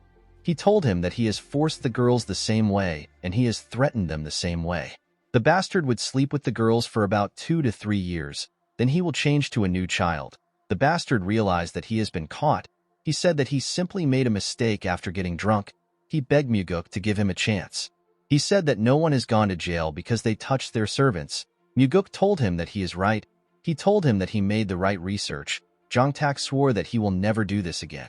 He told our boy that he can even write a vow if he wants. Muguk asked him not to worry about it. He assured him that he won't go to jail. The girls were shocked to hear this. With a smile on his face, Jongtak thanked our boy. He promised to repay the favor. The moment he said this, Muguk drew his sword and cut off his head in one strike. With a cold gaze in his eyes, our boy told him that he is going somewhere else instead. He put his sword back into its sheath. Everyone was shocked to see what Muguk did. Our boy told the girls that the person that tortured them is dead. He told them that their families will no longer be threatened. He advised them to live without worries from now on. Muguk told the girls that they might not be able to forget what happened to them until the day they die. He advised them to remember what happened today if they are going to remember what happened to them. He hoped that the moment Jongtak paid for his crimes would be enough to console them. He asked them to remember the last look on the bastard's face. Unfortunately, this was all Muguk could do for them. The girls were shocked to hear what he said. The oldest among them thanked him for helping them take revenge. The moment she said this, she and the other girls broke down in tears. They seemed to be very happy and sad at the same time. They thanked Muguk again. Our boy and Daryong could only watch them as they cried. Muguk asked the girls not to thank him. He told them that he was only able to punish the bastard because they were all brave enough to testify against him. Our boy asked them to continue living bravely. The girls bowed their heads and told him that they will. After Muguk was done talking to them, Daryong escorted them out of the building. Our boy looked outside his window. He realized that their cult was unable to protect this girls because of the rule that only the strong survives. He believed that fate will allow his father to be cut down by the orthodox martial artists he hates so much if they continue like this. Muguk told himself that his father needs to be cut down. While he was thinking, Leon stepped into his office. She revealed to him that the person on the floor served the Northern Heaven Swordsman. She said that the Flower Sword Supreme won't let him off easily. She asked her master if he is not afraid. Muguk said that he is afraid. With a serious look on his face, he said that he is afraid that he will die before he can take care of all this trash. Leon told her master that their cult has slowly began to become good. She said that they will soon have more good people than the Murim Alliance. Muguk smiled when he heard this. He explained to Leon that it is not a good deed to not rape a servant. No one should be allowed to do such a thing. He said that their cult just wasn't able to do what was naturally expected from them. The moment he said this, he called out to Daryong. He asked him to notify the Sword Supreme right now. He asked the man to tell her that a problem occurred in the process of an investigation. He asked Daryong to tell her that he is going to meet with her to explain everything. In the next scene, We are taken to the Northern Heaven Sword clan. We see a man in blue clothes escorting Muguk and Daryong. The man took them into a bamboo forest. In the middle of the forest, we see a nice building. Someone announced that the Nirvana Pavilion Master has arrived. A beautiful woman stepped out of the building to greet Muguk. This woman is the Flower Sword Supreme. Her name is So Yeonrang.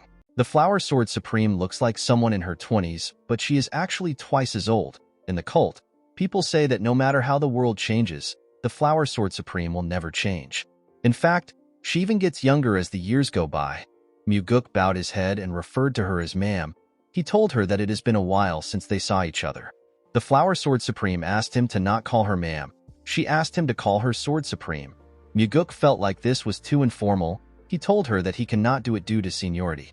The Flower Sword Supreme asked our boy if he respects her because she is much older than him. She told him that she doesn't think of things in such a poor manner. She said that respect should be given to those who deserve it. She said that anyone should be respected if they deserve it. Muguk accepted her request. He asked her to also speak casually to him. He turned to Daryong. He introduced him as the special investigator in charge of investigating the recent case. He told the Sword Supreme that he brought Daryong so that he can explain the details.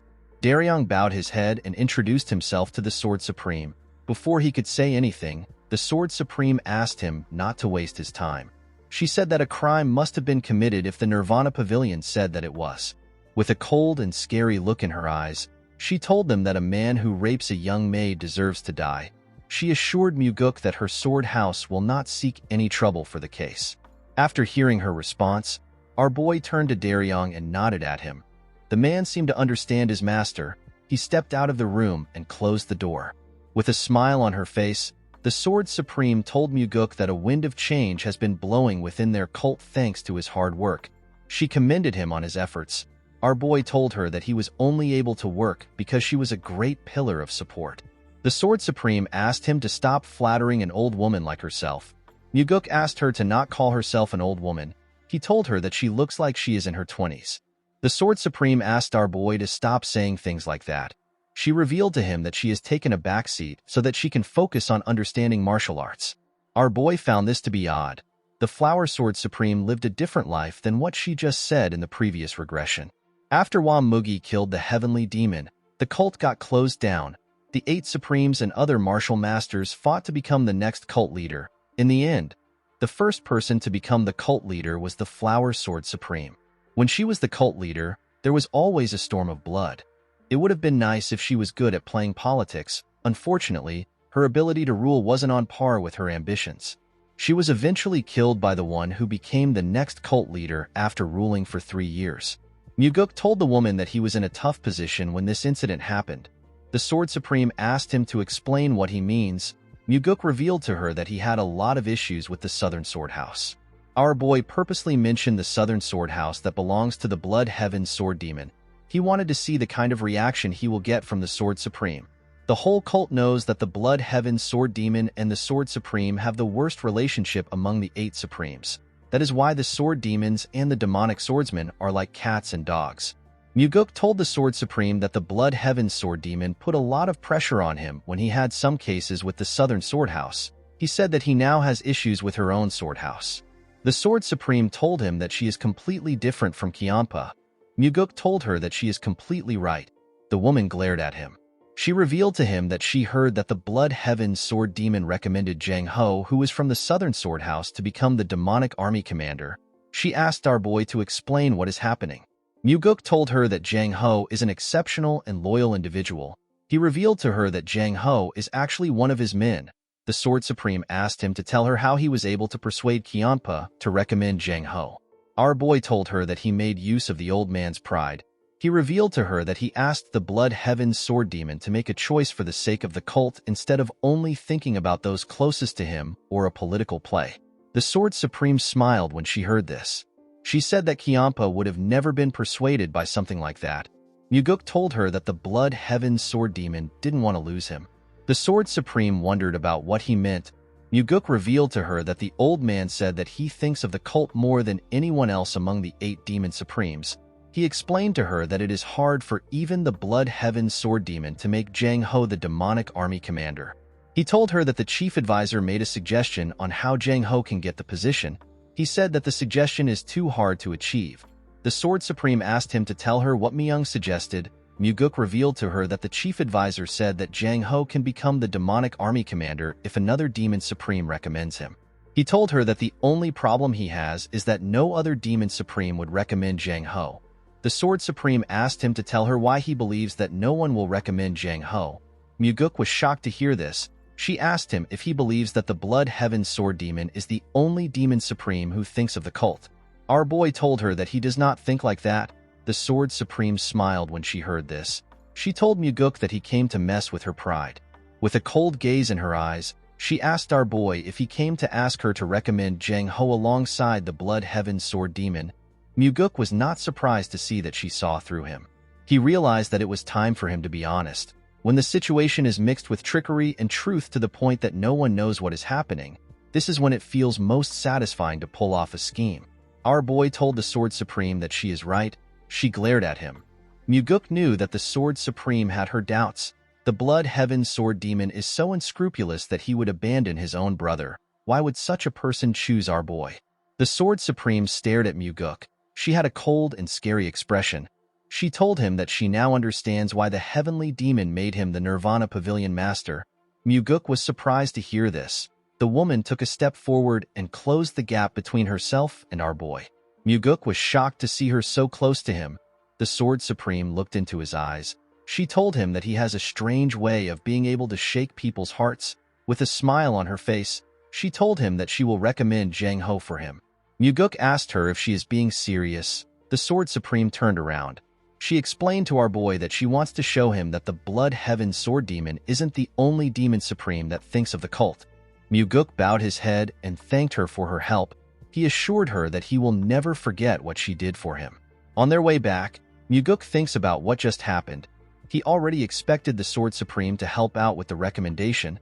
This is because the Blood Heaven Sword Demon will have a monopoly on him if he truly has the potential to become the cult's heir. The Sword Supreme wouldn't want this. She is a kind of person who doesn't want the Blood Heaven Sword Demon to have anything, even if it is horse poop that dropped on the ground. She truly abhors Kianpa. In fact, the first person she killed after becoming the cult leader was the Blood Heaven Sword Demon. In the next scene, we are taken to the Heavenly Demon's Pavilion. We see the chief advisor talking to the Heavenly Demon. He told his master that he never thought that Muguk would be able to persuade the Sword Supreme. The Heavenly Demon told his advisor that his son probably made use of the discord between the two demon supremes. He asked Myung to tell him what Jang Ho is like. He asked him if Jang Ho can be trusted with the position of the demonic army commander. Myung said that Jang Ho is an exceptional individual, but he is more of a martial artist. He is weak when it comes to politics. The chief advisor said that Muguk made a really wise decision to push Jang Ho for the demonic army commander position. The Heavenly Demon said that his son probably did not know how good Jang Ho was from the start. He believed that Muguk made an emotional decision. He said that our boy is more emotional than one would expect. Myung said that it is both a strength and a weakness for Muguk. With a serious look on his face, the Heavenly Demon said that it is a weakness. Myung asked his master about how he would like to resolve the issue of the demonic army commander position. The Heavenly Demon said that he will accept the recommendation since two demon supremes recommended him. He did this in order to not hurt the prides of the demon supremes. He announced that Jang Ho will become the demonic army commander. Myung bowed his head and accepted his master's order. The scene shifts and we see someone tell Muguk that he does not know how to repay his kindness. When our boy turned to the side, he saw Jang Ho bow his head. Muguk placed his hand on the structure in front of him. He told Jang Ho that he will not be able to repay his kindness due to his nature. The man was shocked to hear this. He asked our boy to explain what he means. Muguk revealed to him that there are two reasons he chose to make him the demonic army commander. The first reason is that he is the most suitable person for the position. He told Jang Ho that he gave him the position for the sake of the cult. The man said that he does not deserve such high compliments.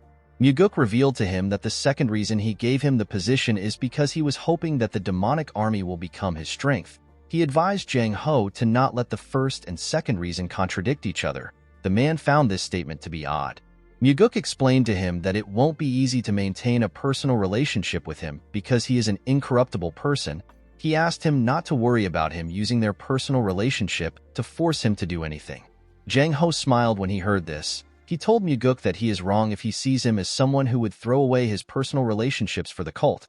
Our boy was surprised to hear this. The man asked him if he remembers the first time they met. At that point in time, he sent Muguk an anonymous letter because his friend was killed. He wanted revenge for his friend. Jang Ho placed his hand on his chest. He told Muguk that he is an emotional person who treats personal relationships as the most important thing. Our boy was surprised to hear this. Jang Ho told him that he has already sworn his loyalty to him. He assured Muguk that he is still loyal to the cult and the heavenly demon. He promised to also work hard for the demonic army.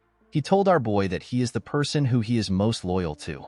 Muguk was shocked to hear this. He never knew that Jang Ho already saw him as a superior. He realized that he obtained someone who is much better than he expected. With a smile on his face, he told Jang Ho that he will be counting on him from now on. The man put his hand together and told our boy that he also looks forward to working with him. The scene shifts and we see the Blood Heaven Sword Demon in Muguk's house.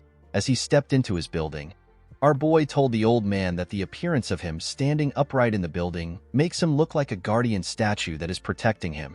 The Blood Heaven Sword Demon stared at Muguk. He asked him if he is trying to tease him for being hard-headed.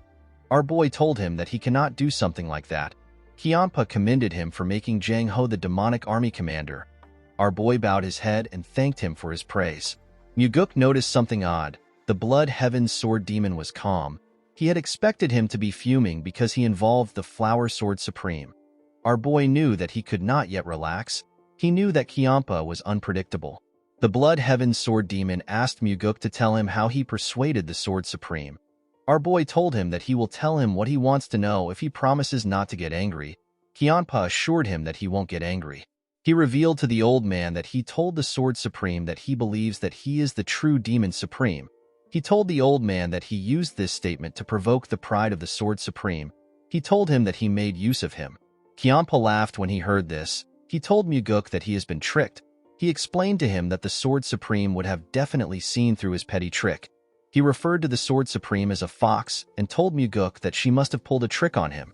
He explained to him that the Sword Supreme only helped him to prevent him from working with him. With a serious look on his face, he asked Muguk to tell him what he will do about their current situation. Our boy assured the old man that he is his top priority. The Blood Heaven Sword Demon reminded him that the Sword Supreme helped him with Jang Ho. Muguk told him that it is fine because he helped him first. Kianpa asked him if he will be able to say this when the Sword Supreme makes a proposition that he cannot refuse. The moment he said this, he took out a small box. He told our boy that the proposition is similar to the box. Muguk accepted the box and opened it. Kianpa told him that a promise is a promise. Immediately he said this. Muguk looked into the box. He saw something shocking. He saw an elixir. Kianpa told him that it is the Heavenly Divine Pill. Our boy was shocked to hear this. He could not believe that Kianpa gave him the Heavenly Divine Pill so easily. He assumed that the Blood Heaven Sword Demon would come up with a lot of excuses. He expected him to say that it was hard to find any good elixirs or something stupid. Kianpa said that he has kept the elixir for a long time. He told Muguk that even he wasn't able to consume it. Our boy asked him if he is really giving it to him. With a look of anger on his face, the old man asked Muguk if he wants him to take it back.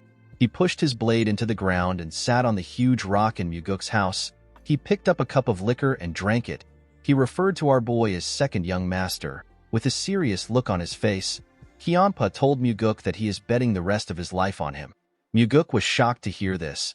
He realized that the Blood Heaven Sword Demon has shown the strongest card that he has in his hands. He did this without any hesitation. Our boy remembered telling his father that the Blood Heaven Sword Demon has no value for him to keep him around. He realized that he has to change what he said. Due to how determined Kianpa was, Muguk believed that he has to do his best to keep him around. He put his hand together and thanked Kianpa for trusting him. He asked him if he can guard him. He told him that he wants to consume the elixir. The Blood Heaven Sword Demon was shocked to hear this. He asked Muguk if he has lost his mind. He could not believe that our boy wanted to consume the elixir in front of him. Muguk told him that it is better for him to consume it in front of him because he was the one who gave it to him. Kianpa could not believe what he was hearing. To allow someone to stand guard over you while you circulate energy has a meaning to it. It is the final stage of trust that a martial artist can have. The Blood Heaven Sword Demon asked Muguk if he truly trusts him. Our boy told him that he is consuming the heavenly divine pill right now because he trusts him. He explained to him that he will have to do as he says in order to get the antidote if he poisoned the elixir. The Blood Heaven Sword Demon asked Muguk to tell him why he believes he didn't poison the elixir. Our boy told the old man that he is not someone who would result to doing something that nasty. Kiampa told him that he can be quite nasty. Muguk explained to him that there are various types of nasty people. He told the old man that he is not someone who would go against his word. With a serious look on his face, Kiampa asked Muguk to tell him what he will do if his instincts are wrong.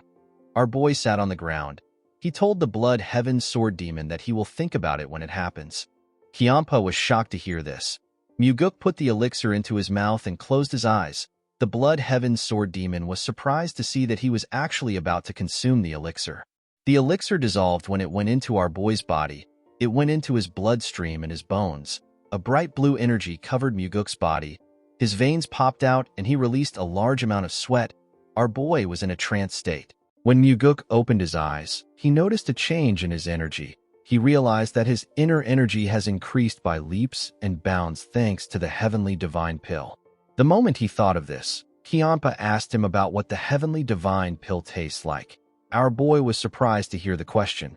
With a smile on his face, he told the old man that it tastes like honey. He said that he has never eaten anything so delicious in his life. The Blood Heaven Sword Demon was annoyed to hear this. He could not believe that he did not take the elixir. He realized that he should have never saved it. Muguk asked him not to be disappointed. He told him that he digested the elixir 10 times more efficiently than he would have been able to. He stood up after saying this. He circulated his energy around his body. His energy was overflowing to the point where he wouldn't lose to Kiampa just because he is lacking inner energy. Kiampa moved close to our boy. He asked him to tell him who he really is. He asked him to tell him who he is for him to mess with his mind and make him hand over the heavenly divine pill. The Blood Heaven Sword Demon stared into Muguk's eyes. He was completely focused on his eyes. He saw something odd in Muguk's eyes. He was surprised to see what was inside Muguk. He saw a large amount of energy. Muguk released a large amount of his energy. He told the old man that he is someone who will eventually lead him. He told him that he has to live long enough for him to see it happen. The Blood Heaven Sword Demon glared at our boy. He watched him as he released his energy. He put his hand together and stood his ground. Muguk decided to take away his energy. He asked the old man about what his ultimate goal is. Kiampa was shocked to hear this. He raised his head up and looked into the night sky. He said that he is already very old. He told our boy that there is nothing he wants. He said that he wants to continue living the same way he has lived so far. Muguk told him that he is being overly passionate for something like that. Kiampa was surprised to hear this. He asked our boy to tell him how he is overly passionate. Muguk told him that he felt like he was a young man when he was putting pressure on him. He said that he could feel the flames of youth still burning strongly within him. Kiampa asked him if this is really how it looked to him. Our boy told him that it is. With a sad look on his face, the old man said that he is happy to hear this. He told Muguk that he thought he has mellowed off recently. Our boy noticed the look on his face. He could understand how Kiampa felt. No matter how many ambitions and passions he has, time will still mercilessly take them away. Muguk moved close to the huge rock. He picked up the bottle of liquor and the cup. He stretched out his hand and asked Kiampa to pour him a drink. The old man was shocked to see this. He reminded Muguk that he lost the bet. He did not understand why our boy wanted to accept his drink. With a smile on his face, our boy explained to him that he won the moment he gave him the heavenly divine pill. He told him that he will accept the liquor that he offered. The Blood Heaven Sword Demon could not believe what he was hearing. Although Muguk did not know if it was possible, he wanted to still make the Blood Heaven Sword Demon one of his people. Kiampa took the bottle and poured our boy a drink. He glared at him as he poured the drink. He did not believe that Muguk would actually drink the liquor. To his surprise, our boy drank the liquor. He gently smiled when he saw this. He told Muguk that they should work well from now on. Our boy accepted his offer. He told him that he can pull off any of his filthy tricks if he wants. He told him that it is fine as long as he can handle it. Kiampa was annoyed to hear this. He could not believe that our boy said that he pulls filthy tricks. He began to laugh like a crazy person. Muguk asked him to pour him another cup. The old man accepted his request. Our boy was no fool. He knew that even though Kiampa is laughing heartily now, he has not yet opened his heart. He knew that Kiampa was not the kind of person which he could understand by getting a small glimpse through the narrow crack of his heart's door. Not even Muguk knows what lies beyond the door. The only thing our boy knew was that their relationship will be decided when Kiampa finally opens the door, whether he will burn Kiampa in flames, stab him to death with his sword, or if they will become eternal friends will be decided when the door opens. The two of them were waiting to see the moves that they will make. The scene shifts, and we see Muguk training in his training room. He covered his sword with his energy and carefully swung it around to understand his new strength. He noticed that the power of his attacks have gone up to the next level, and his attacks have also gotten faster thanks to his increased energy. His inner energy has now reached the level where he can fight on par with the Demon Supremes. Our boy carefully moved and made a huge swing. He was not satisfied with his current strength. He believed that he needed to accumulate even more energy.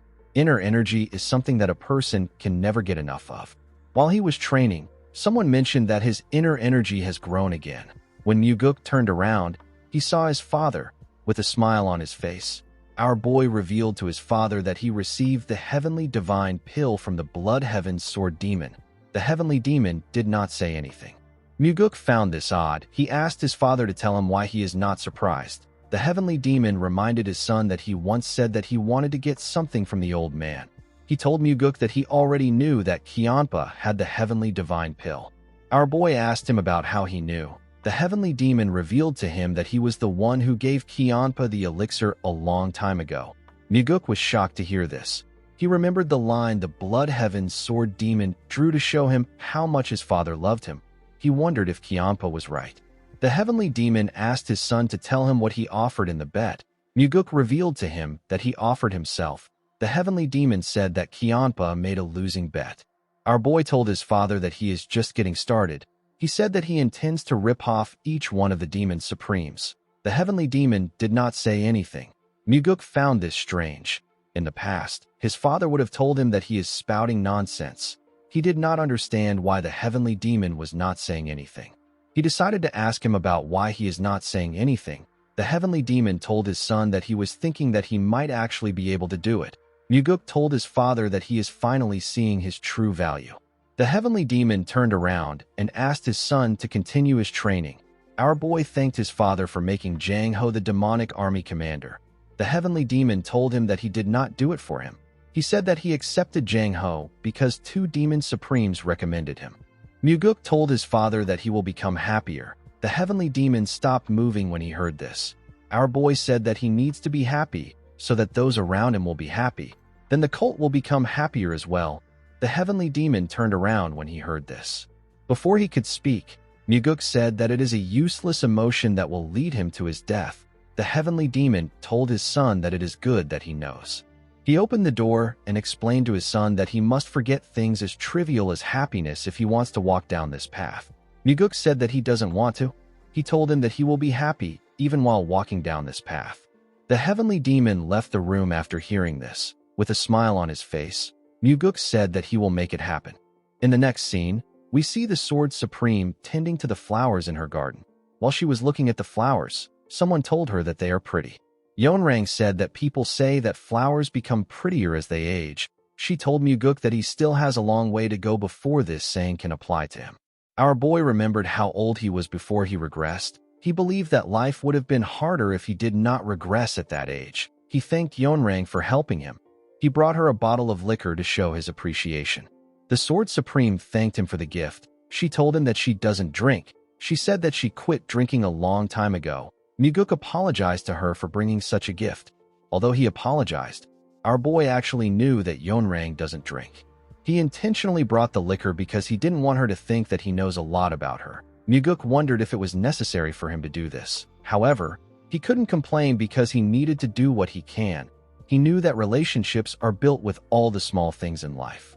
He told the Sword Supreme that he believes that help must be repaid. He asked her if there is anything he can do for her.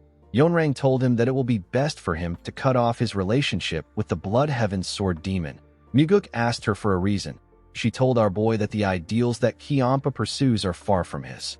Unlike Muguk, who wants to change the cult into a place with discipline and order, the Blood Heaven's sword demon hates to be bound by rules more than anyone in the world. After hearing what she said, Muguk apologized to her. He told her that he can't do what she is asking for. Yeonrang turned around and glared at our boy. She asked him if he really can't do it. Muguk said that he can't. He revealed to her that the old man has given him a gift that is far too precious. Our boy never planned on mentioning the gift. He believed that it was right for him to tell her, especially since he intends on making the Blood Heaven Sword Demon and the Flower Sword Supreme his people. Yeonrang asked him about what Kiampa gave him. Muguk said that it is a personal gift. He told her that it is hard for him to tell her. Yeonrang said that she assumed that they were close enough to share such details with each other. She asked him if she is wrong. Muguk told her that he will tell her because she helped him a lot last time. He revealed to the Sword Supreme that the Blood Heaven Sword Demon gave him the Heavenly Divine Pill. Yeonrang was shocked to hear this. She asked our boy if the greedy old man really gave him the Heavenly Divine Pill. Muguk told her that he did. He said that Kiampa decided that he has more value than the elixir. Yeonrang could not believe what she was hearing. Muguk bowed his head and thanked her again for her help. He asked her to tell him if she ever needs his help. He told her that he will see her next time. The moment Muguk turned around, Yeonrang called out to him. She asked him to tell her the kind of person Kiampa looks like to him.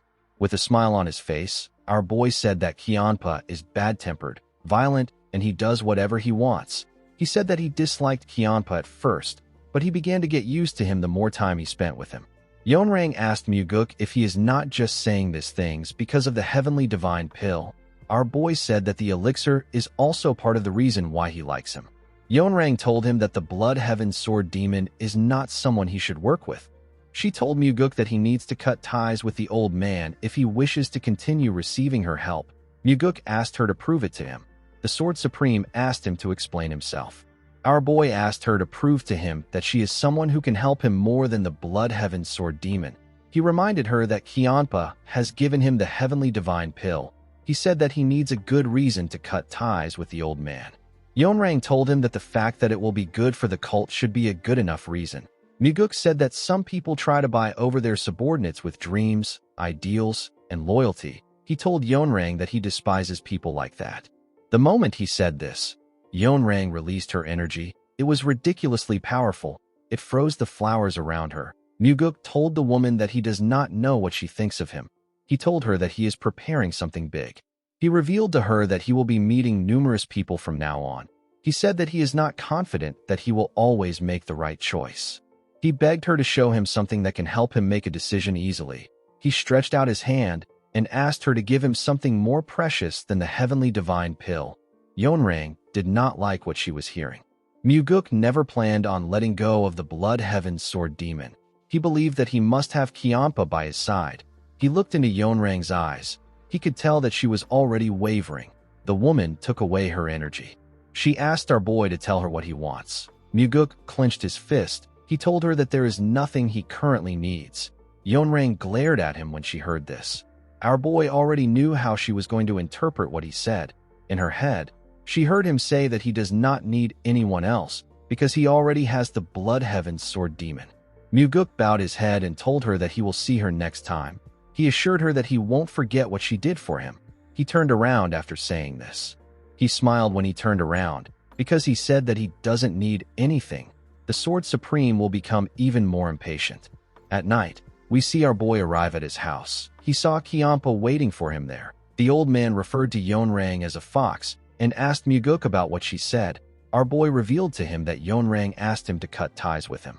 Kiampa reminded him that he told him that the Sword Supreme would say this. He asked Muguk if Yeonrang gave him a reason. Our boy told him that she said that their ideals are too different and he is too free-spirited. The old man said that it is a load of crap. He asked Muguk about what he will do. Our boy said that he will work with the person who gives him the most benefits. Kiampa was shocked to hear this. Muguk told him that he is simply trying to weigh his options. He told the Blood Heaven Sword Demon that he would have done the same thing too. Kiampa glared at him. Muguk smiled when he saw the look on his face. He asked him not to worry about it. He told him that he is still in the lead. He said that it is impossible for her to give him something better than the Heavenly Divine Pill. Kiampa said that it is not impossible. He told our boy that Yeonrang is someone who would do anything just to destroy him. Muguk asked the old man about why their relationship is so strained. Kiampa stopped talking when he heard the question. Although our boy asked the question, He already knew the answer. The Blood Heaven Sword Demon told him that reasons aren't needed to hate another person. Muguk asked him if he wants to have a drink. He told him that he will feel bad if he leaves like this. Kiampa asked him if he knows the kind of person he is. Muguk said that he is calm-headed. He told him that it is not a bad thing. He advised him to act disappointed when he is disappointed. He advised him to talk things out when he is upset. Muguk told the old man that he will pay for the drinks. Kiampa grabbed his sword and jumped. He told our boy that he will wait for him at the demonic village. Muguk gently smiled when he heard this. In the next scene, we are taken to the pleasure bar. The people in the bar were noticeably uncomfortable. They were all fixated on some people. They focused their attention on the Blood Heaven Sword Demon and the second young master. Kiampa told our boy that he expected him to take him to a courtesan house. He revealed to him that he actually hates places where women are at. Muguk did not expect to hear this. He reminded Kiampa that his late brother loved courtesan houses. The old man asked him not to bring his brother up. He told him that it will ruin the mood. Our boy accepted the request. Muguk actually purposely mentioned Cheon-yang. He did not want the wound to fester in Kiampa's heart. The owner of the bar moved close to them. He welcomed them to the bar. With a shaky tone in his voice, he said that it is an honor to have them both in the bar. Muguk told him that they came there because the liquor and the food is great. The man thanked our boy for his compliment. He left after taking their order. Kiampa told our boy that he is being unnecessarily nice. Muguk told him that nothing bad comes from being friendly. Kiampa explained to him that there will inevitably be times when things go wrong because he got swayed by his emotion. He decided to use the bar owner as an example. He asked our boy if the food will taste better because he was friendly, or if it will taste better if he threatens to kill the bar owner if he makes a bad meal. He told Muguk that his older brother has an advantage over him in this aspect. Our boy agreed that life gets easier if a person lives cold-heartedly. He said that he doesn't want to live his life like that. Kiampa asked him for his reason. With a smile on his face, Muguk said that he believes that the food will taste better when it is made by someone who is happy to make it instead of trembling in fear while making it.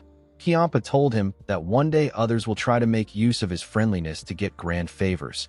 If he doesn't agree to help, he will be greatly criticized. The old man said that this is how humans are. Our boy told him that the person could also give him back several-fold of the friendliness he has shown. He said that it might even be what saves his life. With a serious look on his face, he told Kiampa that this is also how humans are. The Blood Heaven Sword Demon did not know what to say. He told Muguk that they will have to wait and see. While they were talking, they were served their meal and liquor. Muguk told the Blood Heaven Sword Demon that he sees him as someone who is more emotional than him. The old man was surprised to hear this. He asked our boy if he is blind. He told Muguk that he really sucks at judging people. Our boy smiled when he heard this. He believed that his judgment was accurate. Muguk noticed that in all the situations which Kiampa has gone through with him, he was more emotional than normal. Even in this moment, his emotions are involved as he shares what he thinks with someone else. This is something he has never really done before. Our boy decided to ignore the talk about emotions and face a pressing issue. He placed his cup on the table and told Kiampa that he needs to start managing his disciples from now on. He told him that his disciples will continue having issues with the Nirvana Pavilion if he doesn't start managing them. The Blood Heaven Sword Demon glared at Muguk. He told him that he is getting more arrogant. Our boy corrected him by telling him that he is the one who is arrogant. Kiampa was annoyed to hear this. He screamed at Muguk. Everyone at the bar became nervous when they heard his voice. Muguk told the old man that he looks down on both the cult and his father. He said that he is confident because he is the Blood Heaven Sword Demon. With a serious look on his face, Muguk told him that he assumes that nobody cares about what his disciples do. The moment he heard this, Kiampa released his energy. He destroyed the table in front of them. He glared at Muguk. Our boy did not back down. He looked him in the eye. The Blood Heaven Sword Demon took away his energy and the plates and bottles fell to the ground. The owner was shocked to see this. Everyone else became nervous. With a look of anger on his face, Kiampa told our boy that his words were beyond arrogant. He told him that he really wants to beat him right now. He turned to the owner. He asked him to stop staring at them. He ordered him to bring them some more liquor and food.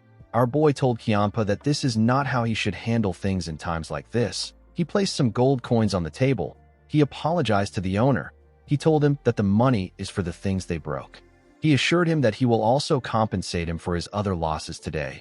The owner became more nervous. He assured Muguk that it is fine.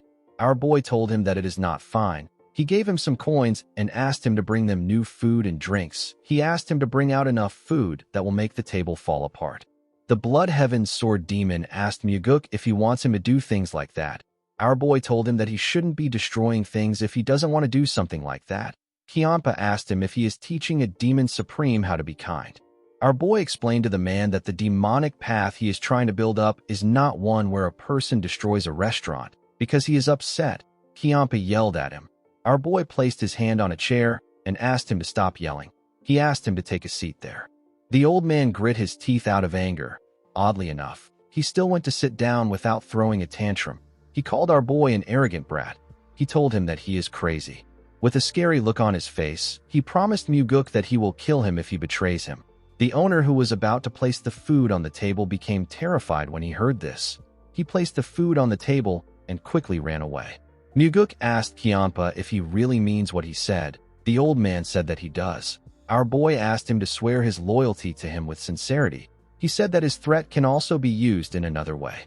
He told the Blood Heaven's Sword Demon that if he truly swears his loyalty to him and he betrays him, he said that he will plunge his sword into his heart. Due to the look on his face, Kiampa could tell that Muguk was not playing around. Our boy poured him some liquor. He asked him to accept his drink. He also poured himself a drink. The two men glared at each other. Muguk raised his cup up and pushed his hand forward. Kiampa decided to accept the drink. He picked up his cup. Our boy smiled when he saw this. The two of them drank their liquor. Even though the Blood Heaven's Sword Demon did not clink his glass with our boy's own, our boy knew that he already accepted the oath in his heart. The scene shifts, and we are taken to the Sword Supreme's flower garden. We see her looking at the stars. While she was looking up, someone informed her that Muguk is with the Blood Heaven's Sword Demon. He said that they are having drinks together. The man told his master that our boy is an arrogant person. Yeonrang asked him to mind his words. With a cold gaze in her eyes, she told him that there is nothing more crude than speaking carelessly behind one's back. The man said that he will remember this. Yeonrang said that Muguk is not the same person that she knew before. The man said that our boy is a storm in a teacup at best. The Sword Supreme asked him about what he will do if the teacup is big enough to contain the whole Murim. The man was shocked to hear this. The Sword Supreme knew that there is something special about our boy for Kiampa to give him the heavenly divine pill. She said that he basically gave Muguk everything. She knew that the Blood Heaven's Sword Demon must see a possibility of Muguk becoming the successor of their cult. The man asked Yeonrang if she also sees that possibility. Although Muguk showed her an unexpected side of himself, it was not to the point where she would give him an elixir that is on the level of the heavenly divine pill. This made Yeonrang annoyed. She felt like she was missing something which the Blood Heaven's Sword Demon picked up on. She did not like the fact that the old man could see something that she couldn't. While she was thinking, the man asked her to rest for today. He informed her that he has prepared a new man. The Sword Supreme turned around when she heard this. She walked past the man. After she passed by his side, the man raised his head up and turned around.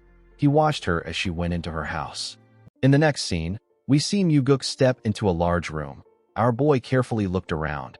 This was his first time in his father's personal training ground. Our boy noticed a huge piece of iron dangling in the room. He quickly recognized this iron. It was the 10,000 years cold iron. Muguk noticed the marks that were left on the iron. He realized that his father was using it to train. He carefully looked at the marks. He said that his father is abusing the iron.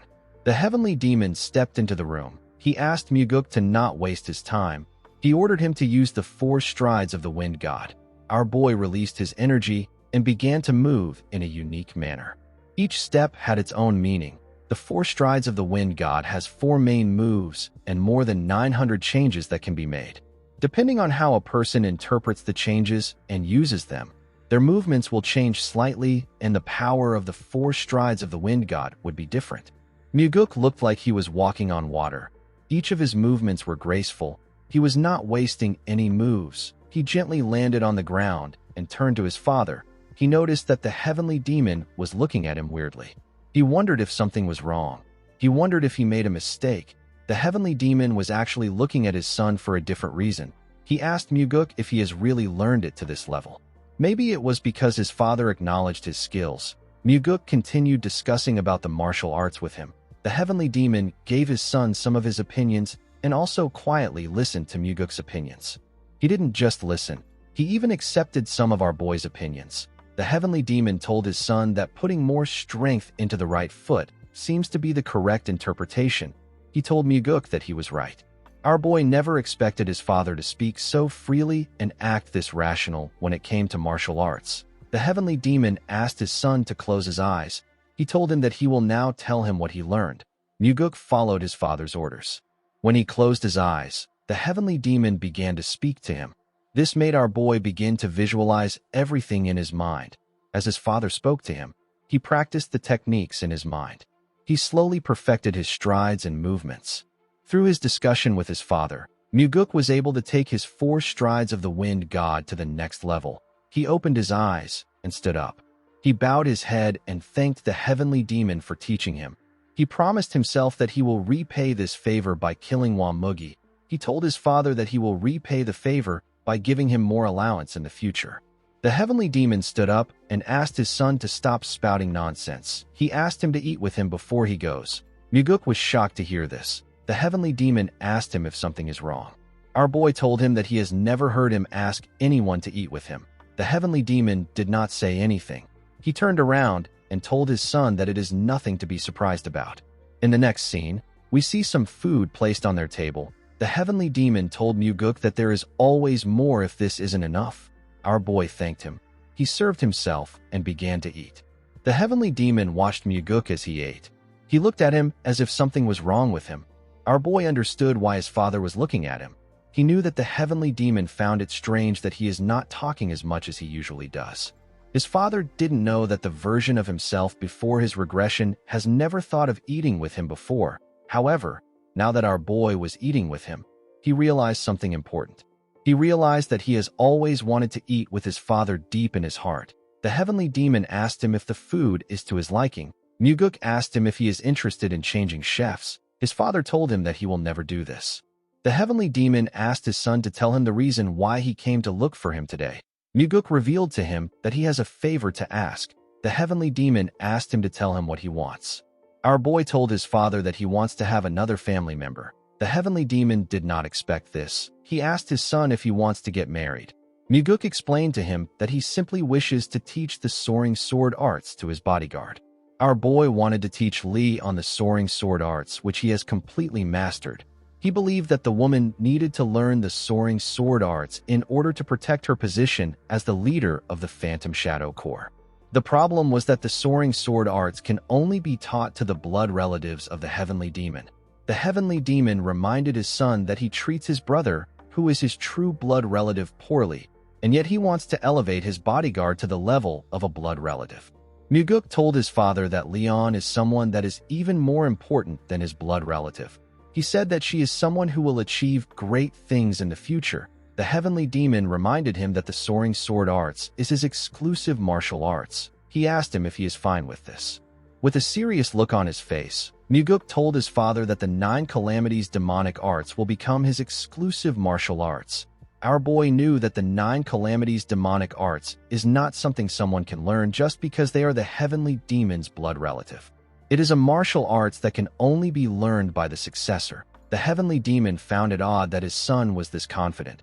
He told Muguk that he can do as he wishes. Our boy was surprised to hear this. He didn't expect his father to allow it so easily. The heavenly demon told Muguk that he wants him to promise him something. Our boy asked him to tell him what it is. The heavenly demon told his son that he wants to be the first to know when he is determined to kill a demon supreme. He told Muguk that he must tell him no matter which demon supreme it is. Our boy agreed to tell him first. The scene shifts and we see Muguk in another room. Leon stepped into the room and asked him if he called for her. Our boy referred to her as the leader of the Phantom Shadow Corps.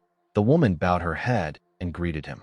Muguk revealed to her that he will be teaching her a new martial arts. The woman was surprised to hear this. She asked him if he is serious. Our boy revealed to her that he will be teaching her the soaring sword arts. Leon was shocked to hear this.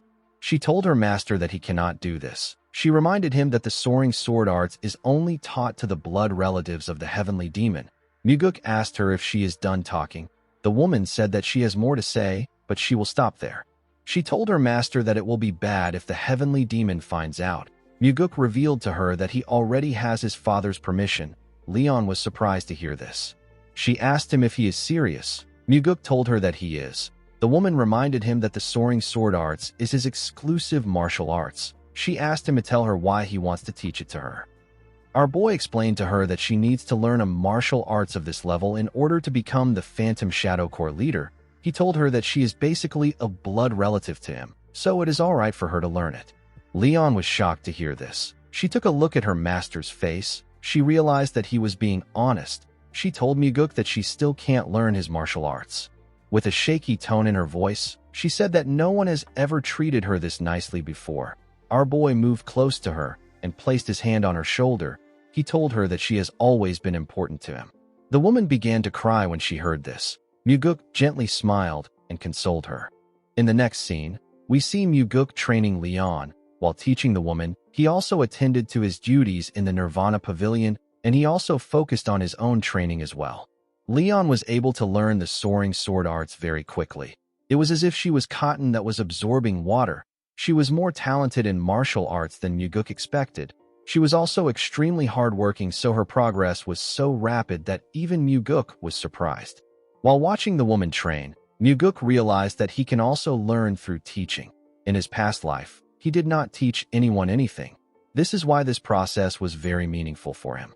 The scene shifts, and we are taken to the Nirvana Pavilion. We see Muguk and the investigators gathered outside. Our boy told them that it has been a while since they all gathered in one place like this. The investigators agreed with him. Muguk told them that he likes their replies. He said that he came to pour oil on top of their fiery fighting spirits. The investigators did not understand what our boy meant. Muguk called out to Daryong. He asked the man to open the box next to him. When Daryong opened the box, he was shocked to see what was inside. The man asked Muguk about what this amount of money is doing there. Our boy ordered the man to give a note to everyone. Daryong was shocked to hear this. Muguk asked him to do it now. The man accepted the order. As Daryong shared the money to them, Muguk revealed to the investigators that the money is a gift from him to all of them. The investigators were shocked to hear this. They all bowed their heads and thanked their pavilion master. Our boy explained to them that he is giving them this money because he doesn't want the Nirvana Pavilion to become an organization that allows external pressure to influence them. He told them that he doesn't want them to accept any bribes. He told them that they should look for him if they suddenly need some money. He said that he will give them their salaries in advance. He told them that he will lend them some money if their salaries are not enough. He asked the investigators if they understand him. They all said that they do. After saying this, Muguk dismissed them. The scene shifts, and we see our boy and Daryong inside the building. Daryong asked his master to tell him how he knew about something. Muguk asked him about what he means. Daryong decided to be straightforward. He asked our boy to tell him how he knew that Iko needed money. He explained to him that Iko has been trying to get more money because his brother is getting married. He used up all his money because his parents were sickly when he was alive. Now he has to look after his younger siblings, so he doesn't have a lot of money. Muguk said that it is impossible for him to know something like that. He said that he didn't know. Daryong asked our boy not to lie. Our boy smiled when he heard this. He actually got to know about Iko's situation through pure coincidence. He wanted to just give the man some money, but he changed his mind. He decided to give everyone something. Muguk asked Daryong if the fact that he knew is important. The man told him that it is. He said that it would help create a sense of loyalty. Muguk smiled when he heard this. He asked the man not to be deceived by things like this. He said that it is just trickery to create a good impression. Daryong told him that he doesn't buy his excuse. He explained to our boy that the world can make a person do all sorts of things even without resorting to such trickery. Muguk was surprised to hear this. He noticed that Daryong was being serious. The man bowed his head and turned around. Our boy watched him as he walked away. In the next scene, we are taken to the Southern Sword House. The Bloodheaven Sword Demon asked Muguk to tell him what he is doing there. He asked him if something happened that warrants his arrest. Our boy asked him if he did something. Kiampa said that he has done many things in his life. Muguk told him that his arrest won't be happening today. The Bloodheaven Sword Demon asked our boy to tell him why he came. Muguk presented a box to the old man. He told him that he came to give it to him. Kiampa accepted the box. He asked Muguk if he wants to assassinate him with the box. He asked him if it will release poison when he opens it. Our boy was annoyed to hear this. He asked the man to tell him where he would even be able to buy such boxes. He said that he will like to buy a few of them. When Kiampa opened the box, he saw something surprising inside. Muguk told him that it is a top-quality blood poison pearl. The Blood Heaven Sword Demon said that he knows what it is. He asked our boy to tell him why he is giving it to him. Muguk told him that it is a gift for his birthday. Kiampa was shocked to hear this. Our boy congratulated him on his birthday. He reminded him that today is his birthday. The Blood Heaven Sword Demon wondered if today was really his birthday. Muguk asked him if he didn't know.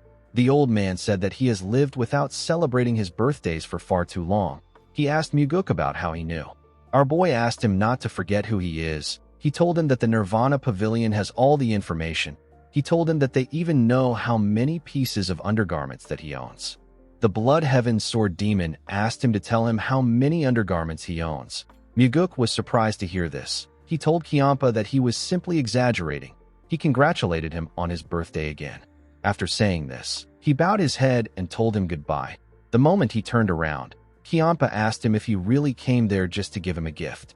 Our boy assured him that he only came to give him a gift. He asked him not to worry. The Blood Heaven Sword Demon asked him if he is just going to leave like this.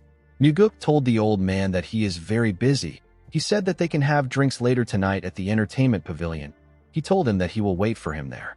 After saying this, our boy left. Kiampa took another look at the box. He could not believe that he received a gift for his birthday. Later in the evening, we see Muguk return to his residence. Our boy saw something shocking inside his house. He saw the Sword Supreme in his house. She was sitting on the huge rock. She had a small table next to her.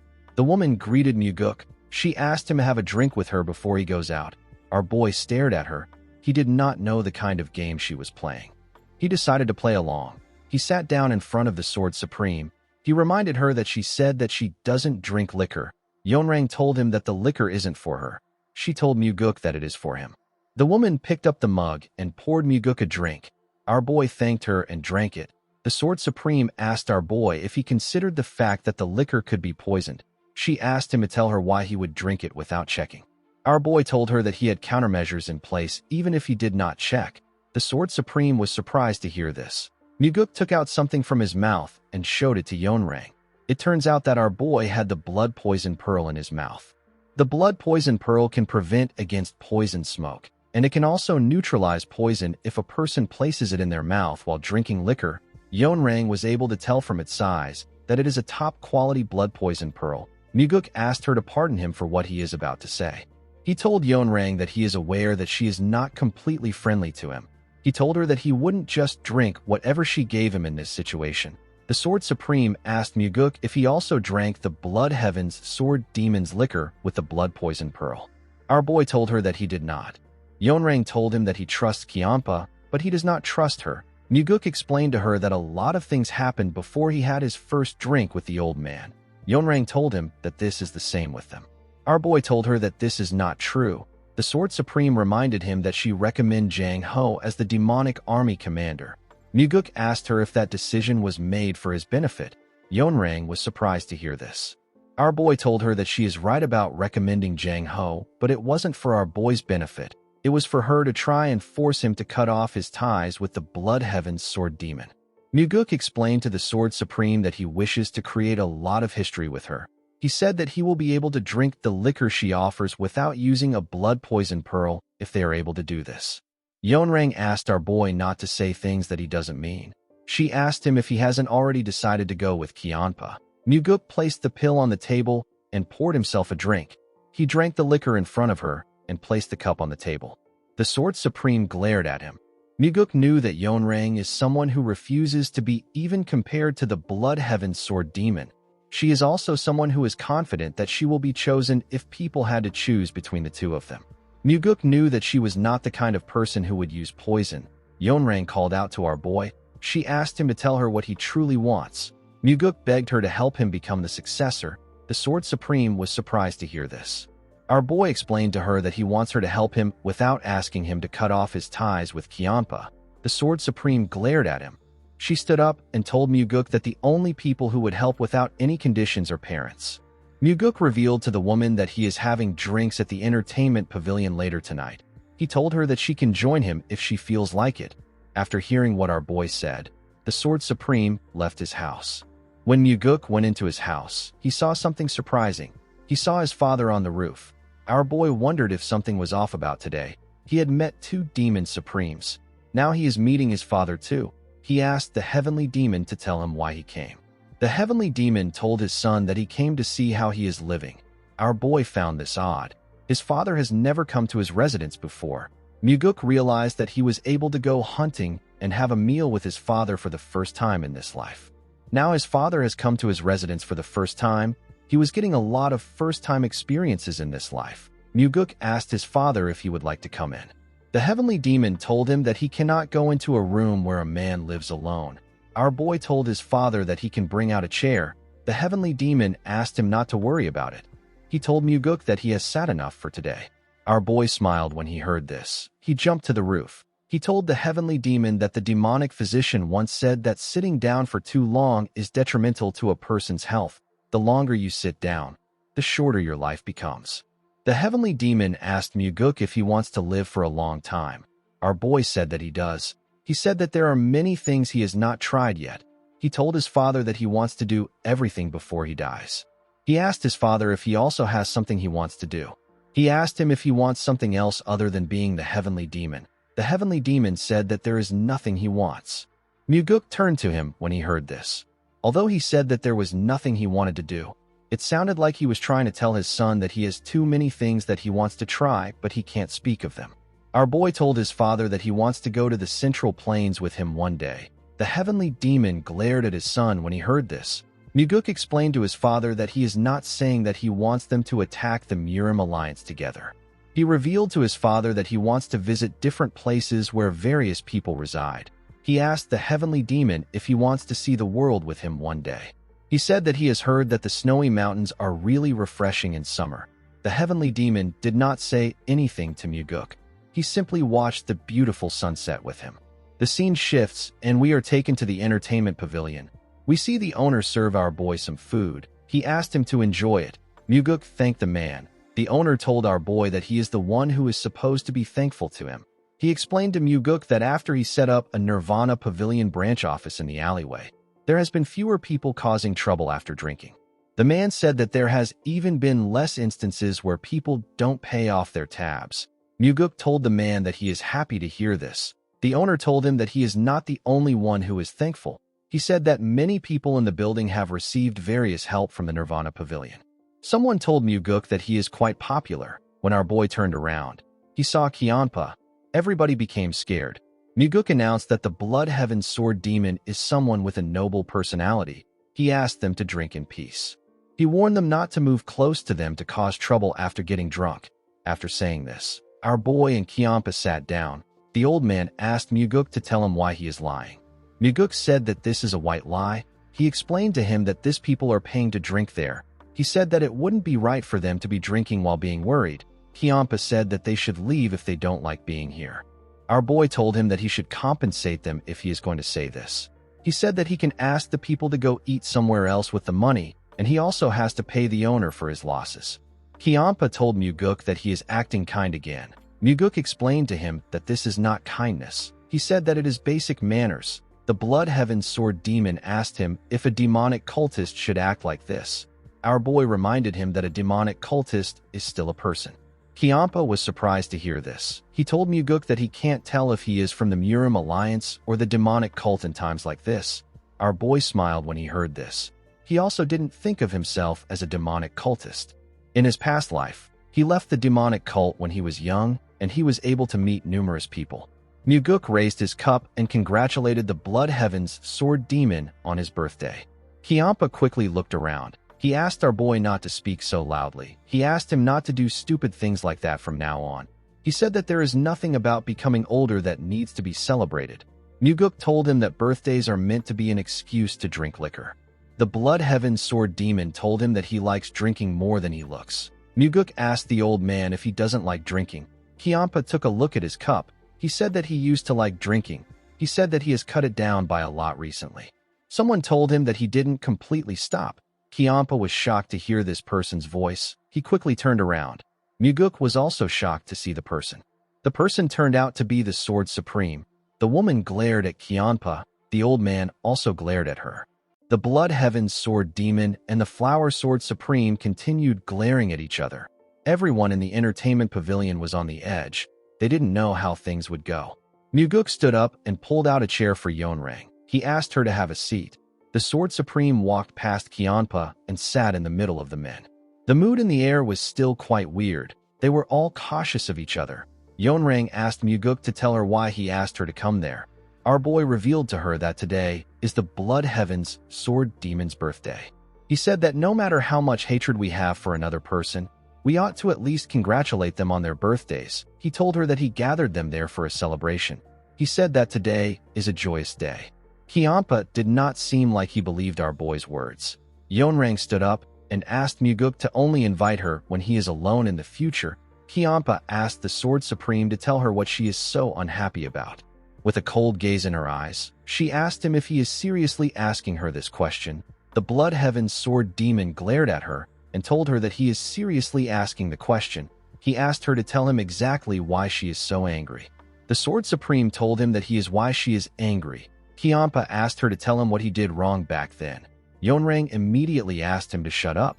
She said that she does not want to hear any more of it. The Blood Heaven's Sword Demon stopped talking when he heard this. He and Yeonrang simply stared at each other. The Sword Supreme called him a selfish bastard. Kyampa was annoyed to hear this. He stood up and asked her to repeat what she just said. He quickly grabbed his sword. Yeonrang asked him if he is going to swing his huge sword that is as crude as him. She said that they can have a go at it. She told him that he will get drunk and start spouting nonsense again. Kyampa squeezed his sword hilt out of anger. He could not say anything. Muguk did not know what to do. He simply stared at them. He knew that neither of them will attack the other. This is because there is an absolute rule that forbids the Demon Supremes from fighting one another. He told them that there is still some time before midnight. He asked them to calm down. Yeonrang turned to our boy and released a small amount of energy. She asked him to tell her why he started this. She asked him to tell her the amount of disdain he has for her for him to do this. Muguk told her that he asked her to come because he needs her. He said that he wanted the two of them to reconcile here. He told her that he doesn't know what caused them to hate each other so much. The Blood Heaven's Sword Demon and the Sword Supreme were surprised to hear this. Yeonrang calmed herself and asked Muguk if he thinks that their relationship would be strained if their issue could be resolved over a drink. Muguk told her that they need to keep meeting each other until it is resolved. He advised them to curse each other and pull out their hair until their issue is resolved. Yeonrang told our boy that he is being too greedy.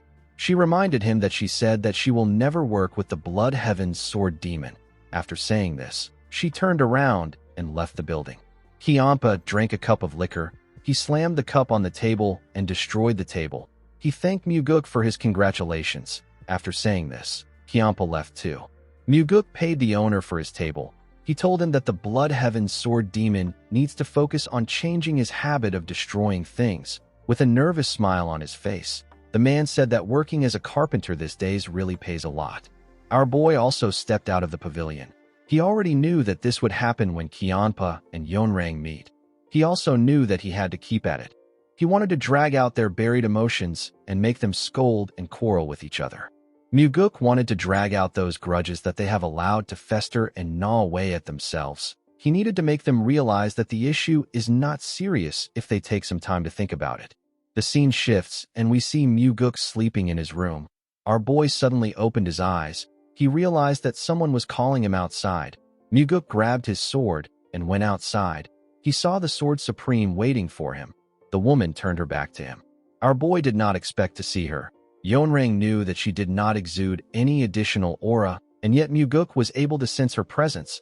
She told him that his skills are extraordinary. Our boy said that he is simply a light sleeper. The Sword Supreme reminded Muguk that he told her that he despises people who try to win the hearts of their subordinates with things like dreams and ideals. Muguk agreed that he said this. Yeonrang said that she also has people that she despises. Our boy asked her to tell him the kind of people she is talking about. She said that she hates people who are only good with words but don't have the ability to back it up. Muguk asked her if he is this kind of person. She told him that they need to find out. The moment she said this, she drew her sword and released some energy. Muguk found it amazing that he couldn't find a single opening even though her back was facing him. He told the Sword Supreme that he has another kind of person that he despises. Yeonrang asked him to go on. Muguk told her that he doesn't like someone who is strong and uncaring at the same time. He said that he despises people who use their strength to oppress others or to create relationships where they have the upper hand. He said that he hates seeing people who have such poor imagination cause harm to others. The moment he said this, Yeonrang released a large amount of energy. The ground began to shake. She turned to Muguk and told him that she has been too nice to him. She told him that he has become far too arrogant. Our boy noticed that his grass was slowly freezing. With a smile on his face, he asked Yeonrang to tell him what she will do if he wins. Yeonrang was annoyed to hear this. She could not believe what she was hearing. She asked him if he just said that he will win against her. Muguk told her that he did. With a serious look on her face, she told Muguk that she will do whatever he wants if he wins. She said that she will even kill herself if he asks her to do it. Muguk could tell that Yeonrang was certain that she would never lose. He accepted her condition. The Sword Supreme asked him to tell her what he will do if he loses against her. Muguk told her that he will do as she wishes. With a scary look on her face, Yeonrang told our boy that what she wants is simple. She revealed to him that she wants him to drive the Blood Heaven's sword demon out of his life. Muguk believed that Yeonrang has every reason to act confident. This is because her martial arts are second only to the heavenly demon. He asked her if she is not curious about what he wants. The Sword Supreme said that she is not curious because she won't have to hear about it. Muguk smiled when he heard this. He told her that she will have to hear about what he wants today. He pulled out his sword and told her that he has the black demonic sword in his hand. He told her that it can even damage her sword. Yeonrang told Muguk that she will give him the first 3 attacks. Our boy took a stance and told her that he will accept her offer. He said that he will start now. Although it will be tough for him, Muguk decided to fight her without using the 4 strides of the Wind God. He decided to end the fight within 3 attacks. The moment he thought of this, he charged at the Sword Supreme. He used the first form of the soaring sword arts known as Celestial Equilibrium. He released a large amount of energy with his attack. The Sword Supreme was able to block it. She and Muguk glared at each other. They tried to push each other with their swords. As their swords pressed against each other, it released a bright light and a large amount of energy. It destroyed the surrounding. The attack sent Muguk flying. The Sword Supreme was able to regain her balance in the air. Muguk pressed his leg into the ground. He raised his sword and used the second form of the soaring sword arts known as the Shifting Slash. He was able to fire multiple attacks at Yeonrang while she was still in the air. Yeonrang was able to block each one of the attacks with her sword. She gracefully landed on the ground. When she raised her head up, she saw multiple attacks coming towards her. She grit her teeth and took a stance. She fired a huge attack at Muguk. Her attack went through the Shifting Slash. Our boy was able to block it. He realized that the Sword Supreme has broken her word on letting him attack 3 times first. She even retaliated. Yeonrang also realized that she messed up. Muguk couldn't blame her. She couldn't help it. The constant shifts made by the Shifting Slash makes it a technique that can't be stopped with blocking alone. Yeonrang had to attack in order to defend against it. Muguk took a stance. He covered his sword with a dark and scary energy. He used the third form of the soaring sword arts known as the Heavenly Slash. He fired his dark energy at the Sword Supreme. Yeonrang wasn't even bothered. She raised her sword and blocked the attack. While she was blocking the attack, Yeonrang noticed something odd. This attack was much more powerful than she expected. It was slowly overwhelming her. The Sword Supreme could not believe what was happening. The attack was slowly covering her up. She asked Muguk to stop. She said that she doesn't want him to attack her face. Our boy glared at her. He could see the fear in her eyes. He took away his energy and pointed his sword at her. The Sword Supreme was quite scared. Our boy took away his sword. With a serious look on her face, Yeonrang asked Muguk to tell her what just happened. Muguk reminded her that he asked her to be careful because he has the black demonic sword. The Sword Supreme explained to him that he wouldn't have won the fight even if he has the heavenly demon sword. Our boy revealed to her that he has completely mastered the soaring sword arts. Yeonrang was shocked to hear this. She told him that she doesn't believe him. The soaring sword arts is an advanced martial arts that is similar to what the demon supremes have. It was natural that Yeonrang would find it hard to believe that our boy has already completely mastered such an advanced martial arts. Muguk asked the Sword Supreme if she believes that his father made him the Nirvana Pavilion Master just because he is his son. Yeonrang said that it still doesn't make any sense. Our boy revealed to her that he also consumed the Heavenly Divine Pill to make up for his lack of inner energy. The Sword Supreme finally understood why Muguk is so strong. Our boy told her that he won the fight. He asked her if she acknowledges this fact. Yeonrang said that she wouldn't have let her guard down if she knew that he was this strong. Muguk knew that she was right.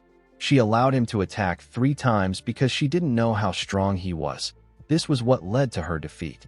He asked Yeonrang if she won't acknowledge her defeat. He told her that if the Demon Supremes learn that she broke her word, she will be forever haunted by the label of a coward. Yeonrang asked Muguk to shut up. She told him that he does not need to provoke her by saying things like that. She told him that she will keep her word. She asked him to tell her what he wants. With a smile on his face, Muguk reminded her that she said that she will give him her life if she lost. The Sword Supreme asked him if he wants her life. Muguk told her that he doesn't. He said that even though the Blood Heaven Sword Demon calls him a crazy person, he is not this crazy. Yeonrang asked him to tell her what he wants. With a serious look on his face, Muguk asked the woman to accept his apologies. Yeonrang did not expect this. Muguk put his hand together and apologized to her for the disrespect he has shown her up until now. He told her that he is being sincere. He hoped that she will forgive him. The Sword Supreme asked Muguk if he is mocking her right now. Our boy assured her that he is being serious. He told her that he acted disrespectful towards her today. He said that he shouldn't have invited her to the dinner. Yeonrang did not understand what was happening. She asked Muguk about why he is apologizing when he already won. Our boy explained to her that he wants to win her favor by apologizing to her.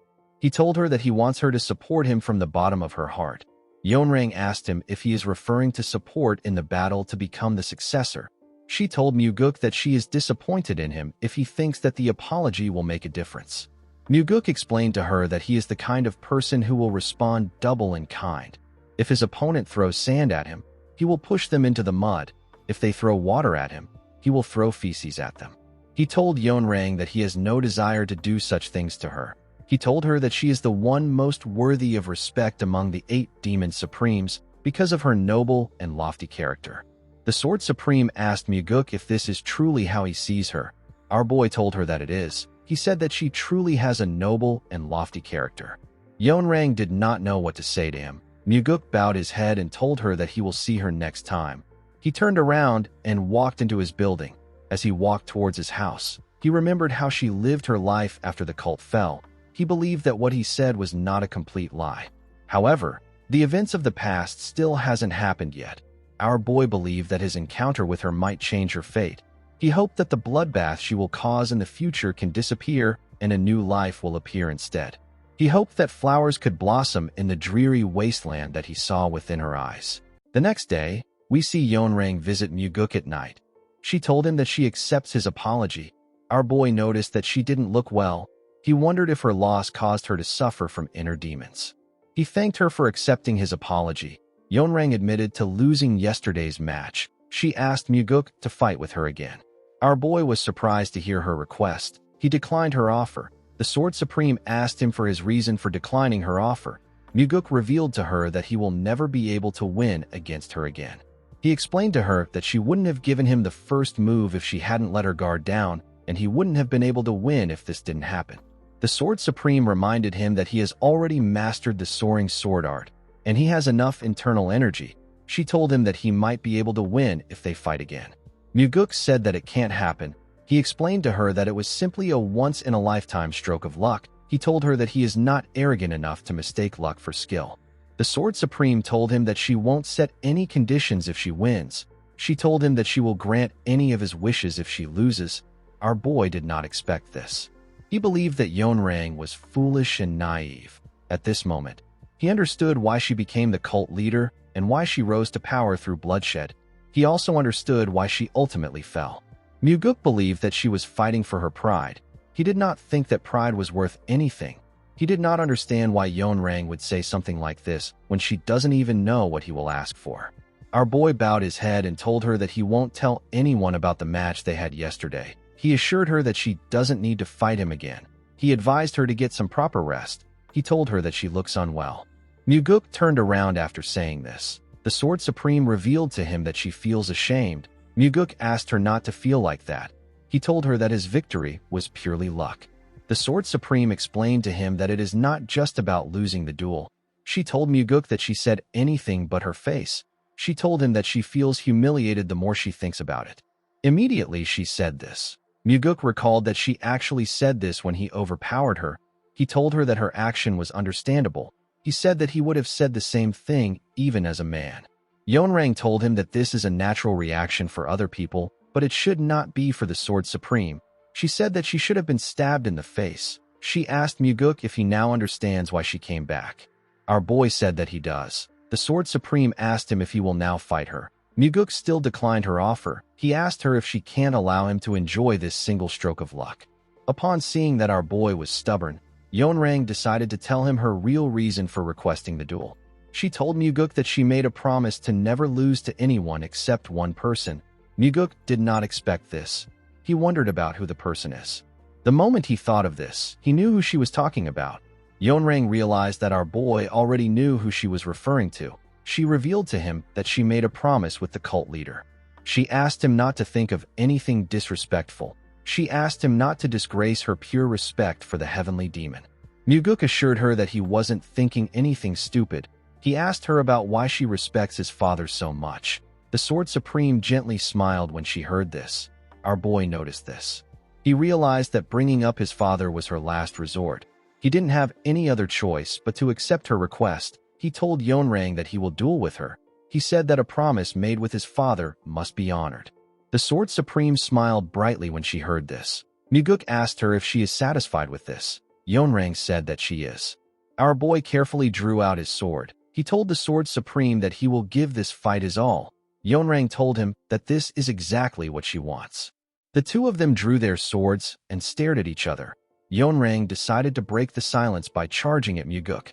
Our boy was able to dodge her attack by bending his head. He attacked her while she was in the air. Yeonrang was able to block his attack. She landed on the other side. Muguk charged at her at a crazy speed. He created several afterimages that were charging at Yeonrang. The Sword Supreme had to jump to get away from Muguk. She blocked each one of the afterimages' attacks while she was in the air. Immediately she did this. She sensed something coming towards her. Muguk attacked her from above. Yeonrang was able to easily block his attack. Our boy tried to push her down, but the Sword Supreme easily brushed his sword and pushed him aside. Muguk managed to land on the ground. The moment he raised his head up, he saw a sword coming towards his head. He managed to dodge it by moving his head. He pushed her back with his attack. He and the Sword Supreme regained their stance. They stared at each other. They charged at each other. Their swords got close to their necks, but they managed to dodge the attack. The two of them stared at each other. They seemed excited. They went up in the air and moved their fight somewhere else. They went into the forest and attacked each other while they were in the air. Yeonrang fired an attack at our boy. He managed to cut it down. The two of them began to make their attacks faster. They destroyed their surroundings with their attacks. The longer the duel went on, the less the victory mattered. Muguk was completely absorbed in the fact that they were testing their swordsmanship to its limits. He knew that the Sword Supreme also felt this way. Her killing intent had disappeared. She was completely focused on purely using her sword techniques. Muguk saw how beautiful Yeonrang's swordsmanship was. He realized that this woman was truly worthy of the title of the Sword Supreme. Our boy found the match to be fun. He and the Sword Supreme smiled as they attacked each other. In this pure moment of martial arts, the exhilaration was greater than any life or death battle Muguk had experienced before. After a while, our boy and the Sword Supreme landed on the ground and stared at each other. They were both breathing heavily. They seemed quite pleased with their match. Muguk bowed his head and told her that he lost the match because she never used a killing strike. Yeonrang asked him if he didn't also do the same. Muguk told her that he showed her everything he had. The Sword Supreme smiled and thanked our boy. Muguk did not expect this. Yeonrang turned around and walked out of the forest with a smile. She seemed very happy and free. Muguk simply smiled and went home. The next day, we see Muguk outside in his nightwear. The Sword Supreme was in front of him. Yeonrang said that she went back home after the duel. She said that she slept the entire day. She told our boy that she couldn't sleep at all the first time she lost, but she was able to sleep soundly after yesterday's draw. She revealed to Muguk that she has never slept that well in her life. Our boy asked her if she usually doesn't sleep well. The Sword Supreme said that she has never truly slept deeply. She asked Muguk if he knows what she was thinking. Our boy asked her to tell him. Yeonrang told him that she realized that she has to duel every day if she wants to sleep well. Muguk was shocked to hear this. The Sword Supreme told him that people say that everything should be done 3 times. She asked Muguk to fight with her one last time today. Muguk smiled and accepted her request. He and the Sword Supreme drew their swords. In the next scene, we are taken to a river. We see Muguk and Yeonrang sitting on a huge boulder next to the river. They were discussing about their fight. Muguk told the Sword Supreme that she moved to the left to dodge the 23rd attack. He asked her about why she did this. He said that it would have been easier to move to the right. Yeonrang told him that she moved to the left to reduce his options. She explained to him that he would have had 3 choices if she moved to the right. By going left, she left him with 2 choices. Our boy asked her if it is because of his center of gravity. With a smile on her face, Yeonrang told him that he is right. Whenever Muguk asked the Sword Supreme any questions, she would answer sincerely. She did not try to hide her thoughts. When she asked our boy any questions, he responded truthfully, just as he sensed sincerity from her. The Sword Supreme also felt like there was no deceit in his answers. Muguk realized that teaching someone doesn't always incur a loss. He remembered how he improved from teaching Leon. He realized that he learns better through teaching. While looking at the stars, the Sword Supreme told our boy that she does not remember the last time she was purely immersed in martial arts. She said that this might even be the first time. She asked Muguk if they can start again. Our boy told her that he will be happy to start again. The moment their fight began, we see the water create small waves. Muguk's attack split the water. Yeonrang managed to dodge it. She landed on a rock and quickly charged at our boy. She got to him before he could fully land on the ground. She swung her sword at him when she got close. Muguk was able to block her attack, but the impact sent him flying. It caused a huge wave in the water. Yeonrang was not done. She charged at our boy while he was in the air. Muguk was shocked to see this. He noticed that the Sword Supreme was smiling. He also smiled at her. As their swords clashed, they destroyed the rocks and the trees around them. Everything came down. The 2 of them stared at each other as they both moved across the river. They went into the forest. After fighting for a while, they both began to breathe heavily. Yeonrang asked Muguk if he has any liquor. Our boy did not expect this. He told her that he does. The Sword Supreme told him that she would like to have a drink with him. Muguk asked her to follow him. The scene shifts, and we see the 2 of them drinking on the huge rock in Muguk's house. The Sword Supreme said that the liquor is very good. Muguk asked her if she knows a lot about liquor. Yeonrang said that just because she doesn't drink it doesn't mean she doesn't know about it. She said that she actually used to drink often back in the day. She asked our boy if she can ask him something. Muguk asked her to go ahead.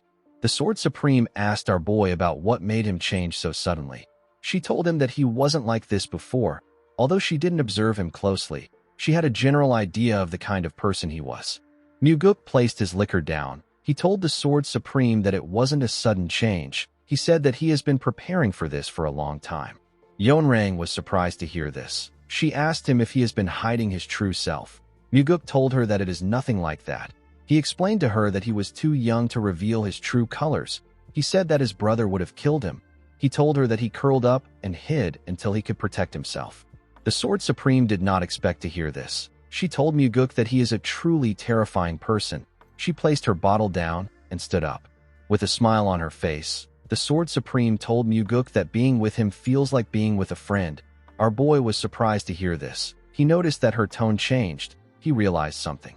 He realized that Yeonrang might have sensed something from his past life. With his father and Leon, Muguk always acted silly and playful. He was trying to hide the darkness and hardships of his past. However, Muguk did not do this in front of the Sword Supreme.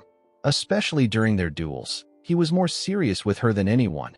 Our boy told her that it might be blasphemous for him to say this. He told her that he feels like he has formed a friendship through his sword. Yeonrang gently smiled when she heard this. She told our boy that she doesn't know the kind of relationship they will have moving forward, but today's duel will forever remain in her memory. Muguk said that it is the same for him. He said that he will never forget this for the rest of his life. He thanked her for her great teaching. The Sword Supreme asked Muguk if she really taught him. Our boy smiled when he heard this. He knew that he learned more than she did. Over the past 3 days of dueling, our boy thought deeply about the soaring sword art. He was able to break past the wall of the 10th star mastery. Now he has begun his path towards the 12th star. The Sword Supreme drew her sword and pointed it at Muguk. Our boy smiled when he saw this. He took out his sword and used it to hit her sword. He and Yeonrang never formally said goodbye. The last clear sound of their swords clashing was their farewell. That was the end of their duel. The scene shifts, and we are taken to the Sword Supreme's residence. We see Yeonrang place a bottle of liquor in front of her. She remembered how she had different thoughts the first day she lost to our boy. She even considered putting on a mask and going back to kill Muguk. She realized that the person she was that day and the person she currently is are two completely different people. While she was drinking, her assistant asked her if something is wrong. He realized that he has never seen his master drinking liquor since he has been serving her. He did not understand why she suddenly started drinking. He asked her if it is related to Muguk. The Sword Supreme glared at him. She told him that it is nothing. The man apologized to her for speaking out of turn. He revealed to her that he has brought someone new. He told her that the man is waiting in the secret room. Yeonrang asked him to stop. The man did not understand what she meant. The Sword Supreme asked him to stop bringing in men. The man was shocked to see that she spoke formally to him. He did not understand what was happening. Yeonrang always spoke informally to him.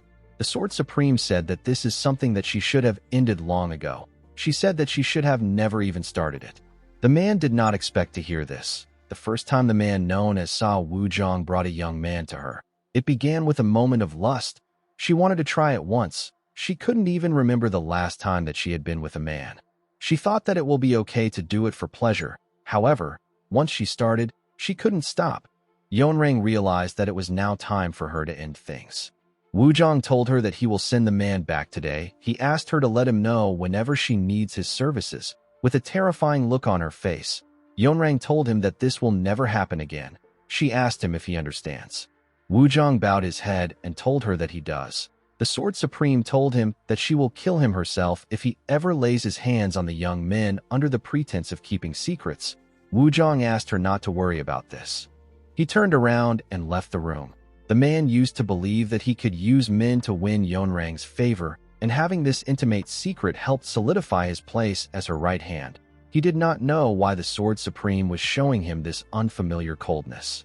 Wuzhong grit his teeth out of anger. He was certain that he will be the next Sword Supreme. He believed that this was Muguk's fault. Ever since our boy came looking for the Sword Supreme, she began to change. In the next scene, we are taken into a forest. We see the investigators of the Nirvana Pavilion in the forest. They all seemed shocked by something. One of them rushed to puke. The investigators were staring at several dead bodies. The scene shifts, and we see Myung and Daryong talking to our boy. Myung informed him that about a dozen corpses that were recently buried have been found. All of their hearts are missing. Muguk was shocked to hear this. He realized that this must be from a soul art. Soul arts are dark arts that absorb vital energy from the hearts of living people. There is only one person in the cult that is capable of performing this dark art. This person is the soul-absorbing supreme demon. When Muguk returned to the cult to retrieve the secret demonic soul, there was a brief rumor circulating that the soul-absorbing supreme demon was using soul arts to gather demonic energy. Muguk wondered if that rumor was true. Daryong informed our boy that they found out that the corpses didn't belong to martial artists after examining them. Muguk asked him if they are ordinary people. Daryong said that they are. There were men, women, and even children among the bodies. Muguk became infuriated. Our boy had never been this angry before. Fighting between martial artists is normal. They could be ambushed or attacked in groups. Since they willingly entered the cruel world of the Jianghu, they should expect to fight. Muguk knew that he is not a righteous person. However, when martial artists target people who aren't trained in martial arts, especially if these people are children, it can only be seen as irrational, one-sided violence. Muguk realized that if the rumor he heard about the soul-absorbing supreme demon is true, it would mean that he has been doing this for decades. Our boy realized that thousands, or even more than thousands, would have been sacrificed. While thinking, Muguk saw a bright light shine in front of his eyes. He saw the image of the sage who sent him back in time. The old sage gently smiled at him. Our boy understood what he must do when he saw this. While his revenge is important, there are still things he must do before focusing on it. Muguk believed that this is something that he must put a stop to first. While our boy was thinking, an investigator ran to him and asked him to look at something. He said that it is a ghost fan used by necromancers of the West Illusion Fort. It was found with the corpses. The fan strongly suggests that this is the soul-absorbing supreme demon's doing. However, it didn't make sense to Muguk that the person in charge of disposing the bodies would leave a fan behind. Our boy asked the investigator about where the herb gatherer who found is. The man revealed to him that the investigators are searching for him. He said that the herb gatherer was stationed nearby, but he got scared and ran off when they looked away for a moment. Muguk ordered his subordinates to clean up the place. He said that he is heading to the West Illusion Fort. The men were shocked to hear this. Daryong asked him if he is going to confront the soul-absorbing supreme demon. Our boy said that he is. He said that he has to carry out an investigation with the evidence they have. Something didn't feel right about the case to Muguk. The soul-absorbing supreme demon would have been meticulous in covering up anything related to his soul art. Yet the corpses was found by a herb gatherer, and the fan was conveniently left behind. Muguk realized that someone is deliberately trying to manipulate him into thinking that the soul-absorbing supreme demon is performing soul arts. He wondered if it is Wuzhong. In his past life, Wuzhong was killed in an attempt to assassinate the Sword Supreme while under the effects of a soul-controlling spell. After his death, it was revealed that he had romantic feelings for her. Muguk believed that the 3-day duel he had with the Sword Supreme must have provoked something in Wuzhong. He believed that the man wants him to die fighting the soul-absorbing supreme demon, or he wants to distract him from the Sword Supreme entirely. In the next scene, we are taken to the West Illusion Fort. We are shown odd-looking buildings. The buildings had a very eerie vibe to them. Muguk noticed that the entire place was filled with ghost energy. Not only are the demonic flowers planted in the garden emitting this energy, even the pagodas and statues were emitting the same energy. If someone who isn't a necromancer is exposed to the flower's ghost energy, their internal energy circulation may become unstable. This will make them more susceptible to the soul-controlling spell. They may also experience hallucinations. If they are unlucky, they could even fall to their inner demons. Muguk stepped into the chambers of the soul-absorbing supreme demon. The ghost energy in his chambers was much more thicker than anywhere else. Muguk knew that the soul-absorbing supreme demon's residence is like a confusing trap. Our boy saw the soul-absorbing supreme demon sitting on his throne. He wore a weird attire and an odd cap. The man's name is Yasuo. Before his regression, Muguk had no real connection to Yasuo. Even when he returned to the cult to search for ingredients for the Great Regression Technique, he and the soul-absorbing supreme demon had no interaction. Ironically, he was the last survivor among the 8 demon supremes. Muguk bowed his head and greeted him. Yasuo welcomed him to his pavilion. His voice echoed throughout the room. He asked our boy about why he came to his part of the world. Muguk realized that the soul-controlling spell has begun. He told Yasuo that he came to investigate an incident. The soul-absorbing supreme demon did not expect him to reply. He stared at Muguk intensely with his frog eyes. He told our boy that he is impressive. Muguk told him that he has been known for his strong will. Our boy knew that it was actually thanks to the heavenly demon defense art that he was able to control himself. He revealed to Yasuo that a number of unusual corpses were found along with an item belonging to a necromancer. Yasuo asked him about the kind of item he found. Our boy put his hand into his clothes and brought out the fan. The moment he saw the fan, Yasuo ordered someone to call in Nung Hayu. Muguk noticed something odd. Even though he emphasized that the corpses were unusual, the soul-absorbing supreme demon didn't bother to ask about what made them unusual. He realized that Yasuo already knows. Nung Hayu stepped into the room out of nowhere and greeted the soul-absorbing supreme demon. Yasuo asked him about where the ghost fan is. Nung Hayu said that he lost it yesterday. Muguk threw the fan at him. Nung Hayu told him that it belongs to him. He asked him about where he found it. Muguk explained to him that several corpses were discovered yesterday, and the item was found with them. The man did not say anything. Our boy noticed that Nung Hayu also isn't asking about where the corpses were found or how they died. He told the man that he needs to come in for questioning due to the circumstances. Nung Hayu carefully looked at his master. Yasuo didn't say anything to him. Nung Hayu told our boy that he will follow him for questioning. Muguk thanked the soul-absorbing supreme demon for his cooperation. He told him that they will meet again. After saying this, he walked to the door with Nung Hayu by his side. Yasuo watched him as he walked towards the door. The scene shifts, and we see Daryong talking to his pavilion master. He told our boy that it is hard to get Nung Hayu to talk. He said that the man only told them that he lost his fan. He hasn't said a single additional word apart from this. Muguk already knew that things would go this way just by looking at Nung Hayu's eyes. His loyalty and fear of the soul-absorbing supreme demon are so great that persuasion or interrogation will not work on him. Daryong explained to Muguk that they can't detain him for long without concrete evidence that he killed those people. Muguk told Daryong that Nung Hayu is just a subordinate. He said that they need to arrest the soul-absorbing supreme demon to get to the bottom of the case. Daryong asked him to be careful. He reminded him that he is dealing with the soul-absorbing supreme demon. Muguk asked him if he remembers what he said when he was first assigned here. With a serious look on his face, our boy said that he will arrest anyone even if it is his own father who is in the wrong. Daryong was shocked to hear this. He realized that his boss wasn't joking around. He put himself together and told him that he understands. Muguk smiled when he saw that Daryong was with him. While he was looking at him, an investigator barged into his office. He revealed to our boy that the heavenly demon is here to see him. Daryong was shocked to hear this. Muguk didn't seem very surprised.